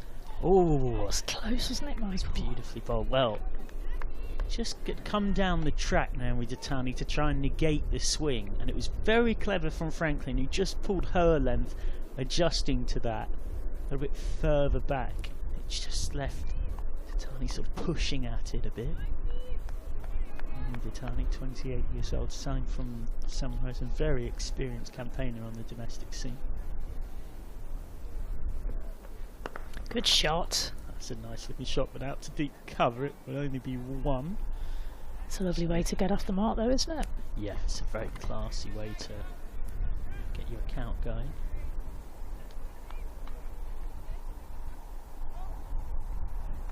I beg your pardon, that was of course Morris. That's why I said get off the mark. See what I did there, Michael? That was a very nice way of saying you're wrong. I'd never say it like that to you, Michael, and the amount of times I've got names wrong, such like today. Here's Datani, driven straight to short cover. Wouldn't even mind, one's a left-hander, one's a right-hander, so... Well, there is that. There is that slight massive glue. Interesting to note here, very different power play strategy field-wise. So Thunder always had deep fine leg and deep third. Stars have got deep cover and a deep mid-wicket. But Datani, who's slog sweeping, they're appealing, saying this has got a little feather on it. Datani moved away for a second, which made me think she was considering walking, or was walking off, but she wasn't, and it was not given. They seemed but it also convinced, didn't but they? It clearly, the umpires clearly decided it's flicked something because it was not wided. Otherwise, with a line like that, it surely would have been.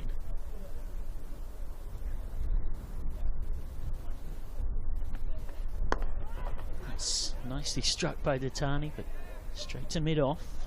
She's not quite finding the gaps yet.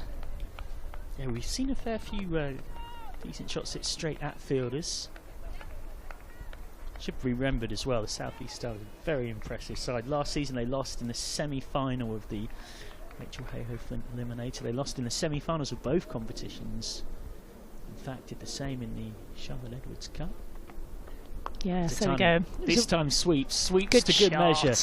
That's a welcome boundary. There's nobody behind square on the leg side. Franklin just got a line wrong, and Datani was there to capitalise with her first boundary of the innings, 14 for 1.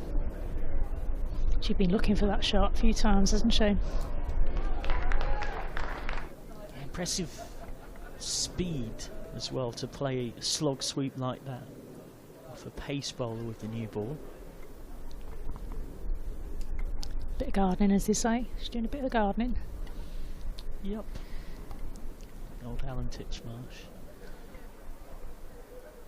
The pitch, and this is one bit of good news for the Thunderbirds. The pitch looks in, I mean, for late April, given the weather we've had, there's not many demons in that pitch at all.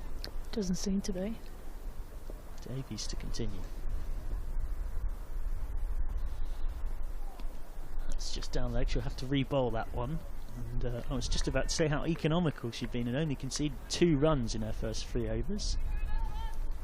Claire Davies, one of the centrally contracted players released to play today. Fair number right across the country in action for various teams.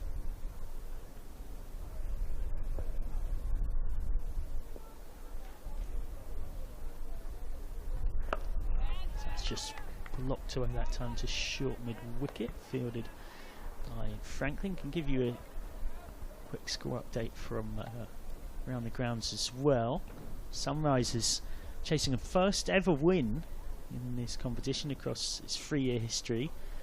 They've got every chance of causing an upset against the Vipers. They've posted a very competitive 288 for 7. Jodie Grecock and Maddie Villiers, as well as Grace Scrivens, all with 50s. That's again good from Davies, who's giving nothing away here. Parsimonious in the extreme. And Sunrisers, having posted 288, now looking to defend that. My Boucher is flying along, has 47 not out of 36. Alongside Georgia Ellis, that's 72 for 1 in the 13th for Vipers, and trying to chase that one down.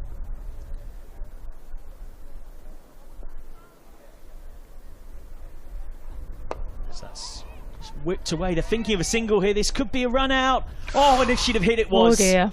Yep. That's a life for Datani. There is a hand up in apologies from Morris. There's a real miscommunication there. Datani at the non-strikers was intent on the single.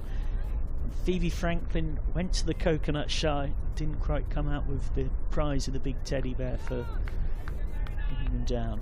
Nope, wasn't far away though. She didn't even get the goldfish.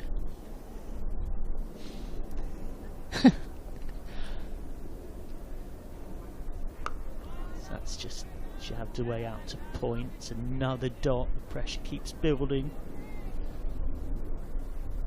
It's excellent pressure, isn't it? You know, every bowler, both bowlers really tight. Not really giving anything away. The odd wide, that's it. Having to work really hard for these runs, the Thunder at the moment. And he brought in. I don't think you could call that ring of Veal as a party ring, 'cause it's certainly not party time yet, Michael, is it? Outside the off stump, that's a wide. That will have to be re-bowled. See what you're doing. You're honing in on the children's party. Indeed, snack. Indeed. Children's party snack. The well other, known. The other party food is available. Yeah. Unless anyone wants to get in touch and for an inordinate amount, be the official snack sponsor of Lancs TV. I think Wide's almost going to be top scorer at this rate.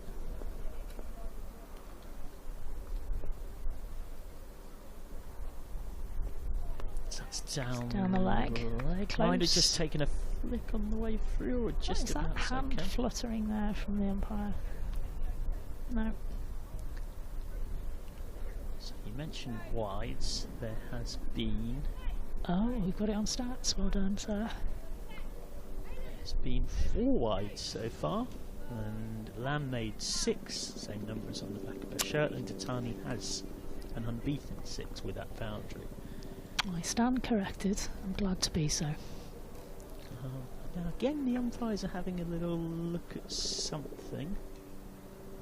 While they're doing that, can just quickly update you with what is going on.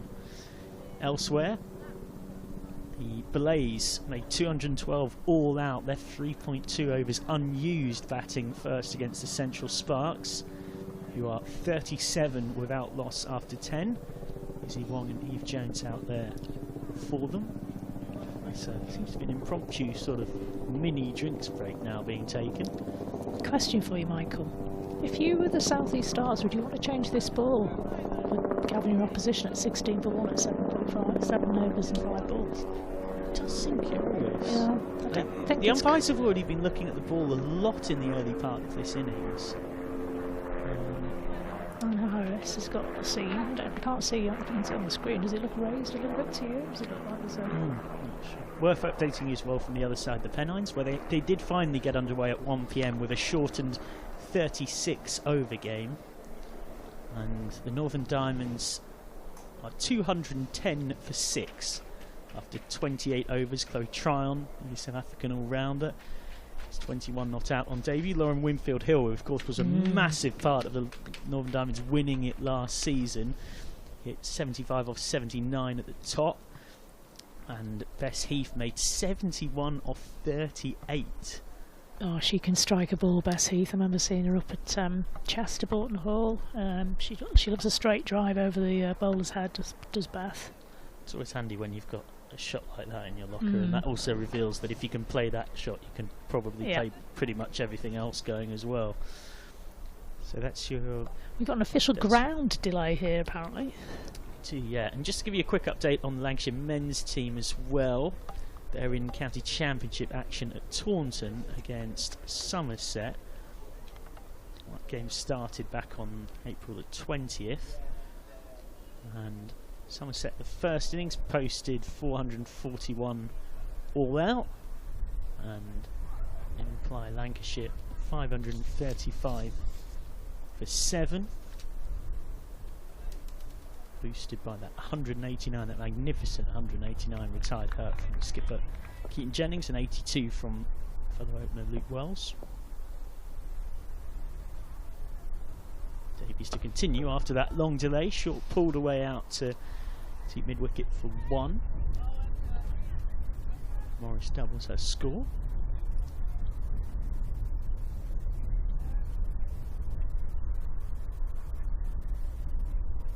So that is the end of the 8th, 17 for 1, and already that required run rate is ticking up. It's up to about 7.5 and over.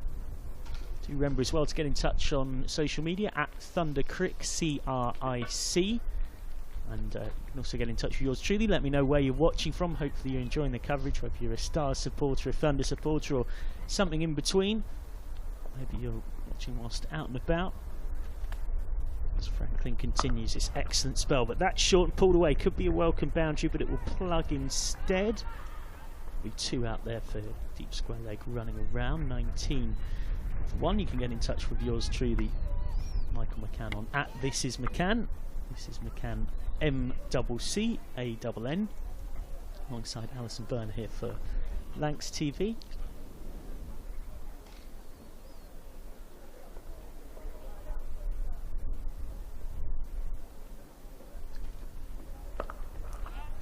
Straight back to cover. Party time. It also got me thinking of one other thing, which is my brain going in a very, still in a women's sport direction, but in a very a sort of more unconventional one. Albeit we are still in Manchester, which was the song that the Lionesses fans sing to former Manchester City and very much proud Mancunian, but now at Bayern Munich, a certain Georgia Stanway. So that's a little nick, and just missed by the keeper. That would have gone straight into first slip's hands, but they haven't got one in. So that is a bit of a life for the Thunder, a bit of luck for Datani, who survives. For Morris, beg your pardon. There's no real chance for the wicket keeper. That would have been I would have needed sort of trampoline heels. Again, you can see on the close-up there. I don't know if any of you at home noticed Alice Davison-Richards having a good old giggle about it again. You know, yeah, one of those very bubbly characters. She's great, good volume to watch. What a great innings from her as well today. Locked away, yet another dot. So the song that the Lionesses fans sing for Georgia Stanway, one of England's very best players on the women's football side, is that Party Time song from the 90s. Which is, it's party time and there's not 1 minute we can lose. You're not going to Georgia sing it, Michael? I'm not going to sing it. Because I don't recognise it. I feel I need to hear the tune. Wakefield, Saturday night, that's it. Oh, I get it. I remember. Oh, there's swung a big away. shot. Now, that could be 6 or it could be out. Party it's going to be time. 6. Party time. Desperately needed by the Thunder. It's the first 6 of the innings. And Morris moves into double figures. Lee Morris just gets her fast hands through the ball. meets it on the half volley. Glorious. Sort of slog sweep of sorts. And they've cleared that front leg and just got the blade through it nice and quickly. Very nice. You can use any of the above adjectives we've discussed already in detail at home to describe that shot. Oh, she's gone again. That's a flowing cover drive. That's a nice shot. Sashi would say she smoked that one, not quite. Because it was along the... I think when Sashi was talking, I was thinking maybe it smoked is when you get it along the floor and it goes, you know. I think we need to... Well, I've heard rumours we might be getting it back in the second innings just to help clarify things. 28 for 1 off 9. But that's a much better over for Thunder, and they really need it. Desperately. But yeah, so the Georgia Stanway song "To Wigfield Saturday Night." I know it. Because I knew it wasn't party time. I'd forgotten the name of the song, but it's Wigfield Saturday Night, and it's, you know, it's party time when England win and Germany lose, which references the Euros final last summer. But then I think in the song the lyrics are something like "You Baby" at the end of every line, but instead it's Georgia Stanway. Nice vocals. Georgia Stanway. Nice. Something like that, you know. I know it. They've got a whole song to it these days. Davies to continue. What a spell she's bowled. Just comes off the inside edge. She's probing at both edges of the bat here. This is high quality opening bowling. This from Freya Davies. Morris is wincing a bit there. You know, as well, just on that subject, they could well have a rematch this summer. So if the Lionesses win their group and Germany win their group, it sets the two of them on a collision course, such that if they both won their round of 16 games, you could have a Euros rematch in a World Cup quarter-final. Excitement. Nice shots. Cut away. That's a beautiful cricket shot. Just touched away through backward point. It goes for 4 to the short boundary, and Morris is just starting to inject something in here for the Thunder, who move on to 36 for 1. Morris has got more than half of them. She's on to 21. Yeah, she looks like she knows what she's doing with that blade of hers, doesn't she? Am I jinxed her? No, please don't. We will find out now if the commentator's curse really does exist. Please don't.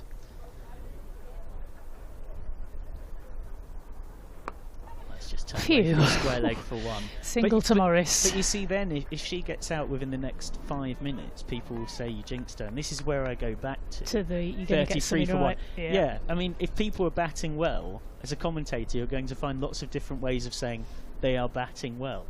And so there'll come a point where inevitably they get out because people get out, and then people will say, well, you cursed them because you said they were batting well. You see what I'm I do, definitely. It's a statistical... inevitability. Yeah, exactly.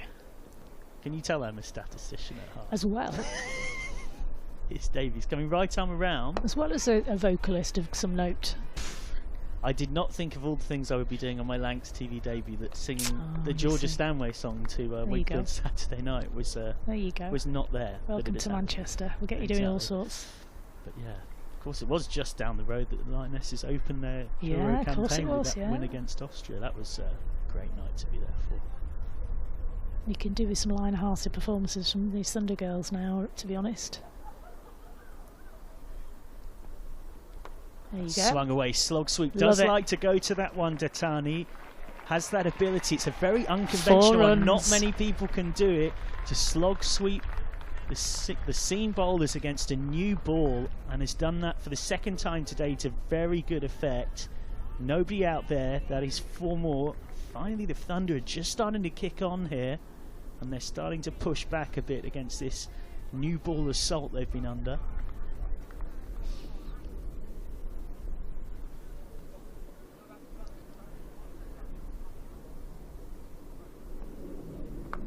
And that's come off the bottom of Datani's bat. It's well fielded, tumbling stop. That sort of wide first slip position from Alice Davis and Richard 9 off the over, Michael. That's what we need. Letting the cloak of impartiality just slip there for a second. Well, I think when I say we, I mean all of us want a close game, don't we? I'm just, the neutrals, but I do know what you mean.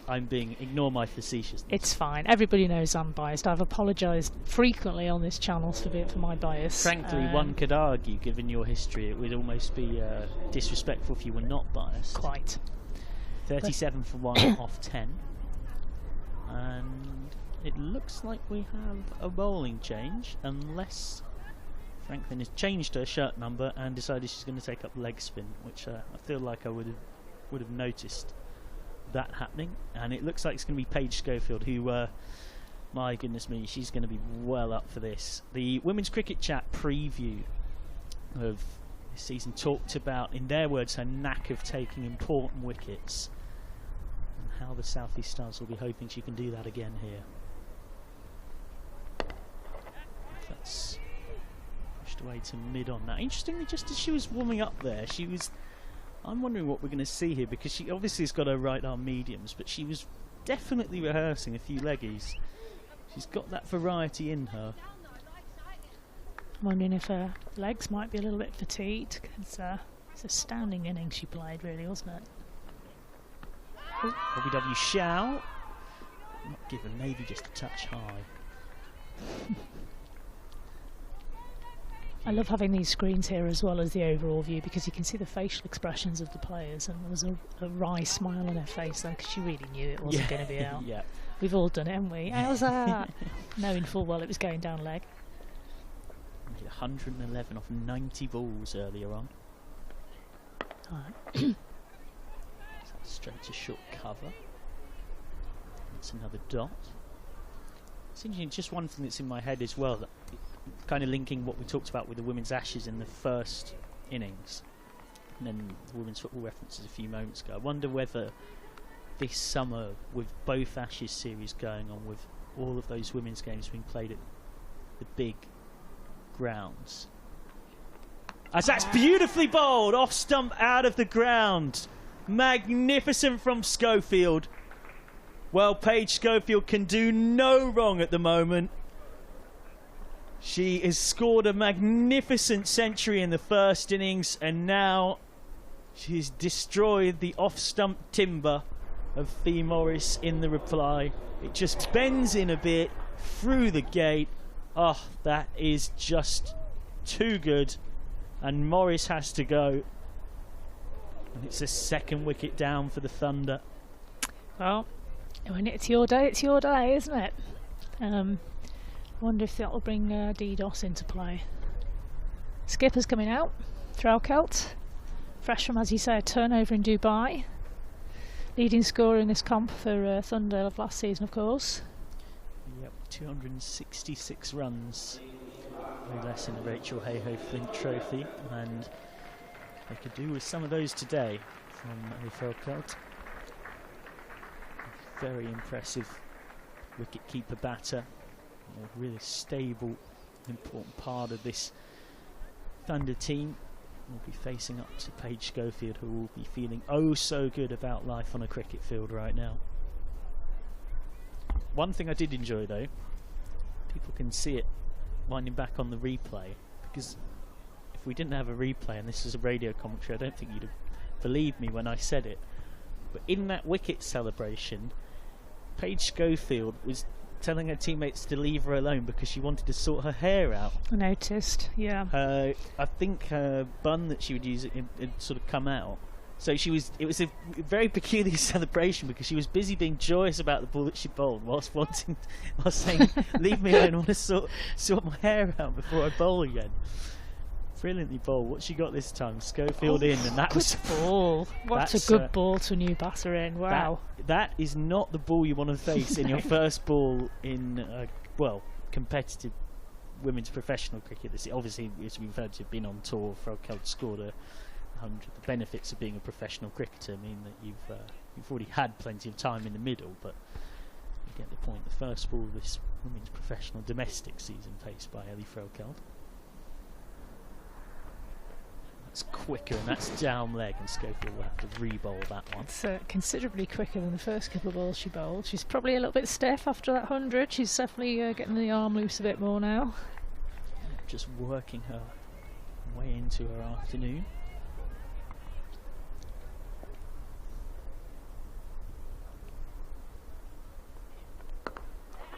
It's just pushed away for a dot ball. And that wicket will be particularly frustrating for the Thunder, because it was just for the first time in the innings when there was something really building there between Datani and Morris. End of the 11th, 38 for 2. So the run rate's still below 4. But it's still very doable. The required run rate still remains below 8. And as we saw in the South East Stars innings, they did accelerate to, as you can see, the graph, thankfully, has just arrived. And you can see the acceleration in the last 10, 15 overs there is quite noticeable. So there's going to be a change of bowling here as well, and it will be Emma Jones. Jones to bowl from the Brian Statham end. Right arm around to the Tani. Just gets her angles wrong on her first delivery. Easy decision for umpire Harris, that one.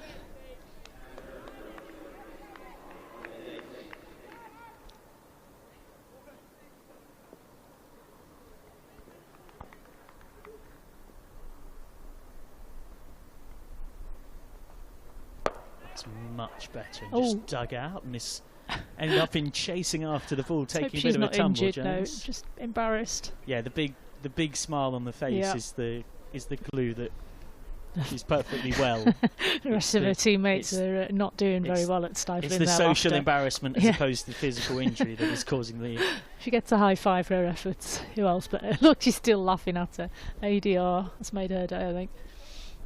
Look, she's still laughing. That might, yeah. And it's just got to adjust her rate. She's got an interesting release point, Jones. If you just watch the way the ball leaves her hand, sort of trying from the words explain it, kind of gives it a tweak. Yeah, it's almost like she's trying to kind of bowl cutters across Datani, and that's what's causing it to go too wide down the offside. Just watch her sort of arm jumps at the last moment, sort of comes almost inside where one might conventionally expect it to. Yes, see what you mean. That was about better delivery though. It almost makes me think that she's very wary as well of bowling onto the pads of the Tani, and so there's clearly a plan to keep it pushed out there, and so that's what she's looking to. She's trying to get tight into the stumps and then keep it outside off stump.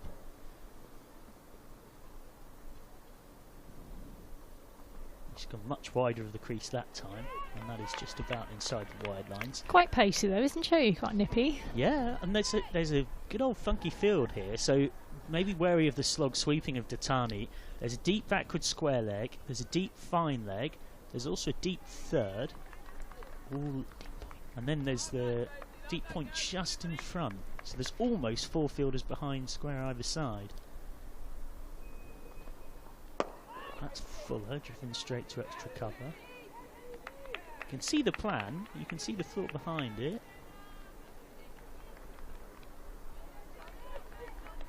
But it's an interesting situation. It's Datani came on to bowl herself, and for her first over she was a bit of electric all sorts bowler, as you call it. I think Datani's thinking, well, what am I going to get here? Is it going to get wide? Is it going to go on my toes? That's Fuller, that is a full toss, and that's it. Gone Straight through and mid off, so it's got through. This isn't going to go for 4, so instead. Oh, Datani's run well there. Look at that, she's made it into 3. Will be fielded by Smith. So they capitalised well on there from Brownie Smith. He couldn't quite completely stop the ball, but did manage to at least get something behind it to ensure it didn't go for 4. So 43 for 2. Now that run rate just starting to move in the direction of going towards 4 and over. That required run rate, of course, is also a figure to keep an eye out on.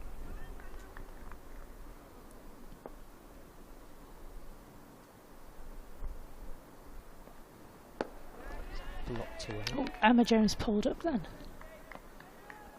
Well, end of the 12th. She's okay. I thought she'd hurt herself then, the way she hopped through the delivery stride. 43 for 2. It's worth setting up as well. They are a very impressive side, the South East Stars. They're one of only 3 teams to have actually won silverware since things were rejigged as part of the regions in 2020. Obviously, you've got the Southern Vipers, won this competition twice. Last season, lost by just 2 runs to the Northern Diamonds. And then, of course, in this competition, in the Charlotte Edwards Cup, the South East Stars won that in 2021. The Southern Vipers took it in 2022. So it is fair to say that, and even more so when you look at who's been in those finals. Of course, in this competition, it's only ever been 2 teams, the Diamonds and the Vipers, that it's tended to be those 2 that have been particularly impressive in terms of going all the way or winning it. Schofield to continue, and Titani again trying that slog sweep that she likes, ends up sort of in slightly awkward position on the floor. I think that might have caught her on the foot. She looks to be a little bit winded. Or possibly hit it onto her own foot, one of the 2. Yep. Of course, the last season in the Charlotte Edwards Cup, the Vipers won it. Sparks were the runners-up. So Schofield again, that's a nice channel to be in. Titani wafting at it. And then last season there was that dramatic finale in this competition as the Diamonds won by 2 runs against the Vipers.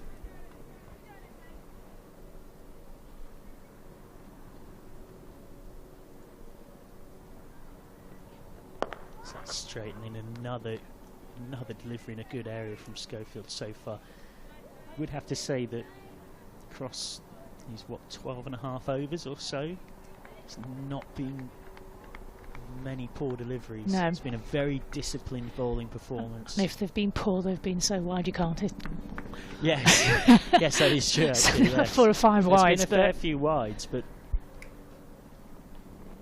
and even as I say this, I'm aware that someone is probably going to turn this into a meme.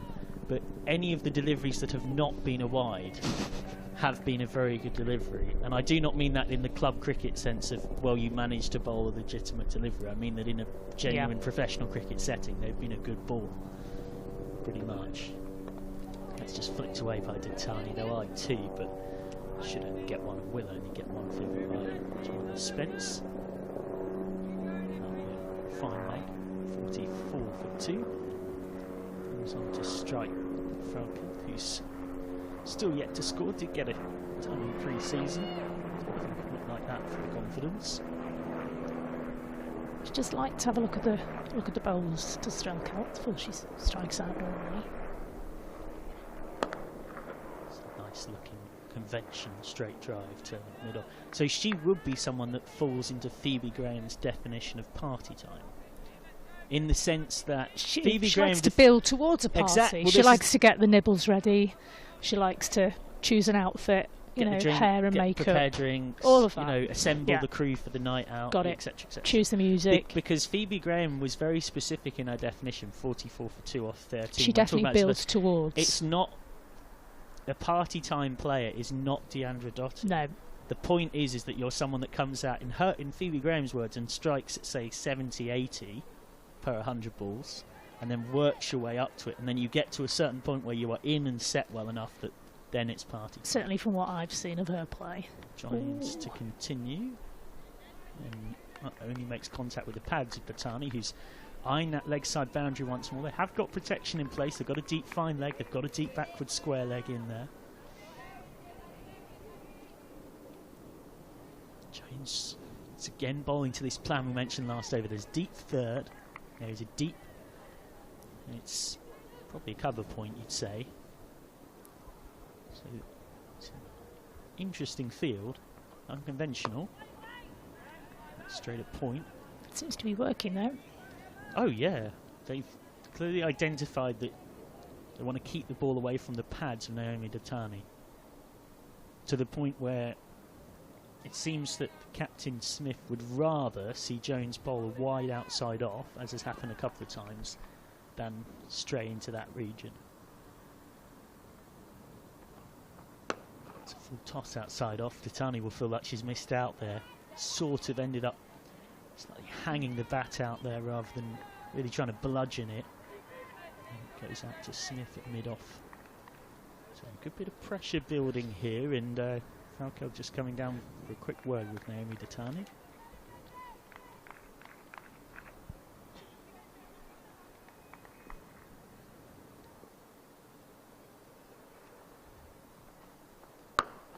That's a nice shot. Beautiful shot from Datani. Lovely shot. And that's going to roll away for 4. That is possibly the shot of the innings. Yeah, classy. Glorious. 48 for 2. Datani on to 18. Didn't try and hit this one too hard, but just made sure there was a bit more intent in the shot than the previous delivery earlier on in the over where she sort of jabbed it through the covers. That was really well played. Smoothly done.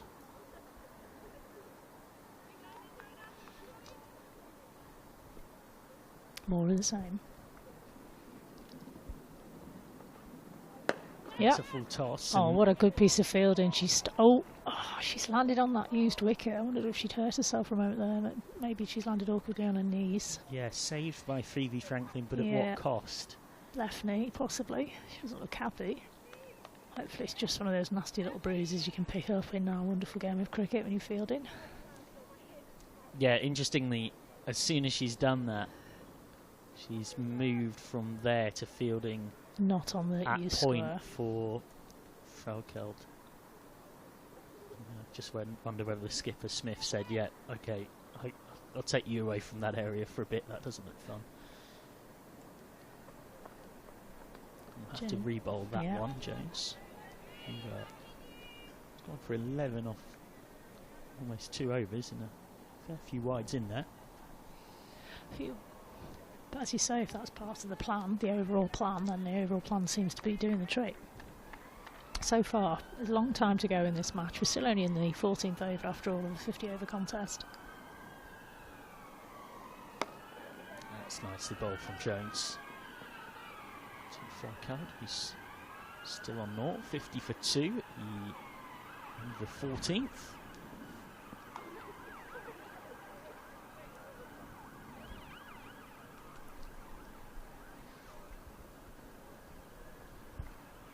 Worth mentioning, of course, that next up for the Thunder in the Rachael Heyhoe-Flint Trophy, they go to Sphere Gardens to face Western Storm away from home next Saturday. Then on Monday the 1st, they play the Blaze away from home at Welbeck Cricket Club before home doubleheader. Central Sparks here on the 6th, and then on Wednesday the 10th, the Sunrisers Sale Cricket Club. 5 games in July before the break for the 100, and then 4 more in September. Over starts, nicely fielded by Schofield off her own bowling. All finishes in terms of the Rachael Heyhoe-Flint Trophy with Western Storm at home on Saturday the 16th here. The Thunder will hope to get there very much in contention for a top 3 finish.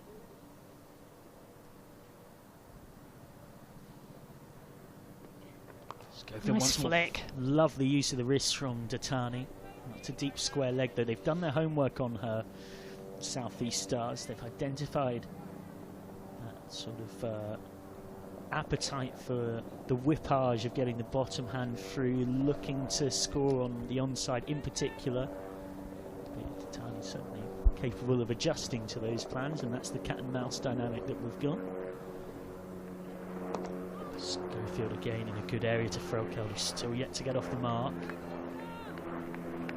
Yeah, you talk about they've done their homework. This is another area of the game which has massively improved in the the statistical analysis that goes on before these games even come to the pitches.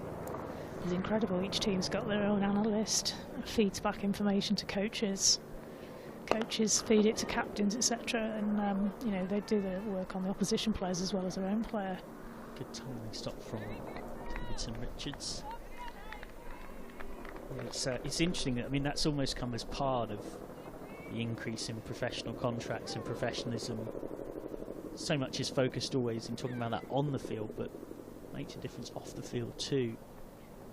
So that's again a really good area for Schofield to be in. It's just been nurdled out to fine leg for 1, 52 nurdled for 2. That's a good one.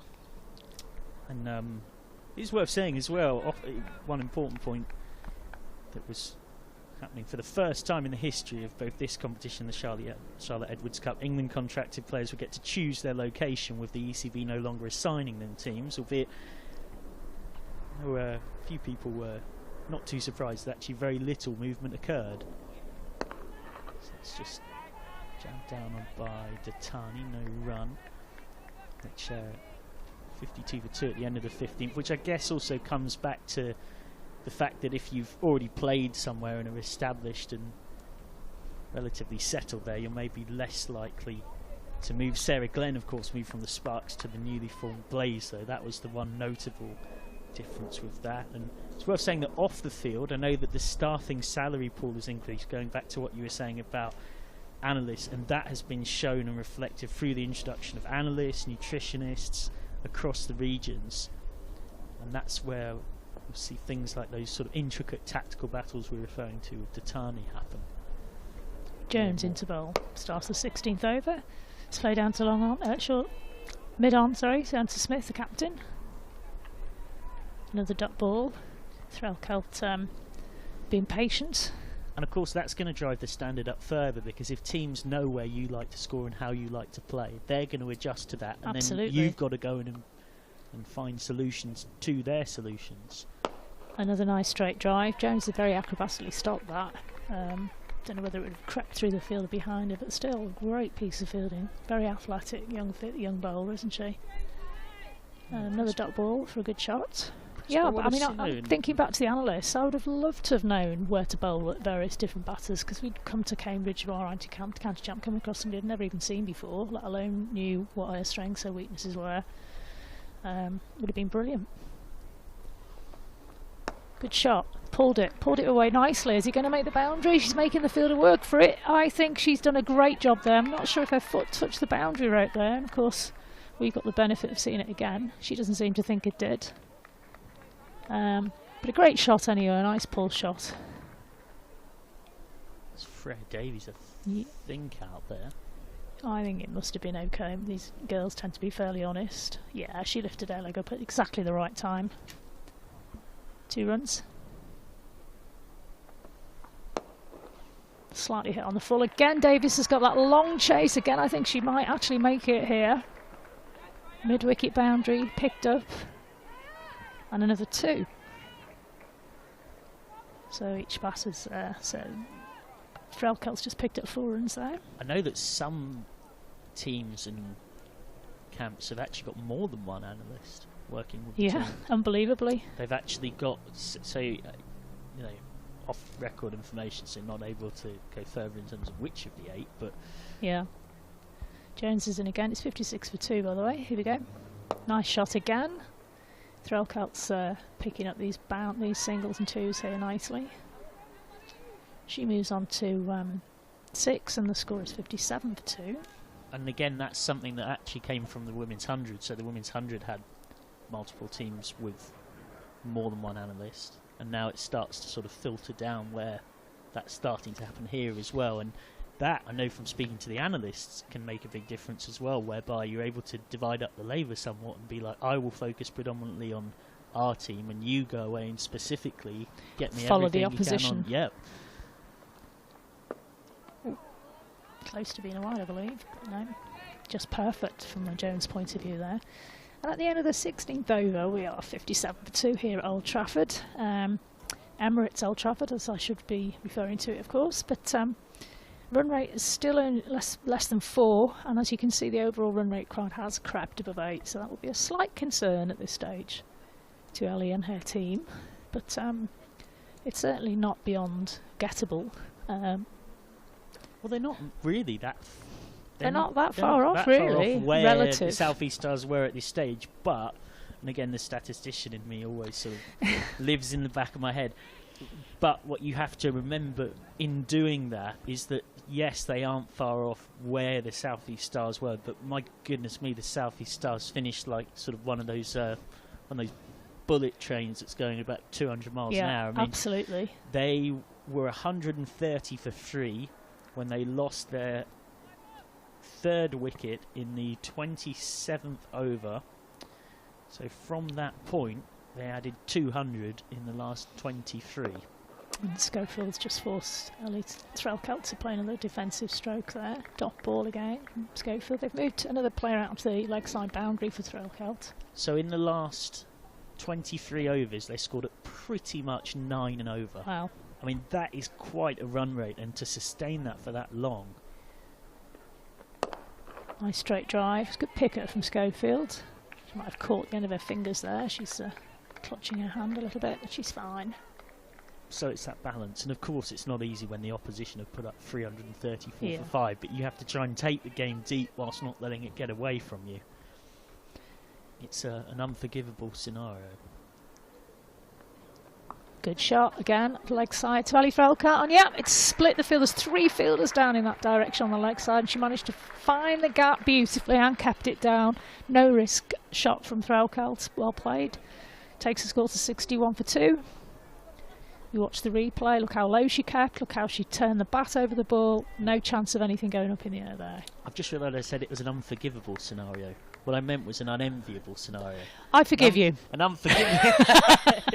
unforgivable scenario sounds like a slightly odd. Oh, I thought she'd nicked it then. Well bowled from Schofield, dot ball there. Me suggesting that it was somehow unforgivable to be out there batting in a difficult Michael, run. I think we all knew what you meant. I was too polite to pull you up on that, as you were too polite to pull me up repeatedly on my inability to remember the players' names. Well, 1-1 in that case. Here we go. Here's Schofield. 61 for 2. Oh, she's chipped it. Lovely shot. Straight over the bowler's head. You cannot set a field for that shot. It's gone for 2, possibly 3. No, they've just gone for 2. Again, it's about control, isn't it, with Threlkeld? You see there 2 examples. The leg side shot, she played with control. She made sure she didn't lift it in the air. That one, she placed it over the bowler's head. She didn't try and put too much on it. Playing herself nicely into the game is Threlkeld. Moves on to 12. Scores on 63 for 2. Bit shorter from Schofield. Rushed Ellie into the shot there a little bit. And at the end of the over, we're still on 63 for 2.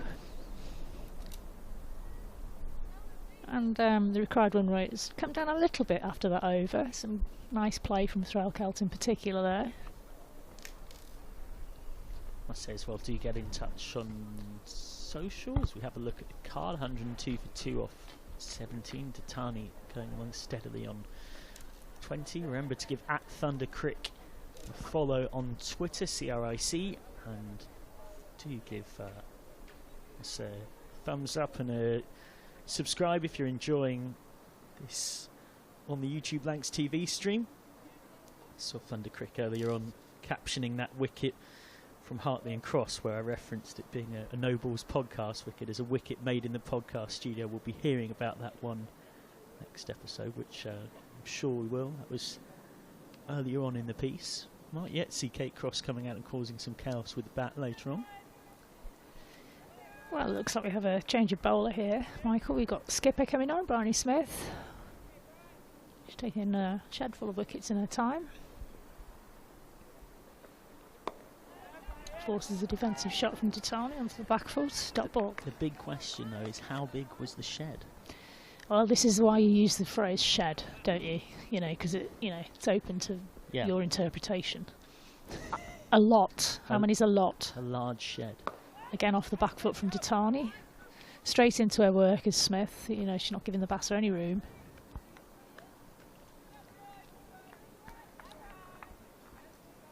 Good length.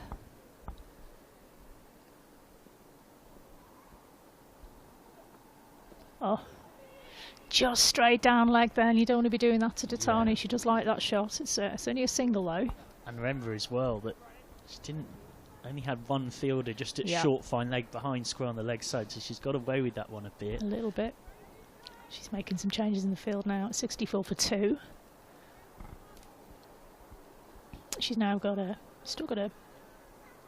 Oh, they're still moving them. Hold on. Be with you in a minute. Skipper's still making some changes. It's like Sabutio out here. Still doing the tinkering. Yeah, she's taken the third out. She's put a short square leg. She's got a deep backward square. Ring of 4 on the offside. Indeed. Ring of 4. Not a party ring of 4. Just a 4. It's gone down to one of those fielders mentioned down deep backward square. One-handed picker. Beautifully picked up, by the way. For 2. Yeah, from Bethan Mars. Who we might see later on herself. The spinner. 66 for 2.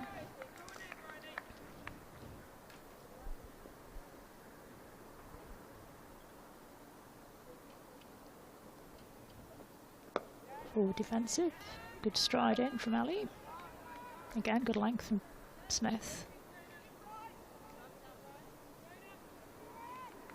She could do with a good season in this competition, Michael. I think she might feel slightly aggrieved that she's, as you said earlier, not been part of the England setup as much as she perhaps merits.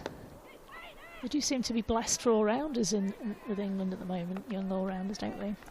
Yeah, not an easy position to be trying to break in. 66 for 2 at the end of the 17th over. Yeah, she was in that Commonwealth Games squad. Yeah. And has played 9 times for her country. International debut in 2018 in the ODI format, but is not played an ODI since. Broke back into the England T20 side last September. Yep. And got a ton against got 114 to help the Stars reach the eliminator last season. Game against the Loughborough Lightning. We might have another change of bowling here. Oh, it's our friend, the Smiler. Yeah, and ADR, as Phoebe Graham referred to her. I might just copy her and lead and use that in future. She will be feeling very confident about life out of Davison-Richards. She made 73 off 58 with the bat, and it's easy to forget now because of how Schofield accelerated on, but Schofield actually sort of played second fiddle in that partnership with Davison-Richards, and then she took on the lead role once Davison-Richards was out. Talking of talented England all-rounders, here's a prime example in front of us now. Straight on the button. Pinning Ditani down there, not much you could do with that. Yeah, was the Stars' joint top wicket taker in this competition last season with 9, level with Eva Gray.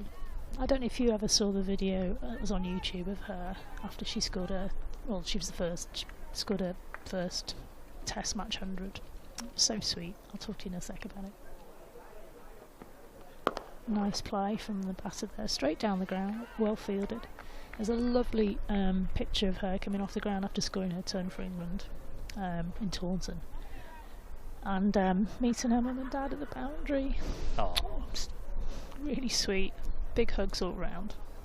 Sometimes it really is just the simple things. You sharing those big moments forget, with the people that you love and care about. Yeah.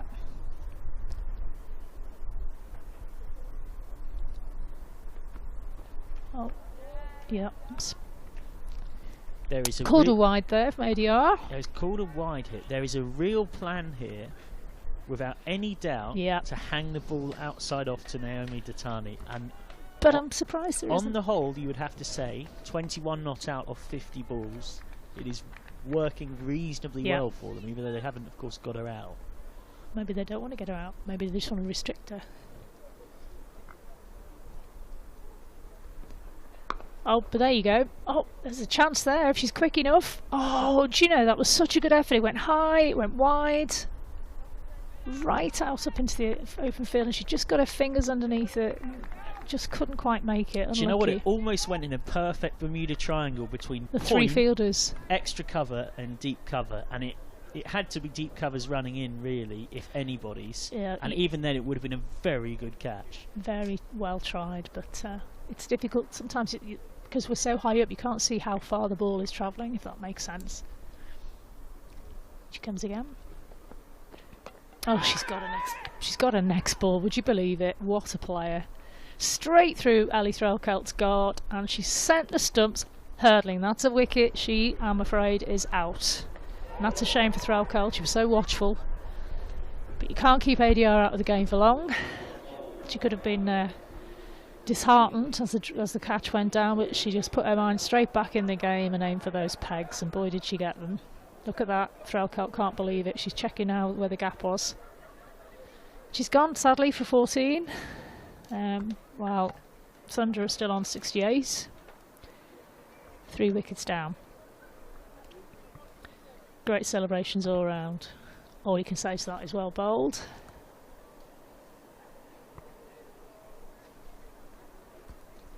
Southie Stars celebrating there, and yeah, here she comes. Here comes the boss. Deandra Dottin is coming to the crease, and I wonder what her mindset will be at the moment. Well, There's only one mindset, really, is that she plays as she plays. In an odd way, there's just nothing really to lose for True, DeAndra very Dottin. true. And it is worth setting up to. This is a batter in really good form. So at the recent Fairbreak Global event in Hong Kong for the Barmy Army, her final 3 innings of that tournament got 69, 42 and 75. And as the Women's Cricket Chat preview put it so perfectly, Jamie Ramage writing in his words, she can hit sixes like very few others in the women's game. And what's more, of course, she can do it pretty much from ball 1. So if she can get going here, it could completely change the momentum of this match and suddenly give the South East Stars a lot to think about. Yeah. Well, there is always a lot to think about when a player of this quality comes out to bat. Interesting field. They've got a deep fine leg, deep mid-wicket, sort of forward of square really rather than mid-wicket. She's forced her to play a rare defensive shot straight from the off, ADR or bowled. And there's a player also here in front of us that I nearly missed down at third, long third, deep third.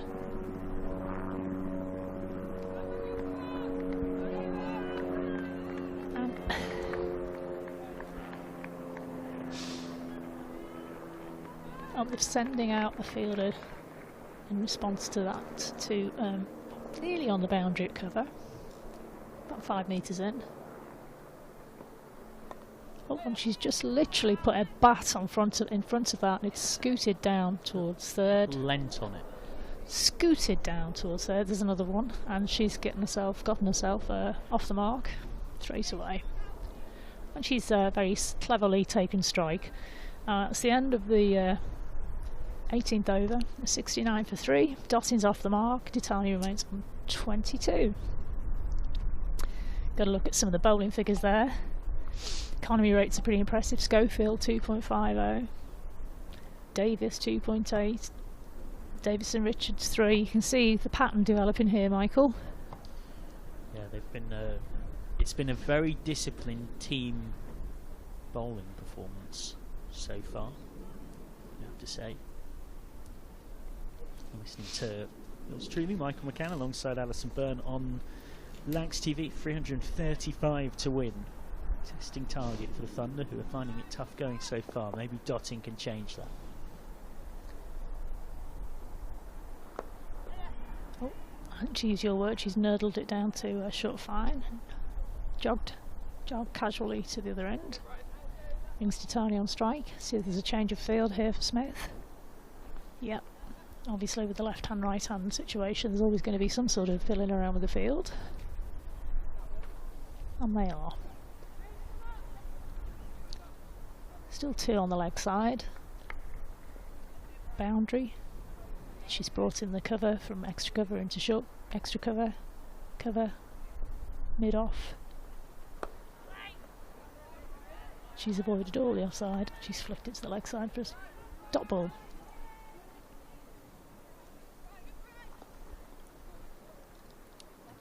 A DeAndra Dottin with a point to prove is dangerous for opposition teams. It is. That's Ditani, mate. She's gone for a single. Now you can talk about Dottin. Go for it. Now, that is not my words. That's the words of a man who knows far more about cricket than me, the Thunder coach, Paul Shaw. And if you've been following the life and times of DeAndra Dottin, you'll be aware that it's not been quiet recently, to say the least. Fielders moved back on the leg side, expecting that big shot from her. And she's gone straight. And unfortunately, straight for her point of view, straight to the fielder. Another dot ball. Score remains on 71 for 3. Amongst other things, there was that slightly odd last-minute omission from the WPL in India. The Gujarat Giants signed her, then cited a medical issue which Dottin herself described as bewildering. Forward defensive from Dottin. I think what we can say without doubt as viewers and lovers of the game is it was a great loss to not have her at the WPL. Oh, I'm really disappointed that she wasn't able to play, and I was thrilled to see that she was in Fairbreak, to be honest, because I thought, well, you know, the world needs to see a player like this. She's 31. I don't know how long we've got left to see her, though, you know, at this level. had a very impressive campaign as well with the Manchester Originals in the 100 back in August too, last year. Good over from Smith, and at the end, the 19th over, score is 71 for 3. Dotting on 2. Beg your pardon. The end of the 20th over. It's good a job I've got a statistician next to me, isn't it? Thank you, Michael. And to give the full quotes from Shaw, he said, in the 100 last year she played a couple of really impactful innings at Emirates Old Trafford against Welsh Fire, 67 not out, and Headingley against the Northern Superchargers, 68 not out. But then went on to say, I think she'll be happy with the 100 contributions she made and slightly disappointed with the impact she had at Thunder. She was one of our senior players who did okay, but she has really high standards. I think there's a little bit more to come from Deandra. Whoever starts on the Jimmy Anderson end, and that's a nicely timed pull shot from Datani. He'll pick up 1. Bowling of Rice Davidson Richards, bringing on to strike. Dottin. One thing that will definitely help this year, she's around for the full year, and that's always handy in terms of stability, settling into a team, roles, etc. All that type of thing. Captain Freldkeld saying she's a 3D cricketer. Adds a lot off the field as well. She's played a lot of cricket. He's great around the group.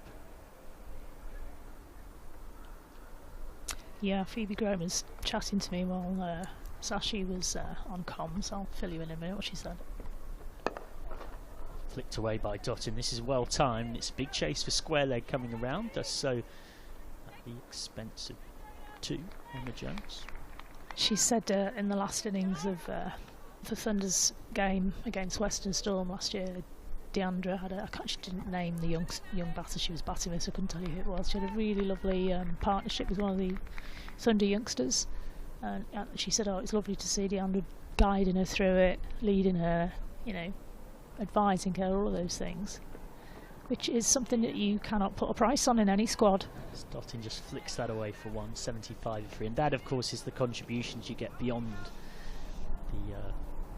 the runs and the wickets, where, as Shaw referred to, for a player of her extremely high class, he said she was slightly disappointed with her impact. Made 121 runs in this competition with a high score of 46. Took 6 wickets with seam bowling as well. Driven down the ground by Datani, no run.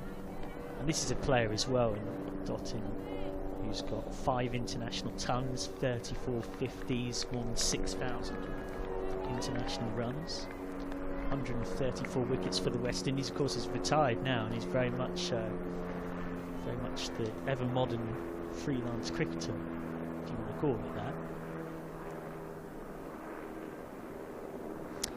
She's probably the most successful one as well. Yes, that's short, flayed away by Datani to deep cover point for 1, 76 for 3. Yeah, one of those players that will probably go down in history when the books are written, etc., etc., is one of those that really changed the game in the way women's cricket is viewed and played, both in terms of how she plays. The word trailblazer you have written, Alison Byrne, that sums it up in one word much better than I was doing in about 100. You're welcome. Dottin this time really tries to put the full blade through it. It's well fielded out there, deep square leg, but I mean, since that short boundary could be getting targeted pretty soon. That was a special pull shot, because 77 for 3 off 21. Sorry to interrupt, but she was so quick onto that, wasn't she? Are we getting tangled up here? Excuse us, viewers, listeners. Wires getting in the way. Yeah, she was so quick onto that last shot. Really, really lovely to see it. Controlled, kept it down. Having a look at that Manhattan, and well, it is quite a Manhattan skyline in the second half of the grid from the Southeast Stars, and that is what we were referring to when we were saying it's all well and good saying that in the first 20-25 they didn't go at an express pace, but as I alluded to, from the 27th over, when they lost that 3rd wicket at 130 for 3, they scored pretty much at 9 and over for the rest of the thing. And that really is quite something.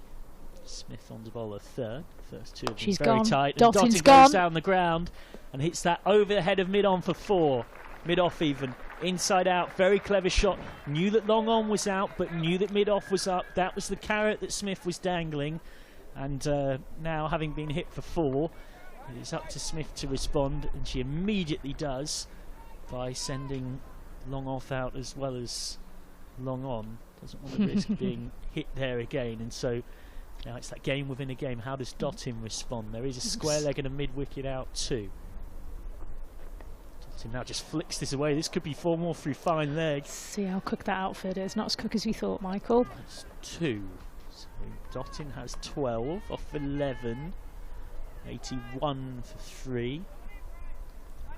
We could really do with an injection of her tempo here, otherwise there is a risk that required run rate could spiral out of control. It's already just short of 9. And we're not even at the halfway point of the innings. Party ring has suddenly become a very large ring.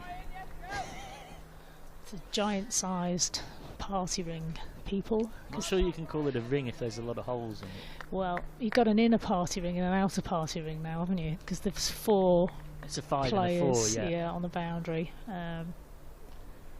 Understandably so. There you go. Dottin just.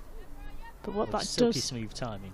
Sorry, what that does do is create lots of spaces for 1s and 2s. But of course, if it's bringing Ditani onto play, it's up to her now. So just, well, if I was her, I'd be trying to get Dottin on strike every single opportunity. Yeah. You know that Deandra Dottin is the kind of player that can make everything seem possible. Field now changing for Ditani. Ring of 4 on the offside with long off, that leg side boundary that's shorter, well protected. She's going for the quick, yeah, she's put pressure on the fielder there. That's good play from Ditani. She's managed to get through Phoebe Frank, then it will be dealt with by Alice Davidson Richards coming round to her right. 85 for 3. Fielder saw Ditani set off in a hurry and took her eye off the ball there, so you know she's putting pressure on. They've got to do that. They've got to do that if they're going to get anywhere near this scoreline.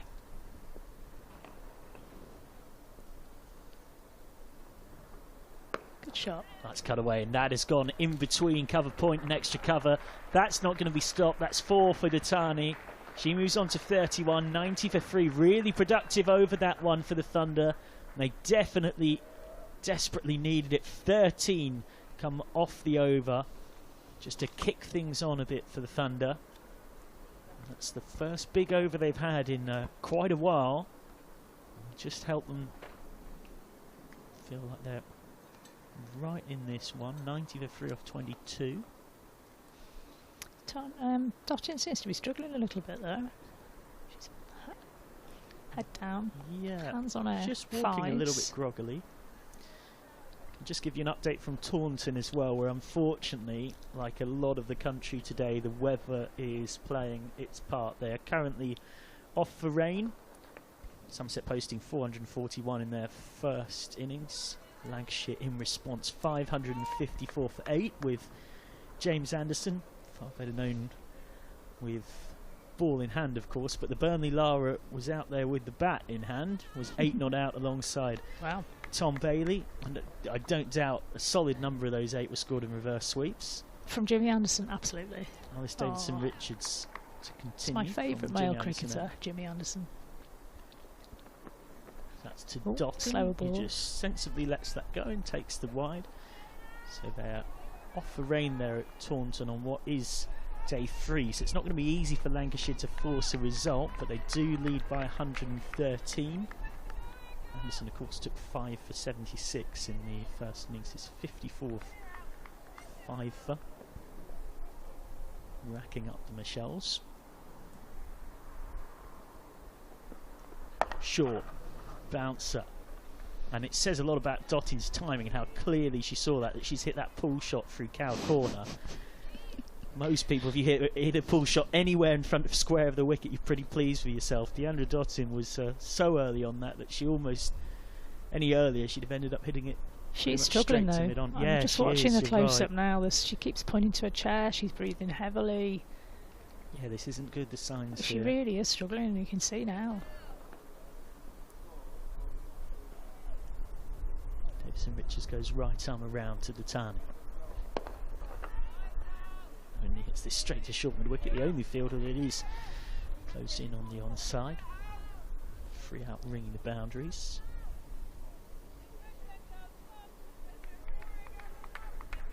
Well, the run rate at last has crept up above 4, Michael.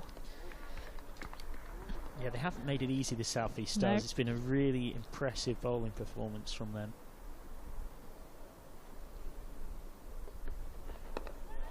She's taking that quick single. Turned away for 1. Yeah, Jatani is Trying to get her on strike, isn't she? She's doing a good job out there. Yeah. Dottin is sort of limping around. I don't know what's up with her. Let's hope it's just fatigue after a long tournament at the fair break and a long journey home. Hopefully she can run away out of it.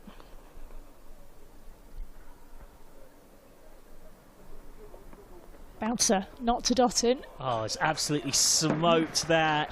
That is dispatched. 1 bounce 4 and was travelling. Well, Danny Gregory down at deep fine leg is only about 2 or 3 yards away from that and didn't have a hope in heck of getting anywhere near it. Pretty much blinked and it had gone past her for 4. That is superb from Dottin. That's the reaction time Phoebe Graham was referring to. Amazing. Oh, she's gone straight. And this one will be another one. It's great play from Dottin, isn't it? Oh, wow. It's lovely to watch. This is just what Thunder needed. This is going to get Thunder fans dreaming. They are past 3 figures thanks to those back-to-back boundaries from Dottin, who moves into the 20s and is looking quite ominous here. Suddenly the South East Stars have got something to think about. 101 for 3. This over has gone for 11. When you remember as well that the previous over went for 13.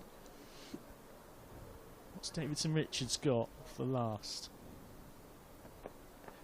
Dottin this time goes again. She's stolen the strike though. Yeah, Thunder fans won't mind that one bit. 102 for 3 after 23. So it's back-to-back big overs in a row. So the last 2 overs have gone for 24. And suddenly, he's just got that worm that you can see there ticking upwards. And it is pretty much exactly where the South East Stars were. But as I've mentioned before, in the last 22 overs of the innings, the South East Stars scored 204 runs. And that is a tickle above 9 and over, and that is the problem with following that direct comparison, is that you're going to have to finish like quite the rollicking train. But if DeAndre Dottin can stick around, I tell you what, if she's there in an hour or an hour and 90 minutes time, an hour and a half, my goodness me. Well, if she's in at the end, I reckon we've won. Yeah. I say we. Yeah, I apologise. I don't really see how DeAndre Dottin bats through and they don't end up winning it. Yeah, it is Danny Gregory to try and put a break on. Still the a Thunder. huge ask, though, isn't it? Look at the score, 230 behind. It's crazy. Gregory by leg spin. Just turned away by Dottin. Intelligently done, was trying to get it into that. Knows that it's a big old boundary out there and they were thinking of 2, they didn't take it. Was trying to just put it in that sort of awkward gap where it's far enough in front of the boundary rider that they can get to. They didn't get the 2, but it was the right thinking.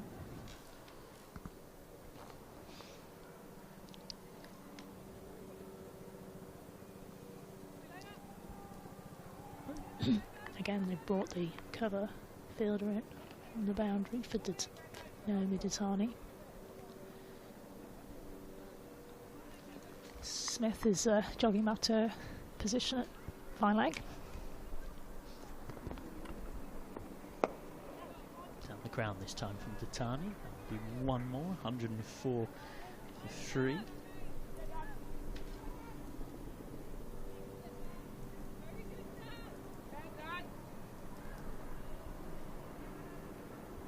Just looking to legs and lengths. We saw earlier on for Liv Thomas, not easy being a leg spinner in April. That's followed comfortably by Dottin to deep backward square for 1. Has at least got the benefit of it being probably 2 or 3 degrees warmer than it was when Thomas was bowling earlier on. Yeah, it seems to me that the flags have died down as well, so perhaps a little bit less wind chill.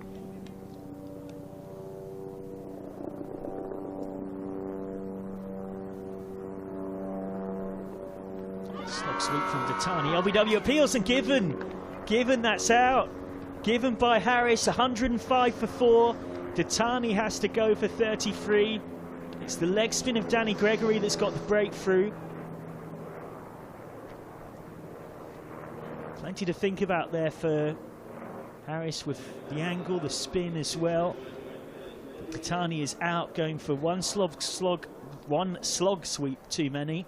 Out for 33 off 62, and the Thunder are 105 for 4 in the 24th. That's a shame, because she'd worked hard for her 33 there. Seemed a bit off balance when she was playing that shot. She fell away from the ball.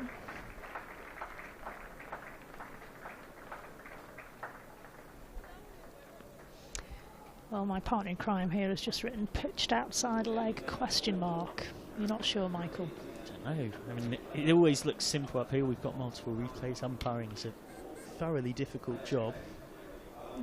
Just wondered about the angles. As we say, we are slightly to the side of the pitch, so it's hard for us to judge. But we don't have the best angle on it.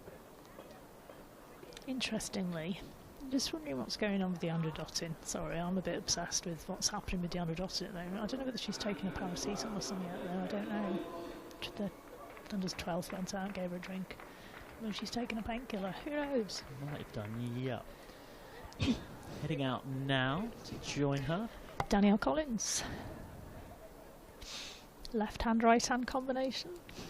Yeah, but it is something that does make a difference. It's awkward for opposing teams to have to deal with. I know a lot of sides factor that in with the ever-modern, flexible batting orders.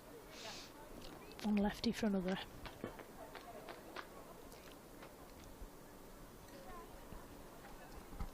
Is field just being adjusted for that with a 5-4 leg side field. Of course, Gregory will be turning the ball into Collins.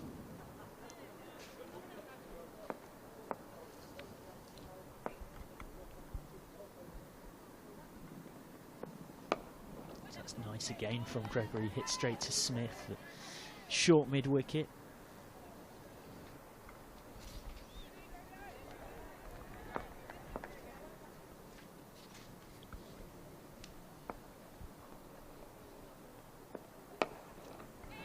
Played out to long on by Collins, who'll get off the mark now. 106 for 4. We'll keep the strike at the end of the 24th. Worth mentioning as well for those who may be new to things, or maybe those old timers who just fancy a reminder of the format for this Rachael Heyhoe-Flint Trophy. Double round robin. Every team plays 2 games against every other side. 8 teams in the competition, of course. So 14 group games. You get 4 points for a win, but interestingly it's not quite a simple 4 for a win, none for a loss. You get an extra point if your winning team, if as the winning team your run rate is 1.25 times better than the team you've beaten. And if there is a tie in the table, as unlikely as that is after all those games, it comes down to highest net run rate, then most points in the head-to-heads that the two sides have played. Then we're into better bowling strike rate. And well, after that point, we're on to drawing of lots. So here's Davidson Richards to continue from the Jimmy Anderson end. Beautifully bowled. Doesn't quite get the edge of Collins' bat, but that is magnificent stuff from Davidson Richards. I noticed on there as well, and those that remember that 2019 World Cup final, there's nothing about boundary count. Ah, yes. It's an interesting one, isn't it?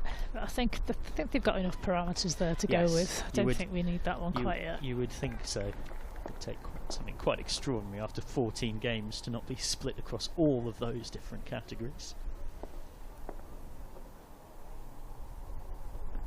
So that's away through cover point, managed to split the fielders, but even then a direct hit would have been out. Dottin was scrambling. Well, it was Collins who called her through. It was good athletic fielding out there from Emma Jones, who got there and we were nowhere near in line in our commentary box position, but you didn't need to be. If that was a direct hit, that was out. Yeah, I think so too. I don't think Dottin was quite ready for that call, to be fair. No. And I don't think she would have thanked her for it either, especially after just taking a breather. We've mentioned Dottin's been somewhat limping around a bit.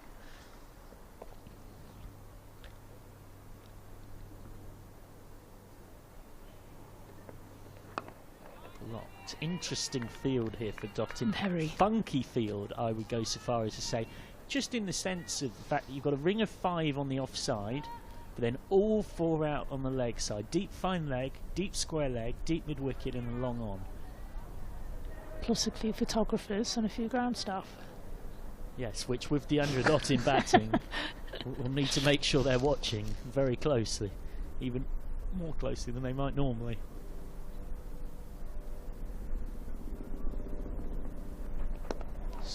Cleverly bowled. Dottin just drops a bat on it, wanting 2 here, but they won't get it. Enthusiastically fielded. The 108 for 4. Dottin on to 26 off 21. The fielder encroaching a little bit more in for Collins on strike.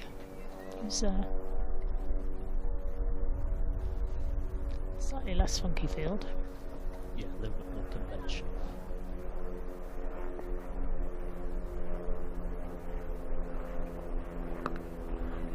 Straight back, top ball. Interesting to see as well that Regional Director of Women's Cricket for the North West, David Thorley, also commenting. Returning said, "We're thrilled to be able to welcome Deandra back to Emirates Old Trafford. Here with us for and available for the entire regional domestic season is a real advantage."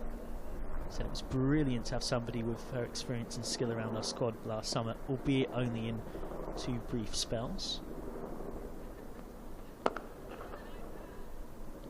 To add, so we're particularly looking forward to having her around for a much longer period of time, which will hopefully lead to lots of productive performances out on the pitch. 108 for 4 off 25. It's been a real winter of transition for us after adding experienced players such as Naomi, Fee and Tara to our squad, and we're really pleased that both Steph and Hannah have accepted our offers of pay-as-you-play contracts for the summer, with younger players such as Liberty, Saren and Daisy also signing contracts. So there's competition for places for that 11 will be fierce, with so many talented cricketers looking to play. And I guess that goes back to what Paul Shaw was talking about, which is the 5-year plan.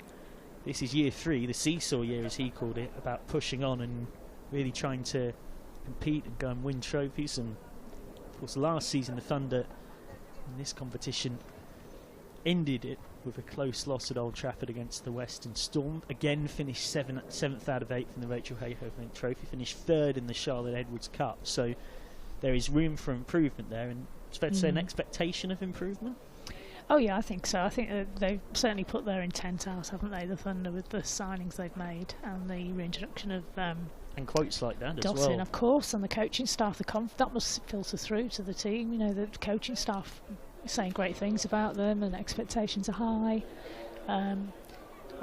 They've talked about the promising youngsters coming through, so the young players have got motivation to keep playing. There's pressure for places now that perhaps there wasn't. I mean, we have the likes of Phoebe Graham not playing today. We've got Phoebe Graham, you know, I watched her play a few times last season. She's, you know, she never lets the side down, but she, in conversation with her, she was talking about, yes, I've had things pointed out to me that I think I know I can improve, and I will improve them, and I want to be in the first team. You know, she doesn't want to be going up to Glasgow tomorrow to play Scotland. She'd rather be here. And that's got to be good, hasn't it? You've got players pushing for places. Yeah. Same in any sporting team, isn't it? If you think, oh well, I'll be picked every week. Yeah. You know, apart from the internal pride of wanting to do well, there isn't that external pressure. And obviously, if you've got pressure in any situation, the cream will rise to the top. You know, if you press hard enough on people, you'll see the ones who, in match situations, will react better under pressure. Some players have all the skill in the world in the nets, but it's doing it out there on the pitch, isn't it? Yeah, and that's where again the increase in that salary pool makes a difference too. The 250,000 that the ECB recommend be split across 10 players receiving 25,000 each. You've got 101 professional women's cricketers in England as of last week. That is a massive increase, and that again is going to filter down hugely. You have a whole pile of players who now can solely focus on being the best cricketer they can be. Gregory coming in to bowl the first ball of the next over, 108 for 4, and Dottin's gone big again. Not quite as elegant as her previous shots, but she'll still get a single for that, out towards deep mid-wicket along the floor. Brings Collins on to strike. And the field moves around again for the lefty. Difficult for a leggy to get their line and length from this left and right hander consistently. She's doing a good job as Gregory. She nailed that one as another dot ball. Scores moved on to 109 for 4 after that quick single. Gregory flicks her ponytail. It's a distinctive plaited ponytails, and off she goes again. Collins off the back foot, plays it into the ground. Gregory picks it up easily. It's actually turned out to be quite a lovely day here in Manchester, much to everyone's surprise.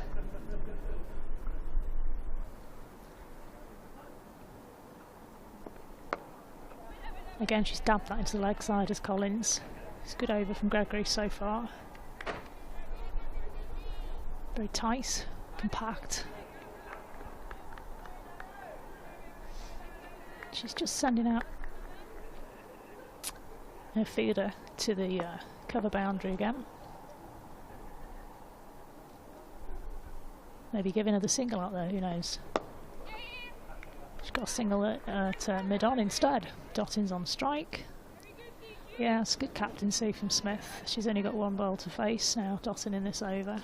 We've still taken out all the artillery out to the leg side. Famous last words, but I like what I've seen of Gregory with the ball so far. And I don't think Dottin's going to let her settle. This is going to be a good contest.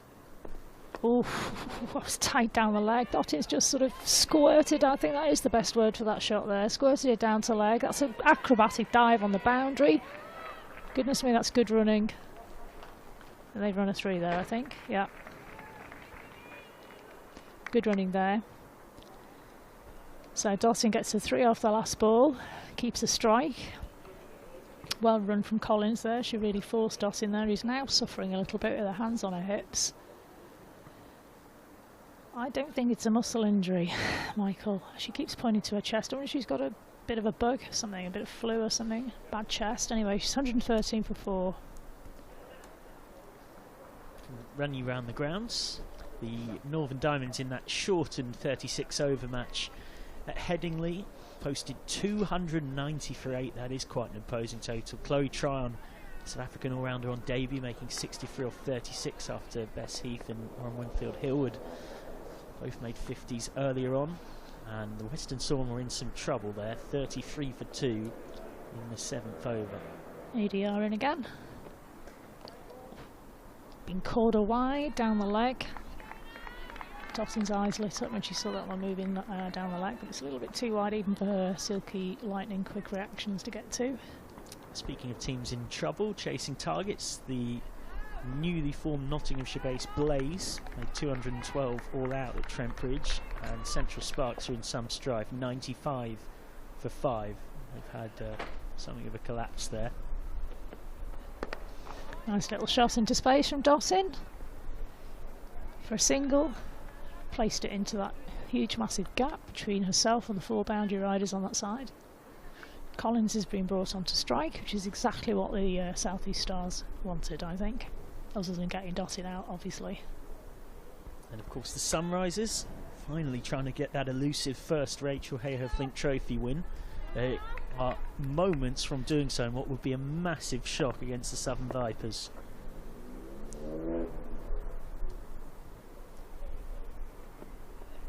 Nice little flick from Collins. Dottin's quick to call through for the single. And if one wasn't already aware of the enormity of that potential surprise In fact, it was a leg bye.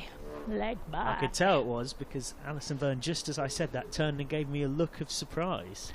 Indeed. Because the Sunrisers, having posted 288 for 7, Grace Scrivens, ever so dependable for them so often, Jodie Grewcock and Maddie Villiers all hitting 50s.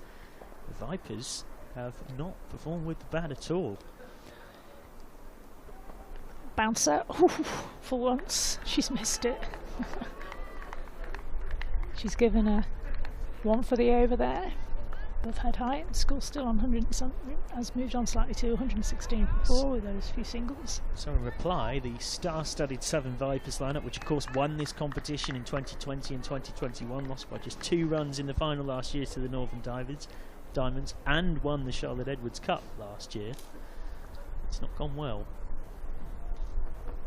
Slow ball. Oh, it's close to the fielder, but she's driven that straight. Absolutely lovely shot from our friend Dottin. For 4 runs, that's taken the score to 120. Should be pleased with that. It's a controlled drive. Very controlled. So, well, it's funny that we're talking about this just as the final wicket has fallen. So, the Sunrisers do finally, after a 3-year wait, have their first win in Rachael Heyhoe-Flint Trophy history. Congratulations to them. They have beaten the 2-time champions and last season's runners-up, the Southern Vipers, and they haven't just beaten them, they have beaten them by a big margin. They've won by 126 runs. Wow. Well, I mean, and a lot of the credit must go to the youngsters in that team. Dottin's gone for a big hit again. It's just not quite timed that one, and it's just landed at her feet practically. She's laughing. She knows she's missed out there by her high standards. So they needed 289 to win, the Southern Vipers. Maya Boucher made 57, but nobody else got to 25. Danny Wyatt made 24, and Alice Monaghan also made 24. Bundled out, you would say, for 162 in the 36th over. What a result. Anything's possible. She's dabbed that. Adios had a little tumble as she's tried to get in the way there. Dottin's pushed it forward to the onside there for a single. 121 for 4 off 27. Let's have a look at the wickets that have fallen so far in this one. Franklin's gentle outswinger just getting a little nick through to Shatley. Bat of Lamb. And that was a gorgeous piece of bowling from Davidson Richards to get rid of Frelkeld for 14. Gregory getting Naomi Datani LBW for 33. That leaves Dottin and Collins to pick up the pieces. Morris making 18, bowled by Schofield. So 1-2-1 for 4 after 27. Here comes Gregory. Little flick. It's the onside into mid wicket. She's going for them. Oh, do you know that would have been close again, you know. She's got shied, 1 stump to aim for. Risky single that. So we are now pretty much at the exact point in the first innings when the 3rd wicket fell. Okay. And the Stars were 130 for 3. But of course what happened next was carnage. Carnage. Great word. Straight drive from Collins. Nicely played into space for a single. Easily picked up there. Davidson Richards made 73, of course. Paige Schofield made 111, not out. Between them, they put on 143. Just 18 overs for the 4th. And then Emma Jones' quick 18 helped them kick on afterwards as well.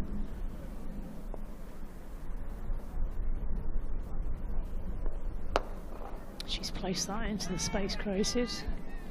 Again, for another single from Dottin. South East Stars will not be bothered one little bit by these singles. No, they won't. There will be an element of concern for them, absolutely, though, that Dottin is still there and looks very good. That is the other counter to that.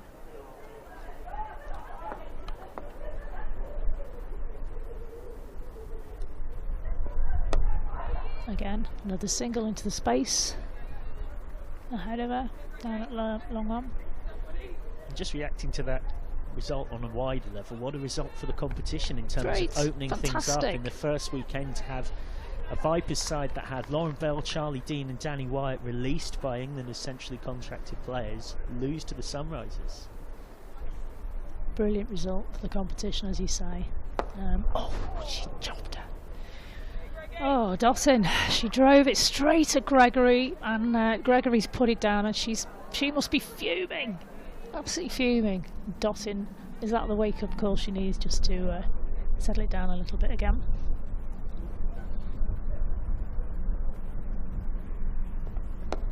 Again, she's placed it in the gap. It's difficult Down to though, long because on, when single. the required run rate is already at Yeah. 9.5, you can't be very settled for too long. And as you alluded to with the singles, 5 singles from that over, that's a great over.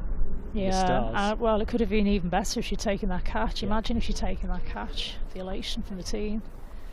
But yeah, I sense that if anything, Dottin's just going to go for it even more. If she's struggling to run, she won't want to be taking 7 or 8 singles every, you know, 1s and 2s, will she? She'll need to play these big shots, and actually in reality now we've got to the point where she will need to play them anyway, hasn't she? And you can see how that run rate graph really, particularly from sort of over 40 onwards, just kicks on and takes off. And that was excellent. Davidson, Richardson, Schofield. Now, who have we got coming on? It's 126 for 4 at this stage. We've got McDonald Gay coming on to bowl. Talented teenager. Yeah. Quite pacey. Dottin's gone for her. Swung it down to the leg side for another single. So Paige McDonald-Gay is 19 years old, unless there's been a mess up on her birth certificate. She's already in England under 19. Yeah. An England age group international in hockey, not even in this sport as well, for good measure. Last season didn't play that much for the Stars because of her hockey. Walked into the 100, played as a regular for the Oval Invincibles and won it. And then, as if that wasn't enough, a few days after that, ran rampant against India 2. Oof, I thought she'd cracked through the guard then. Couldn't see the ball. I thought she had. That would have been a perfect illustration of the point that I was making. I could have added, and it's just got a wicket there. And you know what's interesting now? She's going to have to choose between hockey and cricket. And the one thing cricket has got over hockey is what? Professionalism. Do you know what? Yeah. That was quite creepy. Why? Because I didn't know whether you were asking me or doing a self-referential thing. Bit of both, really. I was edging my bets. And that was genuinely the exact word that I had. No way. Like, that was the word. And I was like, oh, look at this Alison finishing her own sentence. But yeah. So, I don't know. I'm not suggesting that that should be the only reason she makes her choice in that way. Far from it. I was hockey, cricket myself. It's great sport. And do you know what? This is a dynamic within women's sport that people forget is really important for a sport, which is the more professionalised you be, the more attractive you become for young women to go and play it. It's a really important factor. Well, maybe not to go and play it in the instance, but to continue with it. Yes, that's the difference. You know, but because most top-level athletes tend to play multiple sports as a teenager, and then there comes to a decision point. Now, as did Dottin. Athletics, exactly. International javelin, I think it was, wasn't it? Yeah. Oh, yeah. And you come to a certain point where you have to sit down and work out what am I going to do long term. Good over though. We're talking about her as if she's not there, and she's bowling a cracking over. Look at those dot balls. She's absolutely pushed along, raced through it. Great over from McDonald there. Only 2 off it. Just what you need at this stage if you're a South East start. If you're Bryony Smith, basically, that's just what you needed. 128 for 4. Because I don't think it's too controversial to say once upon a time, a generation ago, if you're a young woman who's a talented athlete, you're probably looking towards the likes of tennis or golf in terms of what you can earn. If you're multi-talented... With all due respect, not sports that young girls play at school. Well, tennis, slightly. Yes, this is true. But you know what I'm trying to say. Yeah, if you're multi-talented and you're playing that, or you're playing... And women's football's experienced this as well, whereby now it becomes, particularly in the last 10 years, so much has changed so quickly. You're at a point now where that next youngster who's got fantastic hand-eye coordination and can do multiple sports very well, as Gregory continues. Davina Perrin's another one, Central Sparks, really talented athlete. Your sport then becomes that bit more attractive, and then it becomes a virtuous circle whereby those players play it, the standard goes up even further, everything kicks round, etc, etc. Gregory's been given another over, unsurprisingly. 2 dots. And of course, it does no harm to your individual sport if you become a sport that is more attractive for someone to be choosing to play when you've got that decision making. But I also think you've got the point where you've got cricket has gone professional, football's gone professional for the women I'm talking about. Yeah. We've got rugby union, rugby league becoming more and more professionalised. We've got professional golf players. Obviously, tennis has been professional for a long time. So we've got now women seeing other women making a living from sport, and there's a range of sports they can make a living from, which is a remarkable transformation, even in my sporting career, and also as a PE teacher, seeing it from both sides. Gregory's just ticking along here while we're chatting, doing a great job for us while we can have our chat. We're just bowling dot balls. Incredible bowling. Really 4 in a row. To come on as a leg spinner and have this much control in your first game of the season, really impressive.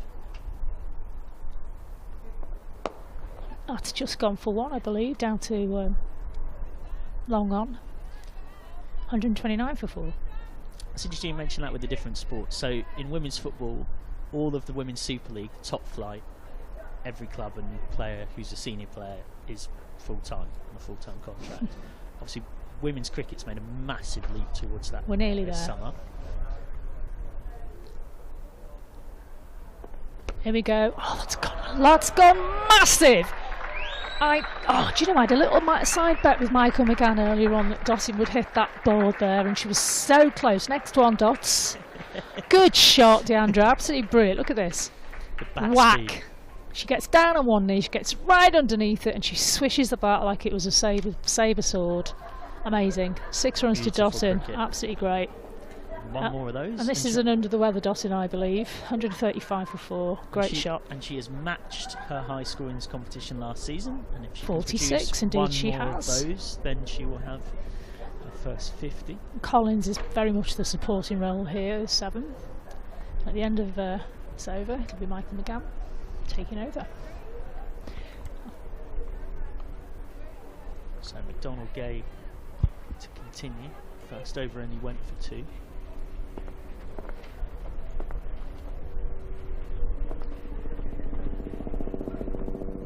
Oh, and Dottin really wants a single there, and they are going to scramble through for 1. It's good running.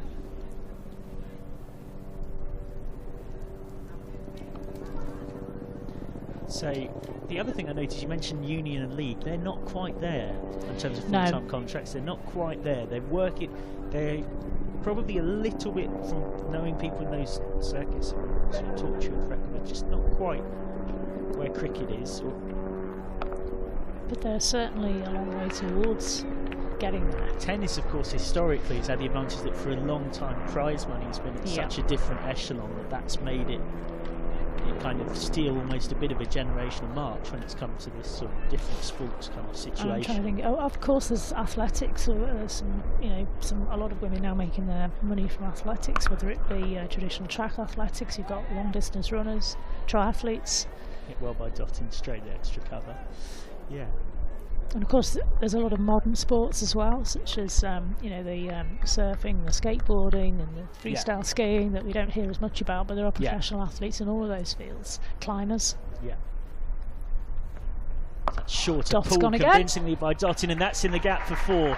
Dissecting square leg and deep mid wicket That's perfectly. her 50. What and a way! That is her 50 for the Thunder off just 37 balls.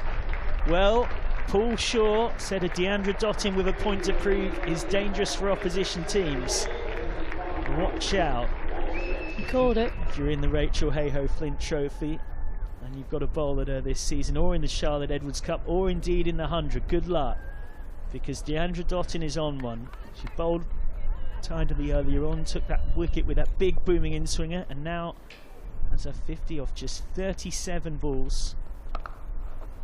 Dottin this time can't get it away for 1. 5 4s and a 6 in that knock, and realistically it has kept them in the contest, because if it wasn't for Dottin scoring a 50 that quickly, then really would be getting towards beyond difficult and not far off impossible. With Dottin there, they'll still believe that goes straight to extra cover. The required run rate is still beyond 10, even with brilliant batting. 140 for 4 on 31st. Yeah, it's looking like a big ask now if this is a 20 over comp. Looking for 10 and over, but of course the big difference is you have 10 wickets, don't you, in start of a 20 over. We've only got 6 left here. Crucially, one of them is this young lady here. Oh, this is a look at some of her finest shots from that innings. There's been some particularly delightful pull shots, but then some real belts with great timing down the ground. You can see that high back lift and then just coming down on the ball in such a stylish and sort of dismissive manner that must be so intimidating to bowl to us. Here's Gregory, and down the pitch comes Collins. Gets one out to deep mid-wicket. Moves on to 8. And just continue to look at some of those delightful strikes from Dottin. That bat is vertical, isn't it? Yeah, amazing. Proper unweighting. Yeah. Getting it Come right on, then. up there. Do what you want, I'm ready. Here's Gregory. Dottin just has to push that away. I'm intrigued about this contest though, because Gregory's bowled really well. Dottin has been a little bit more watchful against Gregory. Definitely. Credit, and with good reason. Credit to the young lady, she's bowled really well. 24-year-old leg spinner.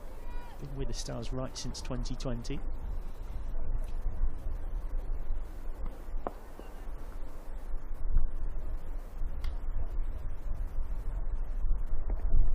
So this time he turns this one away. So again, a version of that field that we've seen so far, pretty much all in on the offside and all back on the onside. Now fair adjust for the left-hander. South East Stars, of course, formed in 2020 when the Kia Super League was replaced by the Rachael Heyhoe-Fint Trophy in the Charlotte Edwards Cup. Turned away out to Collins mid-on. thought about coming down the track then, didn't she? And changed her mind at the last second, but it's a good sign of intent from Collins. She's going down without a fight.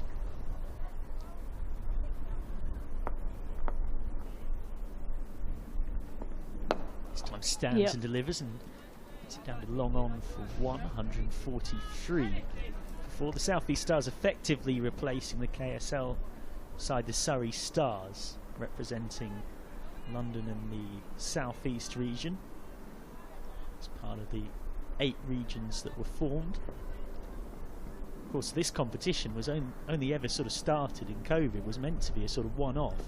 As Dottin has smashed that long, that's going to take some catching out at deep mid-wicket, and it is caught. It's the end of the Deandra Dottin show. 51 off 42, but it is Gregory who wins the battle. 143 for 5, and a fine innings from Deandra Dottin comes to an end. What a joy it has been to watch it live. 5 4s and a 6, but perishes looking for a second maximum. And with her departure, the Thunder will fear that their hopes might just be walking off with it. Bar a miracle. Well, I'm a bit worried about her actually. I'm concerned. She just does not look herself. I mean, if she can pull off a performance like that when she's not 100%, all I want to do is see her when she's fully fit and rampant, and then we'll I saw her hit 6 6s here, Welsh Fire, but very well played, Deandra Dottin. Yeah. Yes, in one sense encouraging about playing that well, doing what she didn't do last season, which was hit a 50 in this competition, but on the other end hoping that that's not something much more serious than might look, because limping, seems to be sort of holding her chest at various points. That was the end of Deandra Dottin, and it's going to be very difficult for the Thunder from here. There's still a long way to go. 18 overs left, required run rate of 10.6. Well, psychologically, do you think these players will realistically think they're going to do it? And if not, will that release them almost? Will they just go for it? Yeah, sometimes the mentality of what have I got to lose can actually be very dangerous for an opposing team, because of someone without any fear or stress or anxiety about what might go wrong because of not much being expected. Liberty Heap is the new batter. Oh, okay. I think she's a bit of a party girl as well, but she really does whack them when she wants to. And that's going to be a quick single out to long on. Although, I do have to pull you up just to owe respect to what Phoebe Graham said, because Phoebe Graham was extremely specific about what party time meant, and I don't think Liberty Heap qualifies. She's not. She's a dotting type. Yeah, exactly. So the party time thing specifically refers to a player that sort of scores at a moderate rate, gets themselves in, and then has the license because it's party time and they've set themselves and they're in. Liberty Heap has the capability to go from ball 1. Ring of 5 on the offside. Heap facing up. And that's a little nick, and that's a bit of luck. That's going to go for 4. That would have gone straight into first slip's hands. But no slip at this stage of proceedings. 150 up for Thunder. And up thanks to the edge of Heap's bat. Flash it one outside that off stump. Off and running Liberty Heap, who in the last Thunder game of 2022 hit 36 not out off just 18 balls in her first game at Old Trafford. So that's short, and that time was pushing and prodding at that one, which that innings here would have been a dream come true for a true local, a Burnley native. She said in her words that she wanted to do it ever since I got into the Lancashire youth setup as an 8-year-old. She's now 19. So here's Heap playing a beautiful shot. Over the top from Heap, great shot. Mid-off, and it is going to just about go for 4. So 2 boundaries and 3 balls from Liberty Heap, who is very much setting her stall out here. Nothing to lose. 150 up for Thunder. Great shot from Liberty Heap, as you say, what you'd expect from a player. So we need a word for players like Liberty Heap, really. Fearless is the word. I think well, it's a good word. The person who is the person who we all look to for guidance on such matters has just arrived. The party has arrived. The party that is Phoebe The new Graham double act for Thunder. And Sachi Pie. What should we call them? Phoebe and Pie. It's McDonald Gay. Does he go again? No, she doesn't. Just straight bats this one. 152 for 5. 1 ball left for the over.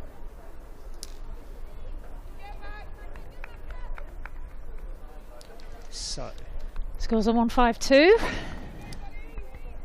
Still a long way from that harsh target there. Still not even halfway, actually.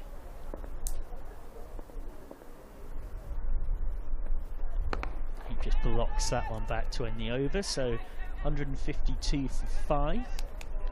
33 gone.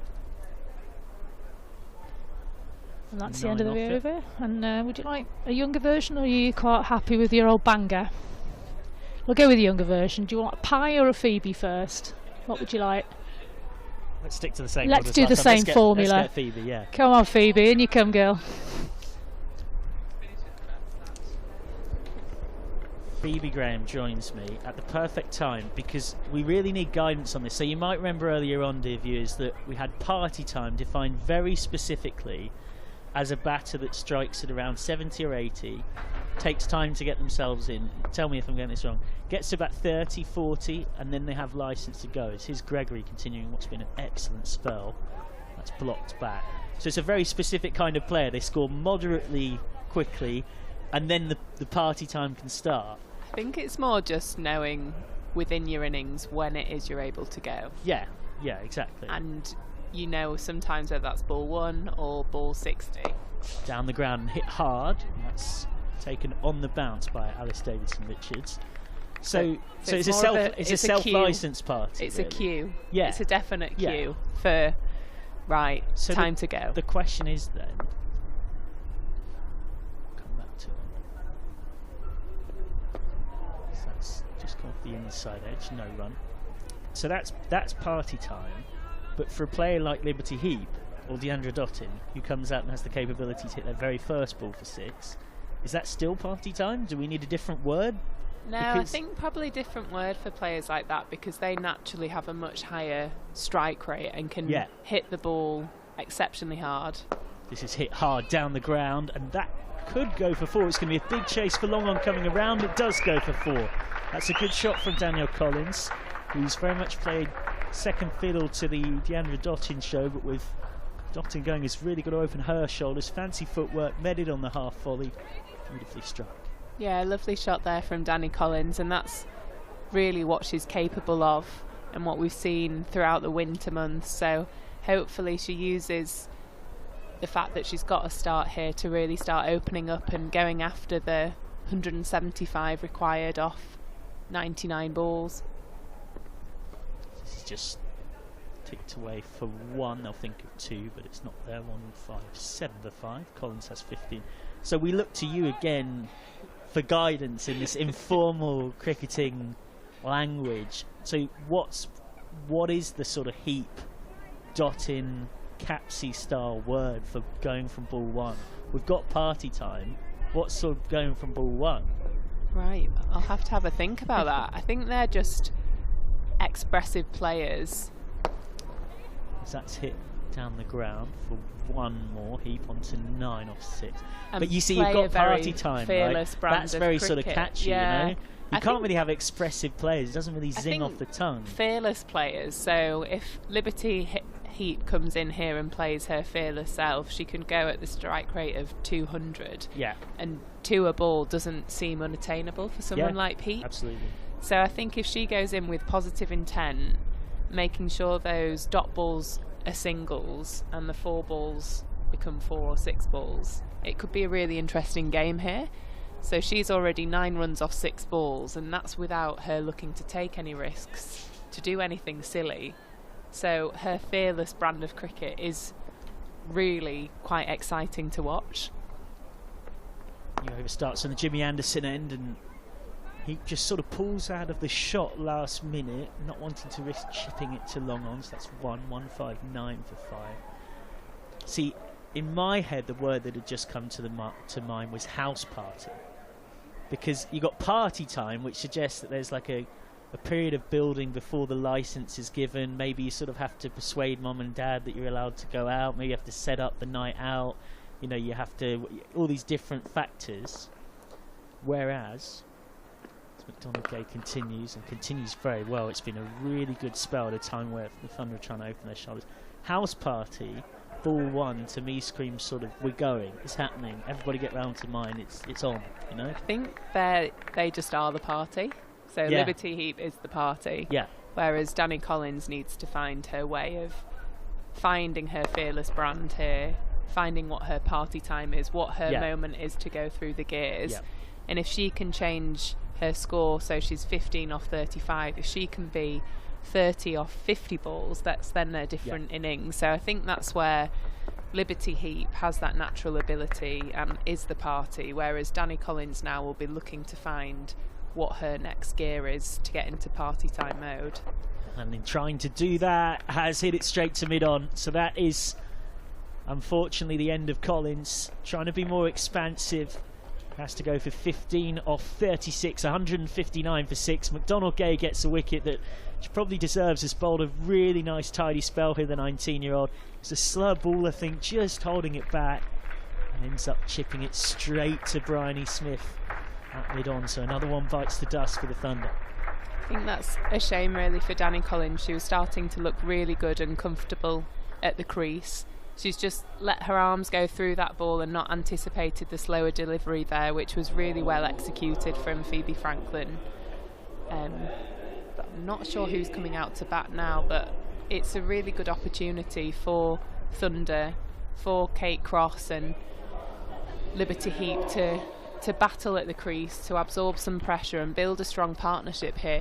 It's a big ask. It's going at 2 a ball for the next 18 overs or 16 overs that are left, but it's not impossible, and I think that's where if these two can establish a good partnership, you never know where the game could end up. Yeah, Kate Cross, someone who's probably best known maybe to sort of more casual women's cricket fans for her bowling, for her impressive swing bowling, a bowl at pretty much any time of the innings, but has worked incredibly hard on her batting for a long period of time now, and at 31 has actually put herself in a position where you would describe herself as a very dependable and versatile lower order batter who's capable of adapting to the situation as well, and very much in vogue with the modern game. You know, there would be a period of time, a generation ago, where a player like that might see their batting as very much a second thought, but has actually got herself to a point where she can be a very dangerous hitter when it's her day. Yeah, definitely. She's a really effective lower order batter, and actually in domestic cricket she's a very, very good number 8 and could really be pushing for a number 7, number 6, even number 5 spot. So I think this is a really good opportunity for her.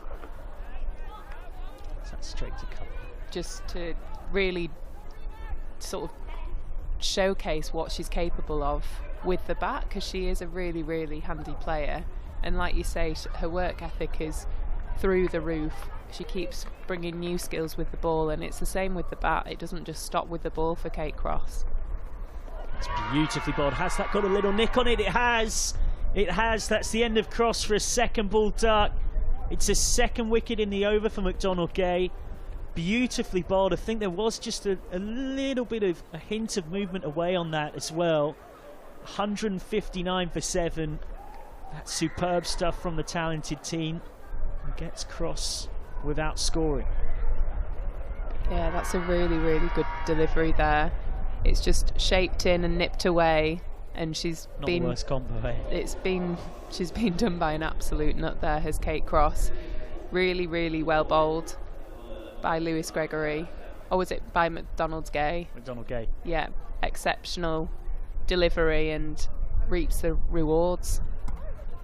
I mean, to give you an idea, this is no surprise to anyone who's followed Raina McDonald-Gay for a period of time. This is someone who got 6 wickets for the England A team just days after winning the 100, as you do, including a hat-trick for the England A team against India. Got the likes of Shafali Verma, Harmanpreet Kaur and Deepti Sharma out. And in her words said, I just went into the game and just bowled like you did in the 100. I think the main concept was just bowl at the stumps, and if you bowl at the stumps you can't go wrong, which made doing something extremely impressive seem incredibly simple, which I guess it all does seem incredibly simple when you're that young and impressively talented as she is. So out comes Liv Thomas, might well be facing her fellow leg spinner in Danny Gregory, but not yet because she's at the non-strikers. Cricket is a simple game when you just boil it down to what you do, which is hit the ball, bowl the ball. Miss Gregory. Nicely bowled, and she has bowled a really good spell here, Danny Gregory. Yeah, that reminds me of one of my more sarcastic descriptions of cricket, which is trying to hit a small ball over a rope with a stick. That's exactly what you're doing, isn't it? As that swung away lustily, smacked through the onside, didn't quite get all of it. It plugs in a deep for 2. It was a clever shot because she knew that even if she doesn't time all of that Liberty heap, she's not going to be out because there's a deep mid-wicket and a deep long on, but the mid-wicket is quite square, so there is a significant gap there for that slog sweep that she attempted. Yeah, a huge pocket there on the leg side. So that's hit hard down the ground. This is a catching chance, and it's not taken. It was hit hard, and it actually dipped a bit late on Alice Davidson-Richards. It would have been a good one to get. It was not a simple grab. 162 for 7. Thomas on to strike now. Heap not scared of taking on spin and slower bowling. That was something that she was renowned for in that England under-19 team, and in her last innings for Thunder, the last game of the season last year, went at strike rate I think of 180 doing that. So that's blocked, and that is the first ball that Liv Thomas has faced. I can tell you it's better than that because it was 36 off 18. It was bang on to a ball. There you go. Not a bad way to casually stroll out and play at Old Trafford for the first time, as you do. It was awesome, really. Again, and that's just nudged away. They are going to take a quick single here. Chance of the bowler's end. Direct hit might have been interesting, but that wasn't really an option because Gregory had come in front of the stumps to try and take the throw. So end of the 36th is coming up after this ball. Thomas off the mark. Heap on strike. Might be eyeing the single, but I think if it's in her slot, she's just going to go for it. Has got to at this stage. And does. Hits that hard down the ground. That's a great shot. I'll think of 2. And they will take it and they'll get there comfortably. 165 for 7 then at the end of the over. Heap has 15 of them.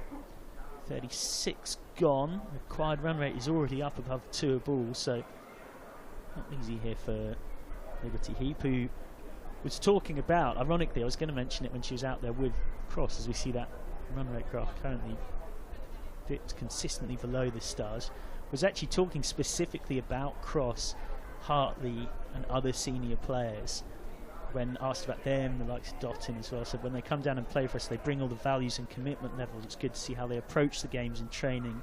We've got a good balance between the socialising and the cricket life.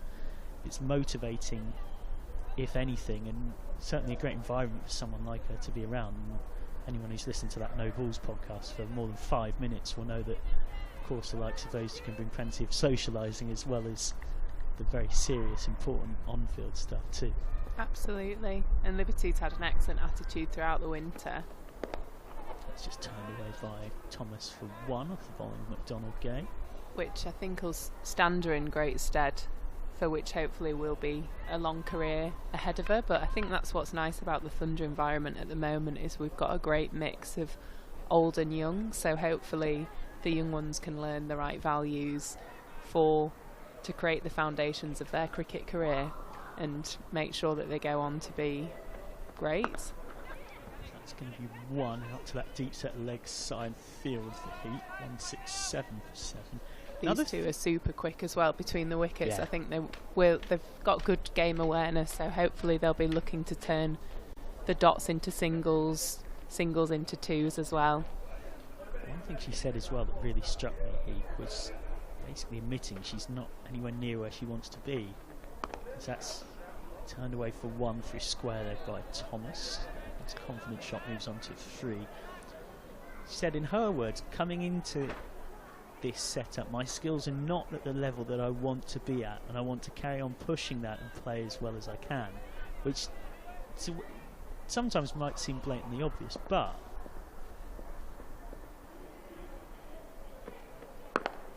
Heat this time will get 1 out to deep mid-wicket. Again, they look for 2, but they're not going to get it. It's not every day, speaking to someone that covers sport week in, week out, you hear a young player be quite that honest and sort of open and vulnerable, and actually they're already at a level where they're, an England under-19 international, performing very admirably, and yet they've still got so openly that mindset. It's that short cut away to cover point. No hint of sort of thinking that they've cracked it at all. Quite the opposite, saying my skills aren't anywhere near where I want to be. I've got to come in and learn off all of these people, which, well, my goodness me, if this is sort of Liberty Heap at nowhere near where she wants to be, then the next decade's going to be quite exciting. I think that's what's impressed me about her this winter, is she knows her weaknesses and she wants to work on them. It's a wide, it's a brilliant take there by Chapman standing up. Brilliant take down the leg side there.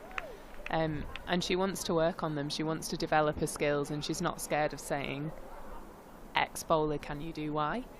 To put her on the back foot so that when it comes to this situation in a game, she's prepared. So she knows her strength, but she also knows what she needs to work on, and I think having that ability and self-awareness at that age is brilliant. So that's slightly miscued, and it's almost caught at mid-off. Instead it's stopped on a bounce there by Smith at the expense of 1. Thomas has 4 and will keep the strike. 171 for 7 at the end of the 37th. But it's really, even just this knock between the two of them and how they're building a partnership shows how much skill and capability is in the Thunder squad. And if they can go about this innings well for the next 5 overs, it could put us in a strong position to get close to the total, or even take it on if Liberty Heap is able to go on and score big today. So it's brilliant to see the likes of Liv Thomas, Liberty Heap come through the squad and perform in the middle as well. That's what you want, really, is you see the hard work going day in, day out, but actually let's see it happen in the middle, which is what's so great to see today, and hopefully from more of the team throughout the season. Yeah, and she does very much sort of bleed red, if you want to use the phrase. From Burnley. Hi. If that's what you're getting at. Yes. I'll leave you to do the impressions. Met her mum earlier, who's an absolute belter. Go on. That's well bowled from Freya Davies, just in at the stumps. Well, I think if you know Liberty Heap's personality, her mum is just a double, like a double ganger. I couldn't believe it. I could believe it because she's so much like Liberty, but everything made sense. Is there any particularly notable bits of the interaction that you feel like our viewers should be aware of? Davies continues, having just come back from this end, and is that out stumps? No, it's not, but great work from Chapley behind the stumps. That is not an easy combination, having Davies in front of you, fresh and ready for a second spell, and Chapley behind it. I think her mum and dad had gone out to South Africa and had a big England flag that had Liberty Heap on, and her mum's words were, "I'm going to enjoy it because I don't know when I'm next going to see you in England shirt, or it might be the only time I see you in one." Nothing like a confidence boost. That could be caught at mid-off. It is caught at mid-off. 8 down for the Thunder. Another one has to go. It is 171 for 8. Thomas perishes, but perishes honourably in the circumstances, feeling like she had to go for it, having chewed up a couple of dot balls off Davies. Did go for it, but only ended up spooning it in the air. Relatively simple catch, in truth. Yeah, well bowled again by Freya Davies. She's just come back in and hit a really strong length. Good areas, and Liv Thomas has got her hands through that, but because she's bowled such an excellent length, hasn't quite got over the top of it and skied it straight to mid-off. It looks like Tara Norris, who is also an exceptional bat for a number 10 in domestic cricket, is coming in to bat now. Yeah, Norris, who is on debut, got her first wicket for Thunder earlier on. Just coming back to Liberty Heap, had a very impressive under-19s World Cup in South Africa, including a best of 64 off 35 against Rwanda, so I sense despite her mum's, shall we say, cautioning against over-expectation, that we'll be seeing her plenty more in an England shirt going forward. Well, I think, to be honest, if Lib keeps working on her game like she is, then her potential is through the roof, but it's just keeping grounded at this age. I think a lot of the players, and within the women's game particularly, names get catapulted to the sky, and it's just making sure that the girls stay grounded within it and don't get ahead of themselves, which, again, working on your weaknesses, being self-aware, will keep them grounded in this environment. So Norris is out there and about to face her first ball as a Thunder player, having made the summer switch from the Vipers. Of course, she had plenty of silverware during her time there, looking to bring that stardust in to the Thunder camp.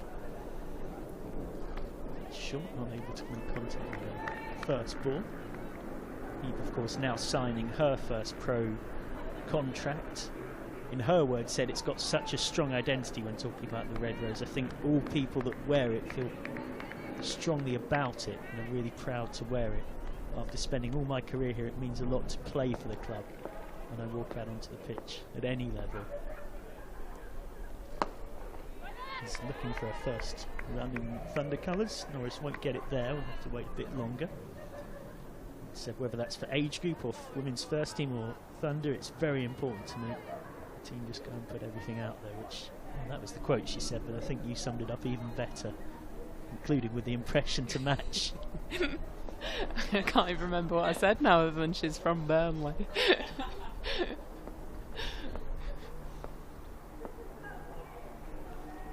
That's right arm around and not a short cover dot ball. You sense the kind of family that just might, dare I say, mischievously be ringing the fixtures against a certain Northern Diamonds in the calendar with sort of an underline. Be ready for that. Yeah, definitely. Really well bowled there from Freya Davies. That's come on and bowled a wicket maiden there and just hit the right areas and got her victim of Liv Thomas. I'll jump off the mic and let Sachi Pai join you for 5 before we disappear, but thanks for having me today. Thank you very much, Phoebe Graham. Pleasure to have your company. Just having a look through the wickets that have fallen in this innings so far, that leaves things 171 for 8. That was the catch from Smith off McDonald Gay to get rid of Collins, and then Kate Cross went in the same over for a second ball duck. McDonald Gay also ended up picking up the wickets of Collins and Cross in that same over, and following Olivia Thomas going caught McDonald Gate off Davies, so picked up the catch to go with her 2 wickets. Can't keep Raina McDonald Gate, I should say, quiet in this innings so far. And alongside me for the next 5, Sachi Pai. Welcome back. Thank you. Good to be back. What have you made of what we've seen so far in this innings? I think there's been sort of few good knocks, few like great shots. I thought V Morris had a really great start. It's just got a really good ball again, and Deandra is going on nicely as well. Donald Gay comes in, and that's met off the half volley and flicked wristily away. That is a delightful cricket shot from Tara Norris. Well, that is how to open the run account for your new club. First boundary through that wide long on region. Just watch the wrists as well on this. Those wrists don't lie. That is absolutely gorgeous cricket. 172 for 8. That's a brilliant shot to open your account. Great, like you said, great use of the wrists. Beautiful.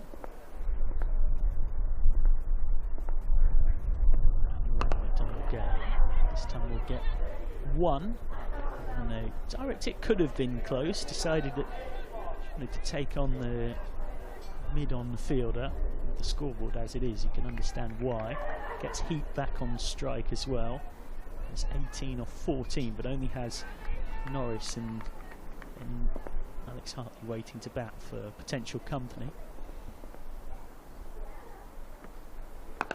So that's swung away out to deep mid-wicket for 1. Heat will get a single.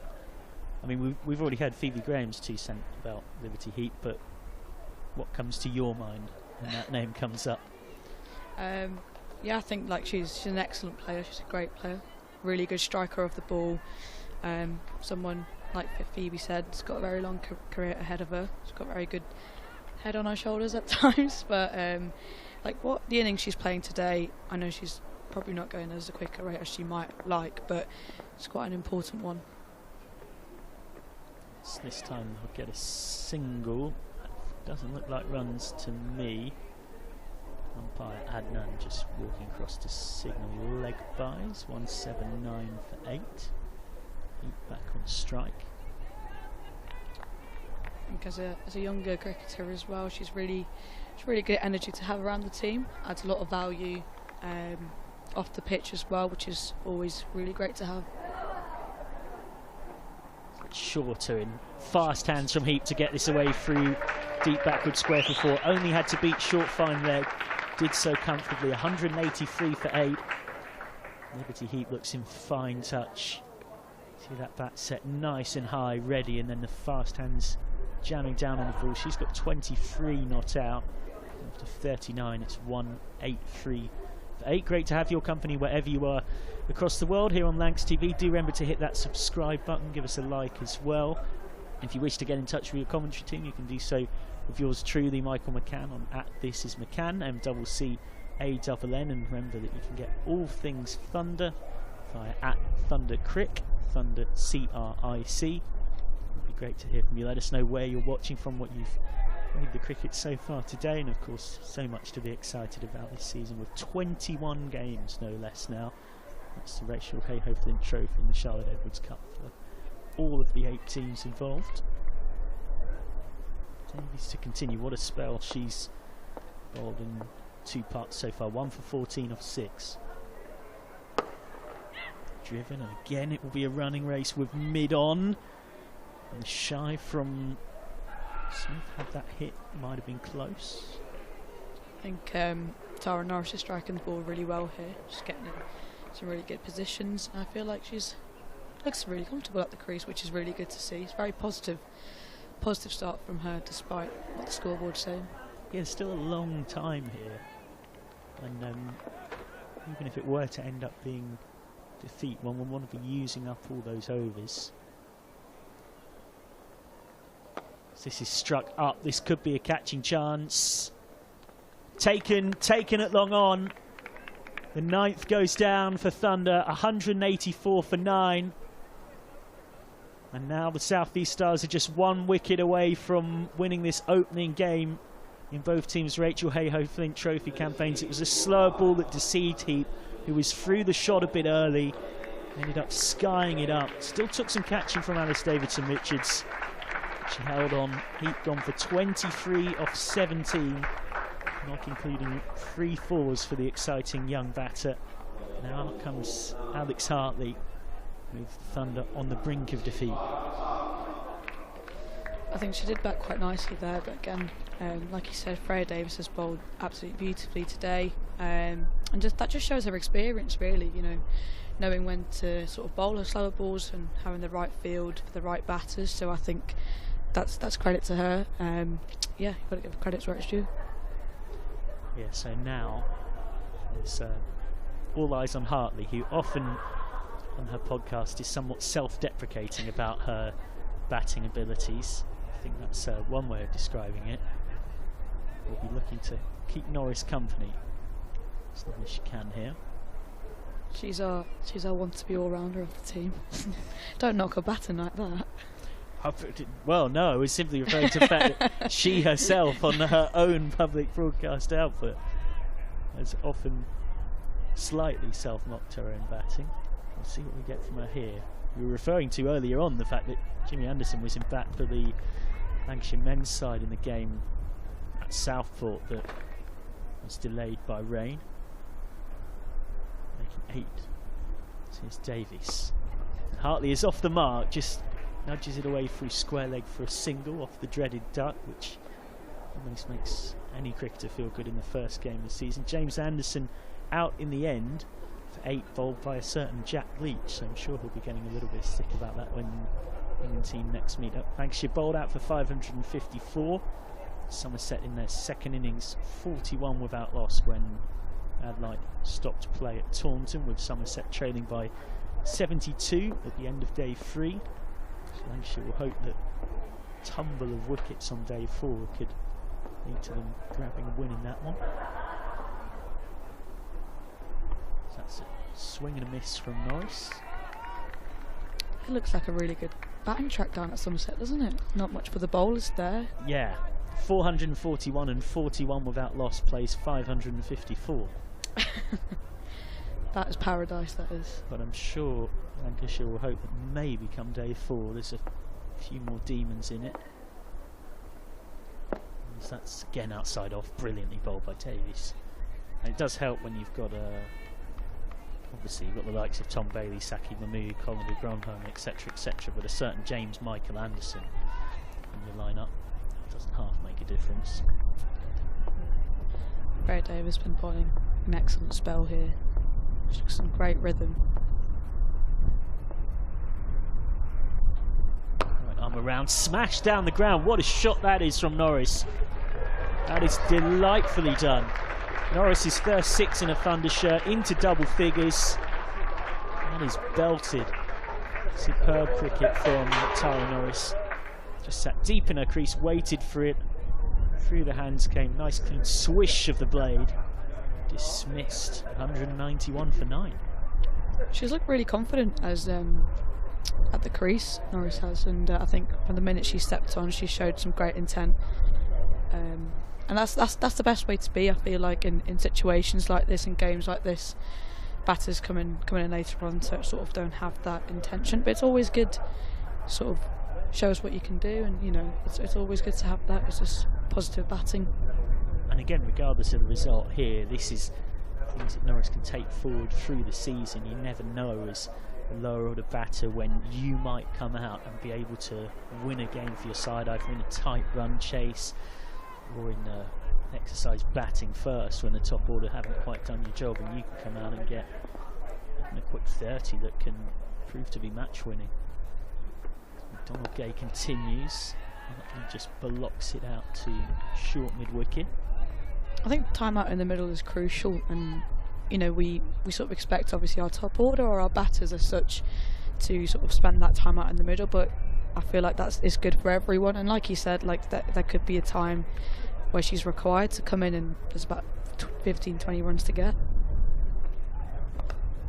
So that's just put away to pointless time by Hartley. And of course that, both on the women's and men's cricket side, is probably one of the biggest generational shifts from 20-30 years ago, where the attitude very much for anyone who wasn't in the top 7 was barely even bother having a bat. You might be lucky to get 2 throwdowns in the nets, to realisation right across the sport. So that's hit nicely by Hartley through point, and that should go for 4. It does go for 4. Alex Hartley's first boundary of the new Thunder season. 195 for 9, rocking back, cutting, keeping it down. It was a really good, crisp cut shot, bisected the 2 fielders perfectly. Yeah, she's absolutely pierced the field there. It's a great shot by Hartley. Yeah, like you said, 20, 30 years ago, that wasn't an option, but it's quite vital right now. And that's down the leg side. That is totally missed by everybody. It's not going to be 5 wides though, because the one person who hasn't missed it is Danny Gregory, who's barely put a foot wrong out there. The leg spinner called a magnificent spell earlier on. What is a character like Alex Hartley like to have in the changing room? She's a great person to have in the changing room. I feel like she keeps things nice and light. With her banter, I'll call it. Yeah, she keeps things nice and light. It's great. She's got a really good cricketing brain. It's really good to feed on that and learn off her as well. Get right time around. That's swung away with some conviction, but it could be the end of the game though. It's dropped out at deep mid-wicket. Dropped out there by Franklin, so it is a life for Norris. 197 for 9 becomes 198 for 9 in the most fortuitous of circumstances. Franklin can't hold on, you'd imagine, in the context of the match. It's not costly, but be a slight frustration for the South East Stars. It's blocked, nicely blocked orthodoxly by Hartley. Yeah, I think, to be fair, she picked that ball up quite well. Just obviously it was straight to Franklin. Normally a really good fielder with a safe pair of hands, but just one of those days. It's unfortunate that it didn't stick for her.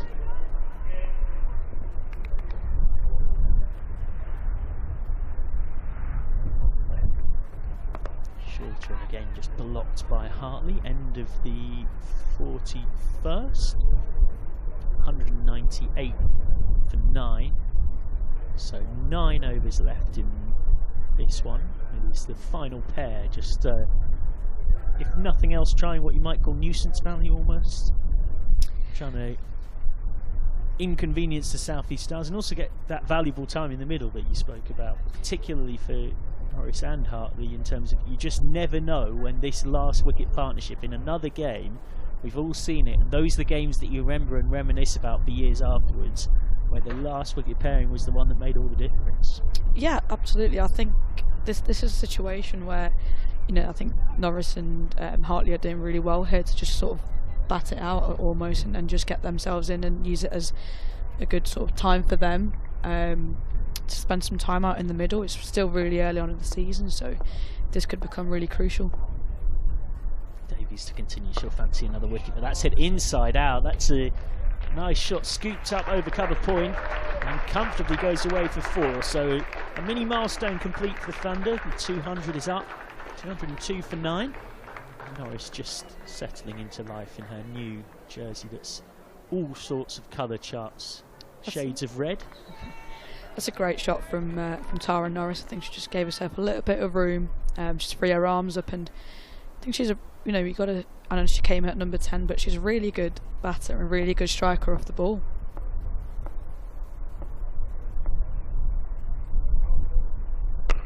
Goes again, slow ball. This is mistimed and it could be caught, but instead it's dropped short of Paige Schofield, who had no chance really.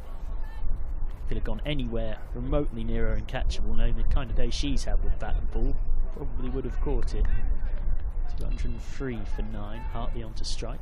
Yeah, she's got the golden touch today, Paige Schofield has, so wouldn't have been surprised if she pulled out a screamer either. Shorten just knocked away the straight bat by Hartley, who has 5 off 7. I think Tara Norris, in the recent Fairbeck tournament, actually, she's had a few good sort of, I'd say, batted quite well actually in them as well. So I think she's probably taken that confidence into today and displayed that with a good score. away but straight extra cover. Yeah, she's been involved in both of the Fairbreak Global tournaments. In her own words, she said it was an amazing opportunity for associate cricketers to play with some world-class players. The exposure will be brilliant, and hopefully just drip feed that back to our countries. Of course, she's USA international after quite a funny story last year that involved an important phone call. Davies with a slow ball. It's just about inside the wide channels. Norris saying that she got an unexpected ring from USA Cricket last summer. It all happened very last minute. I got a phone call during the 100 asking if there was any chance I could update my passport and if I fancy going out for a couple of tournaments. Unsurprisingly, he was absolutely up for it, and now has 5 caps for the USA and 4 wickets as well to show for it, as well as plenty of silverware from her time at the Vipers. That's well bowled by Davies, who is holding her head in her hands, and well, that does seem to be out. In fact, there was some brief moments where it looked as if Davies was sort of frustrated that it wasn't, but indeed eventually it seems to be, and hands are starting to be shaken, suggested that that is it, and Alex Hartley is out, and the Thunder have been bowled out for 203 despite the slightly bizarre sequence of events that looks like Davies was frustrated at not quite.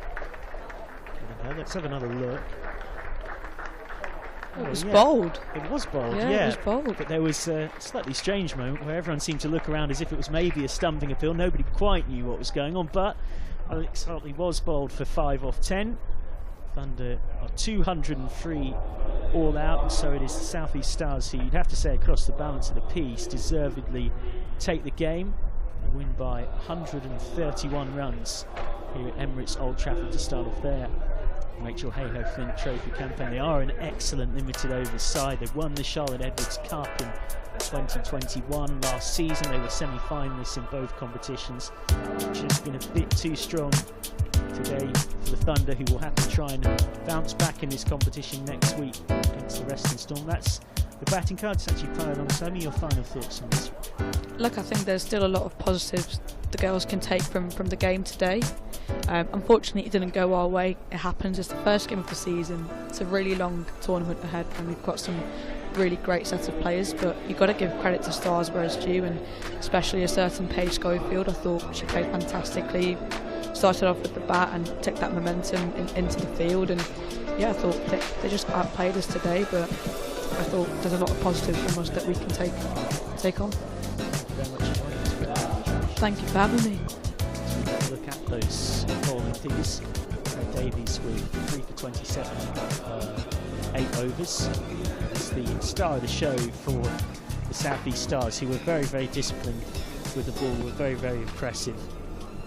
2 for 36 off 7 for Danny Gregory, the leg spinner, and Donald Gay with 2 wickets in the same over and taking a 2 for 40, and Schofield, as was referenced, with 1 for 10 off 4. Alison Byrne was just quietly perusing and watching at the back of the box as the last part of that game unfolded. We had the pleasure of the company of Phoebe Graham and Sachi Pai. What were your thoughts on that as a contest? I don't think anyone, no matter anywhere on any scale of who you support, could doubt that the better team on the day won. And I don't think Thunder did much wrong today.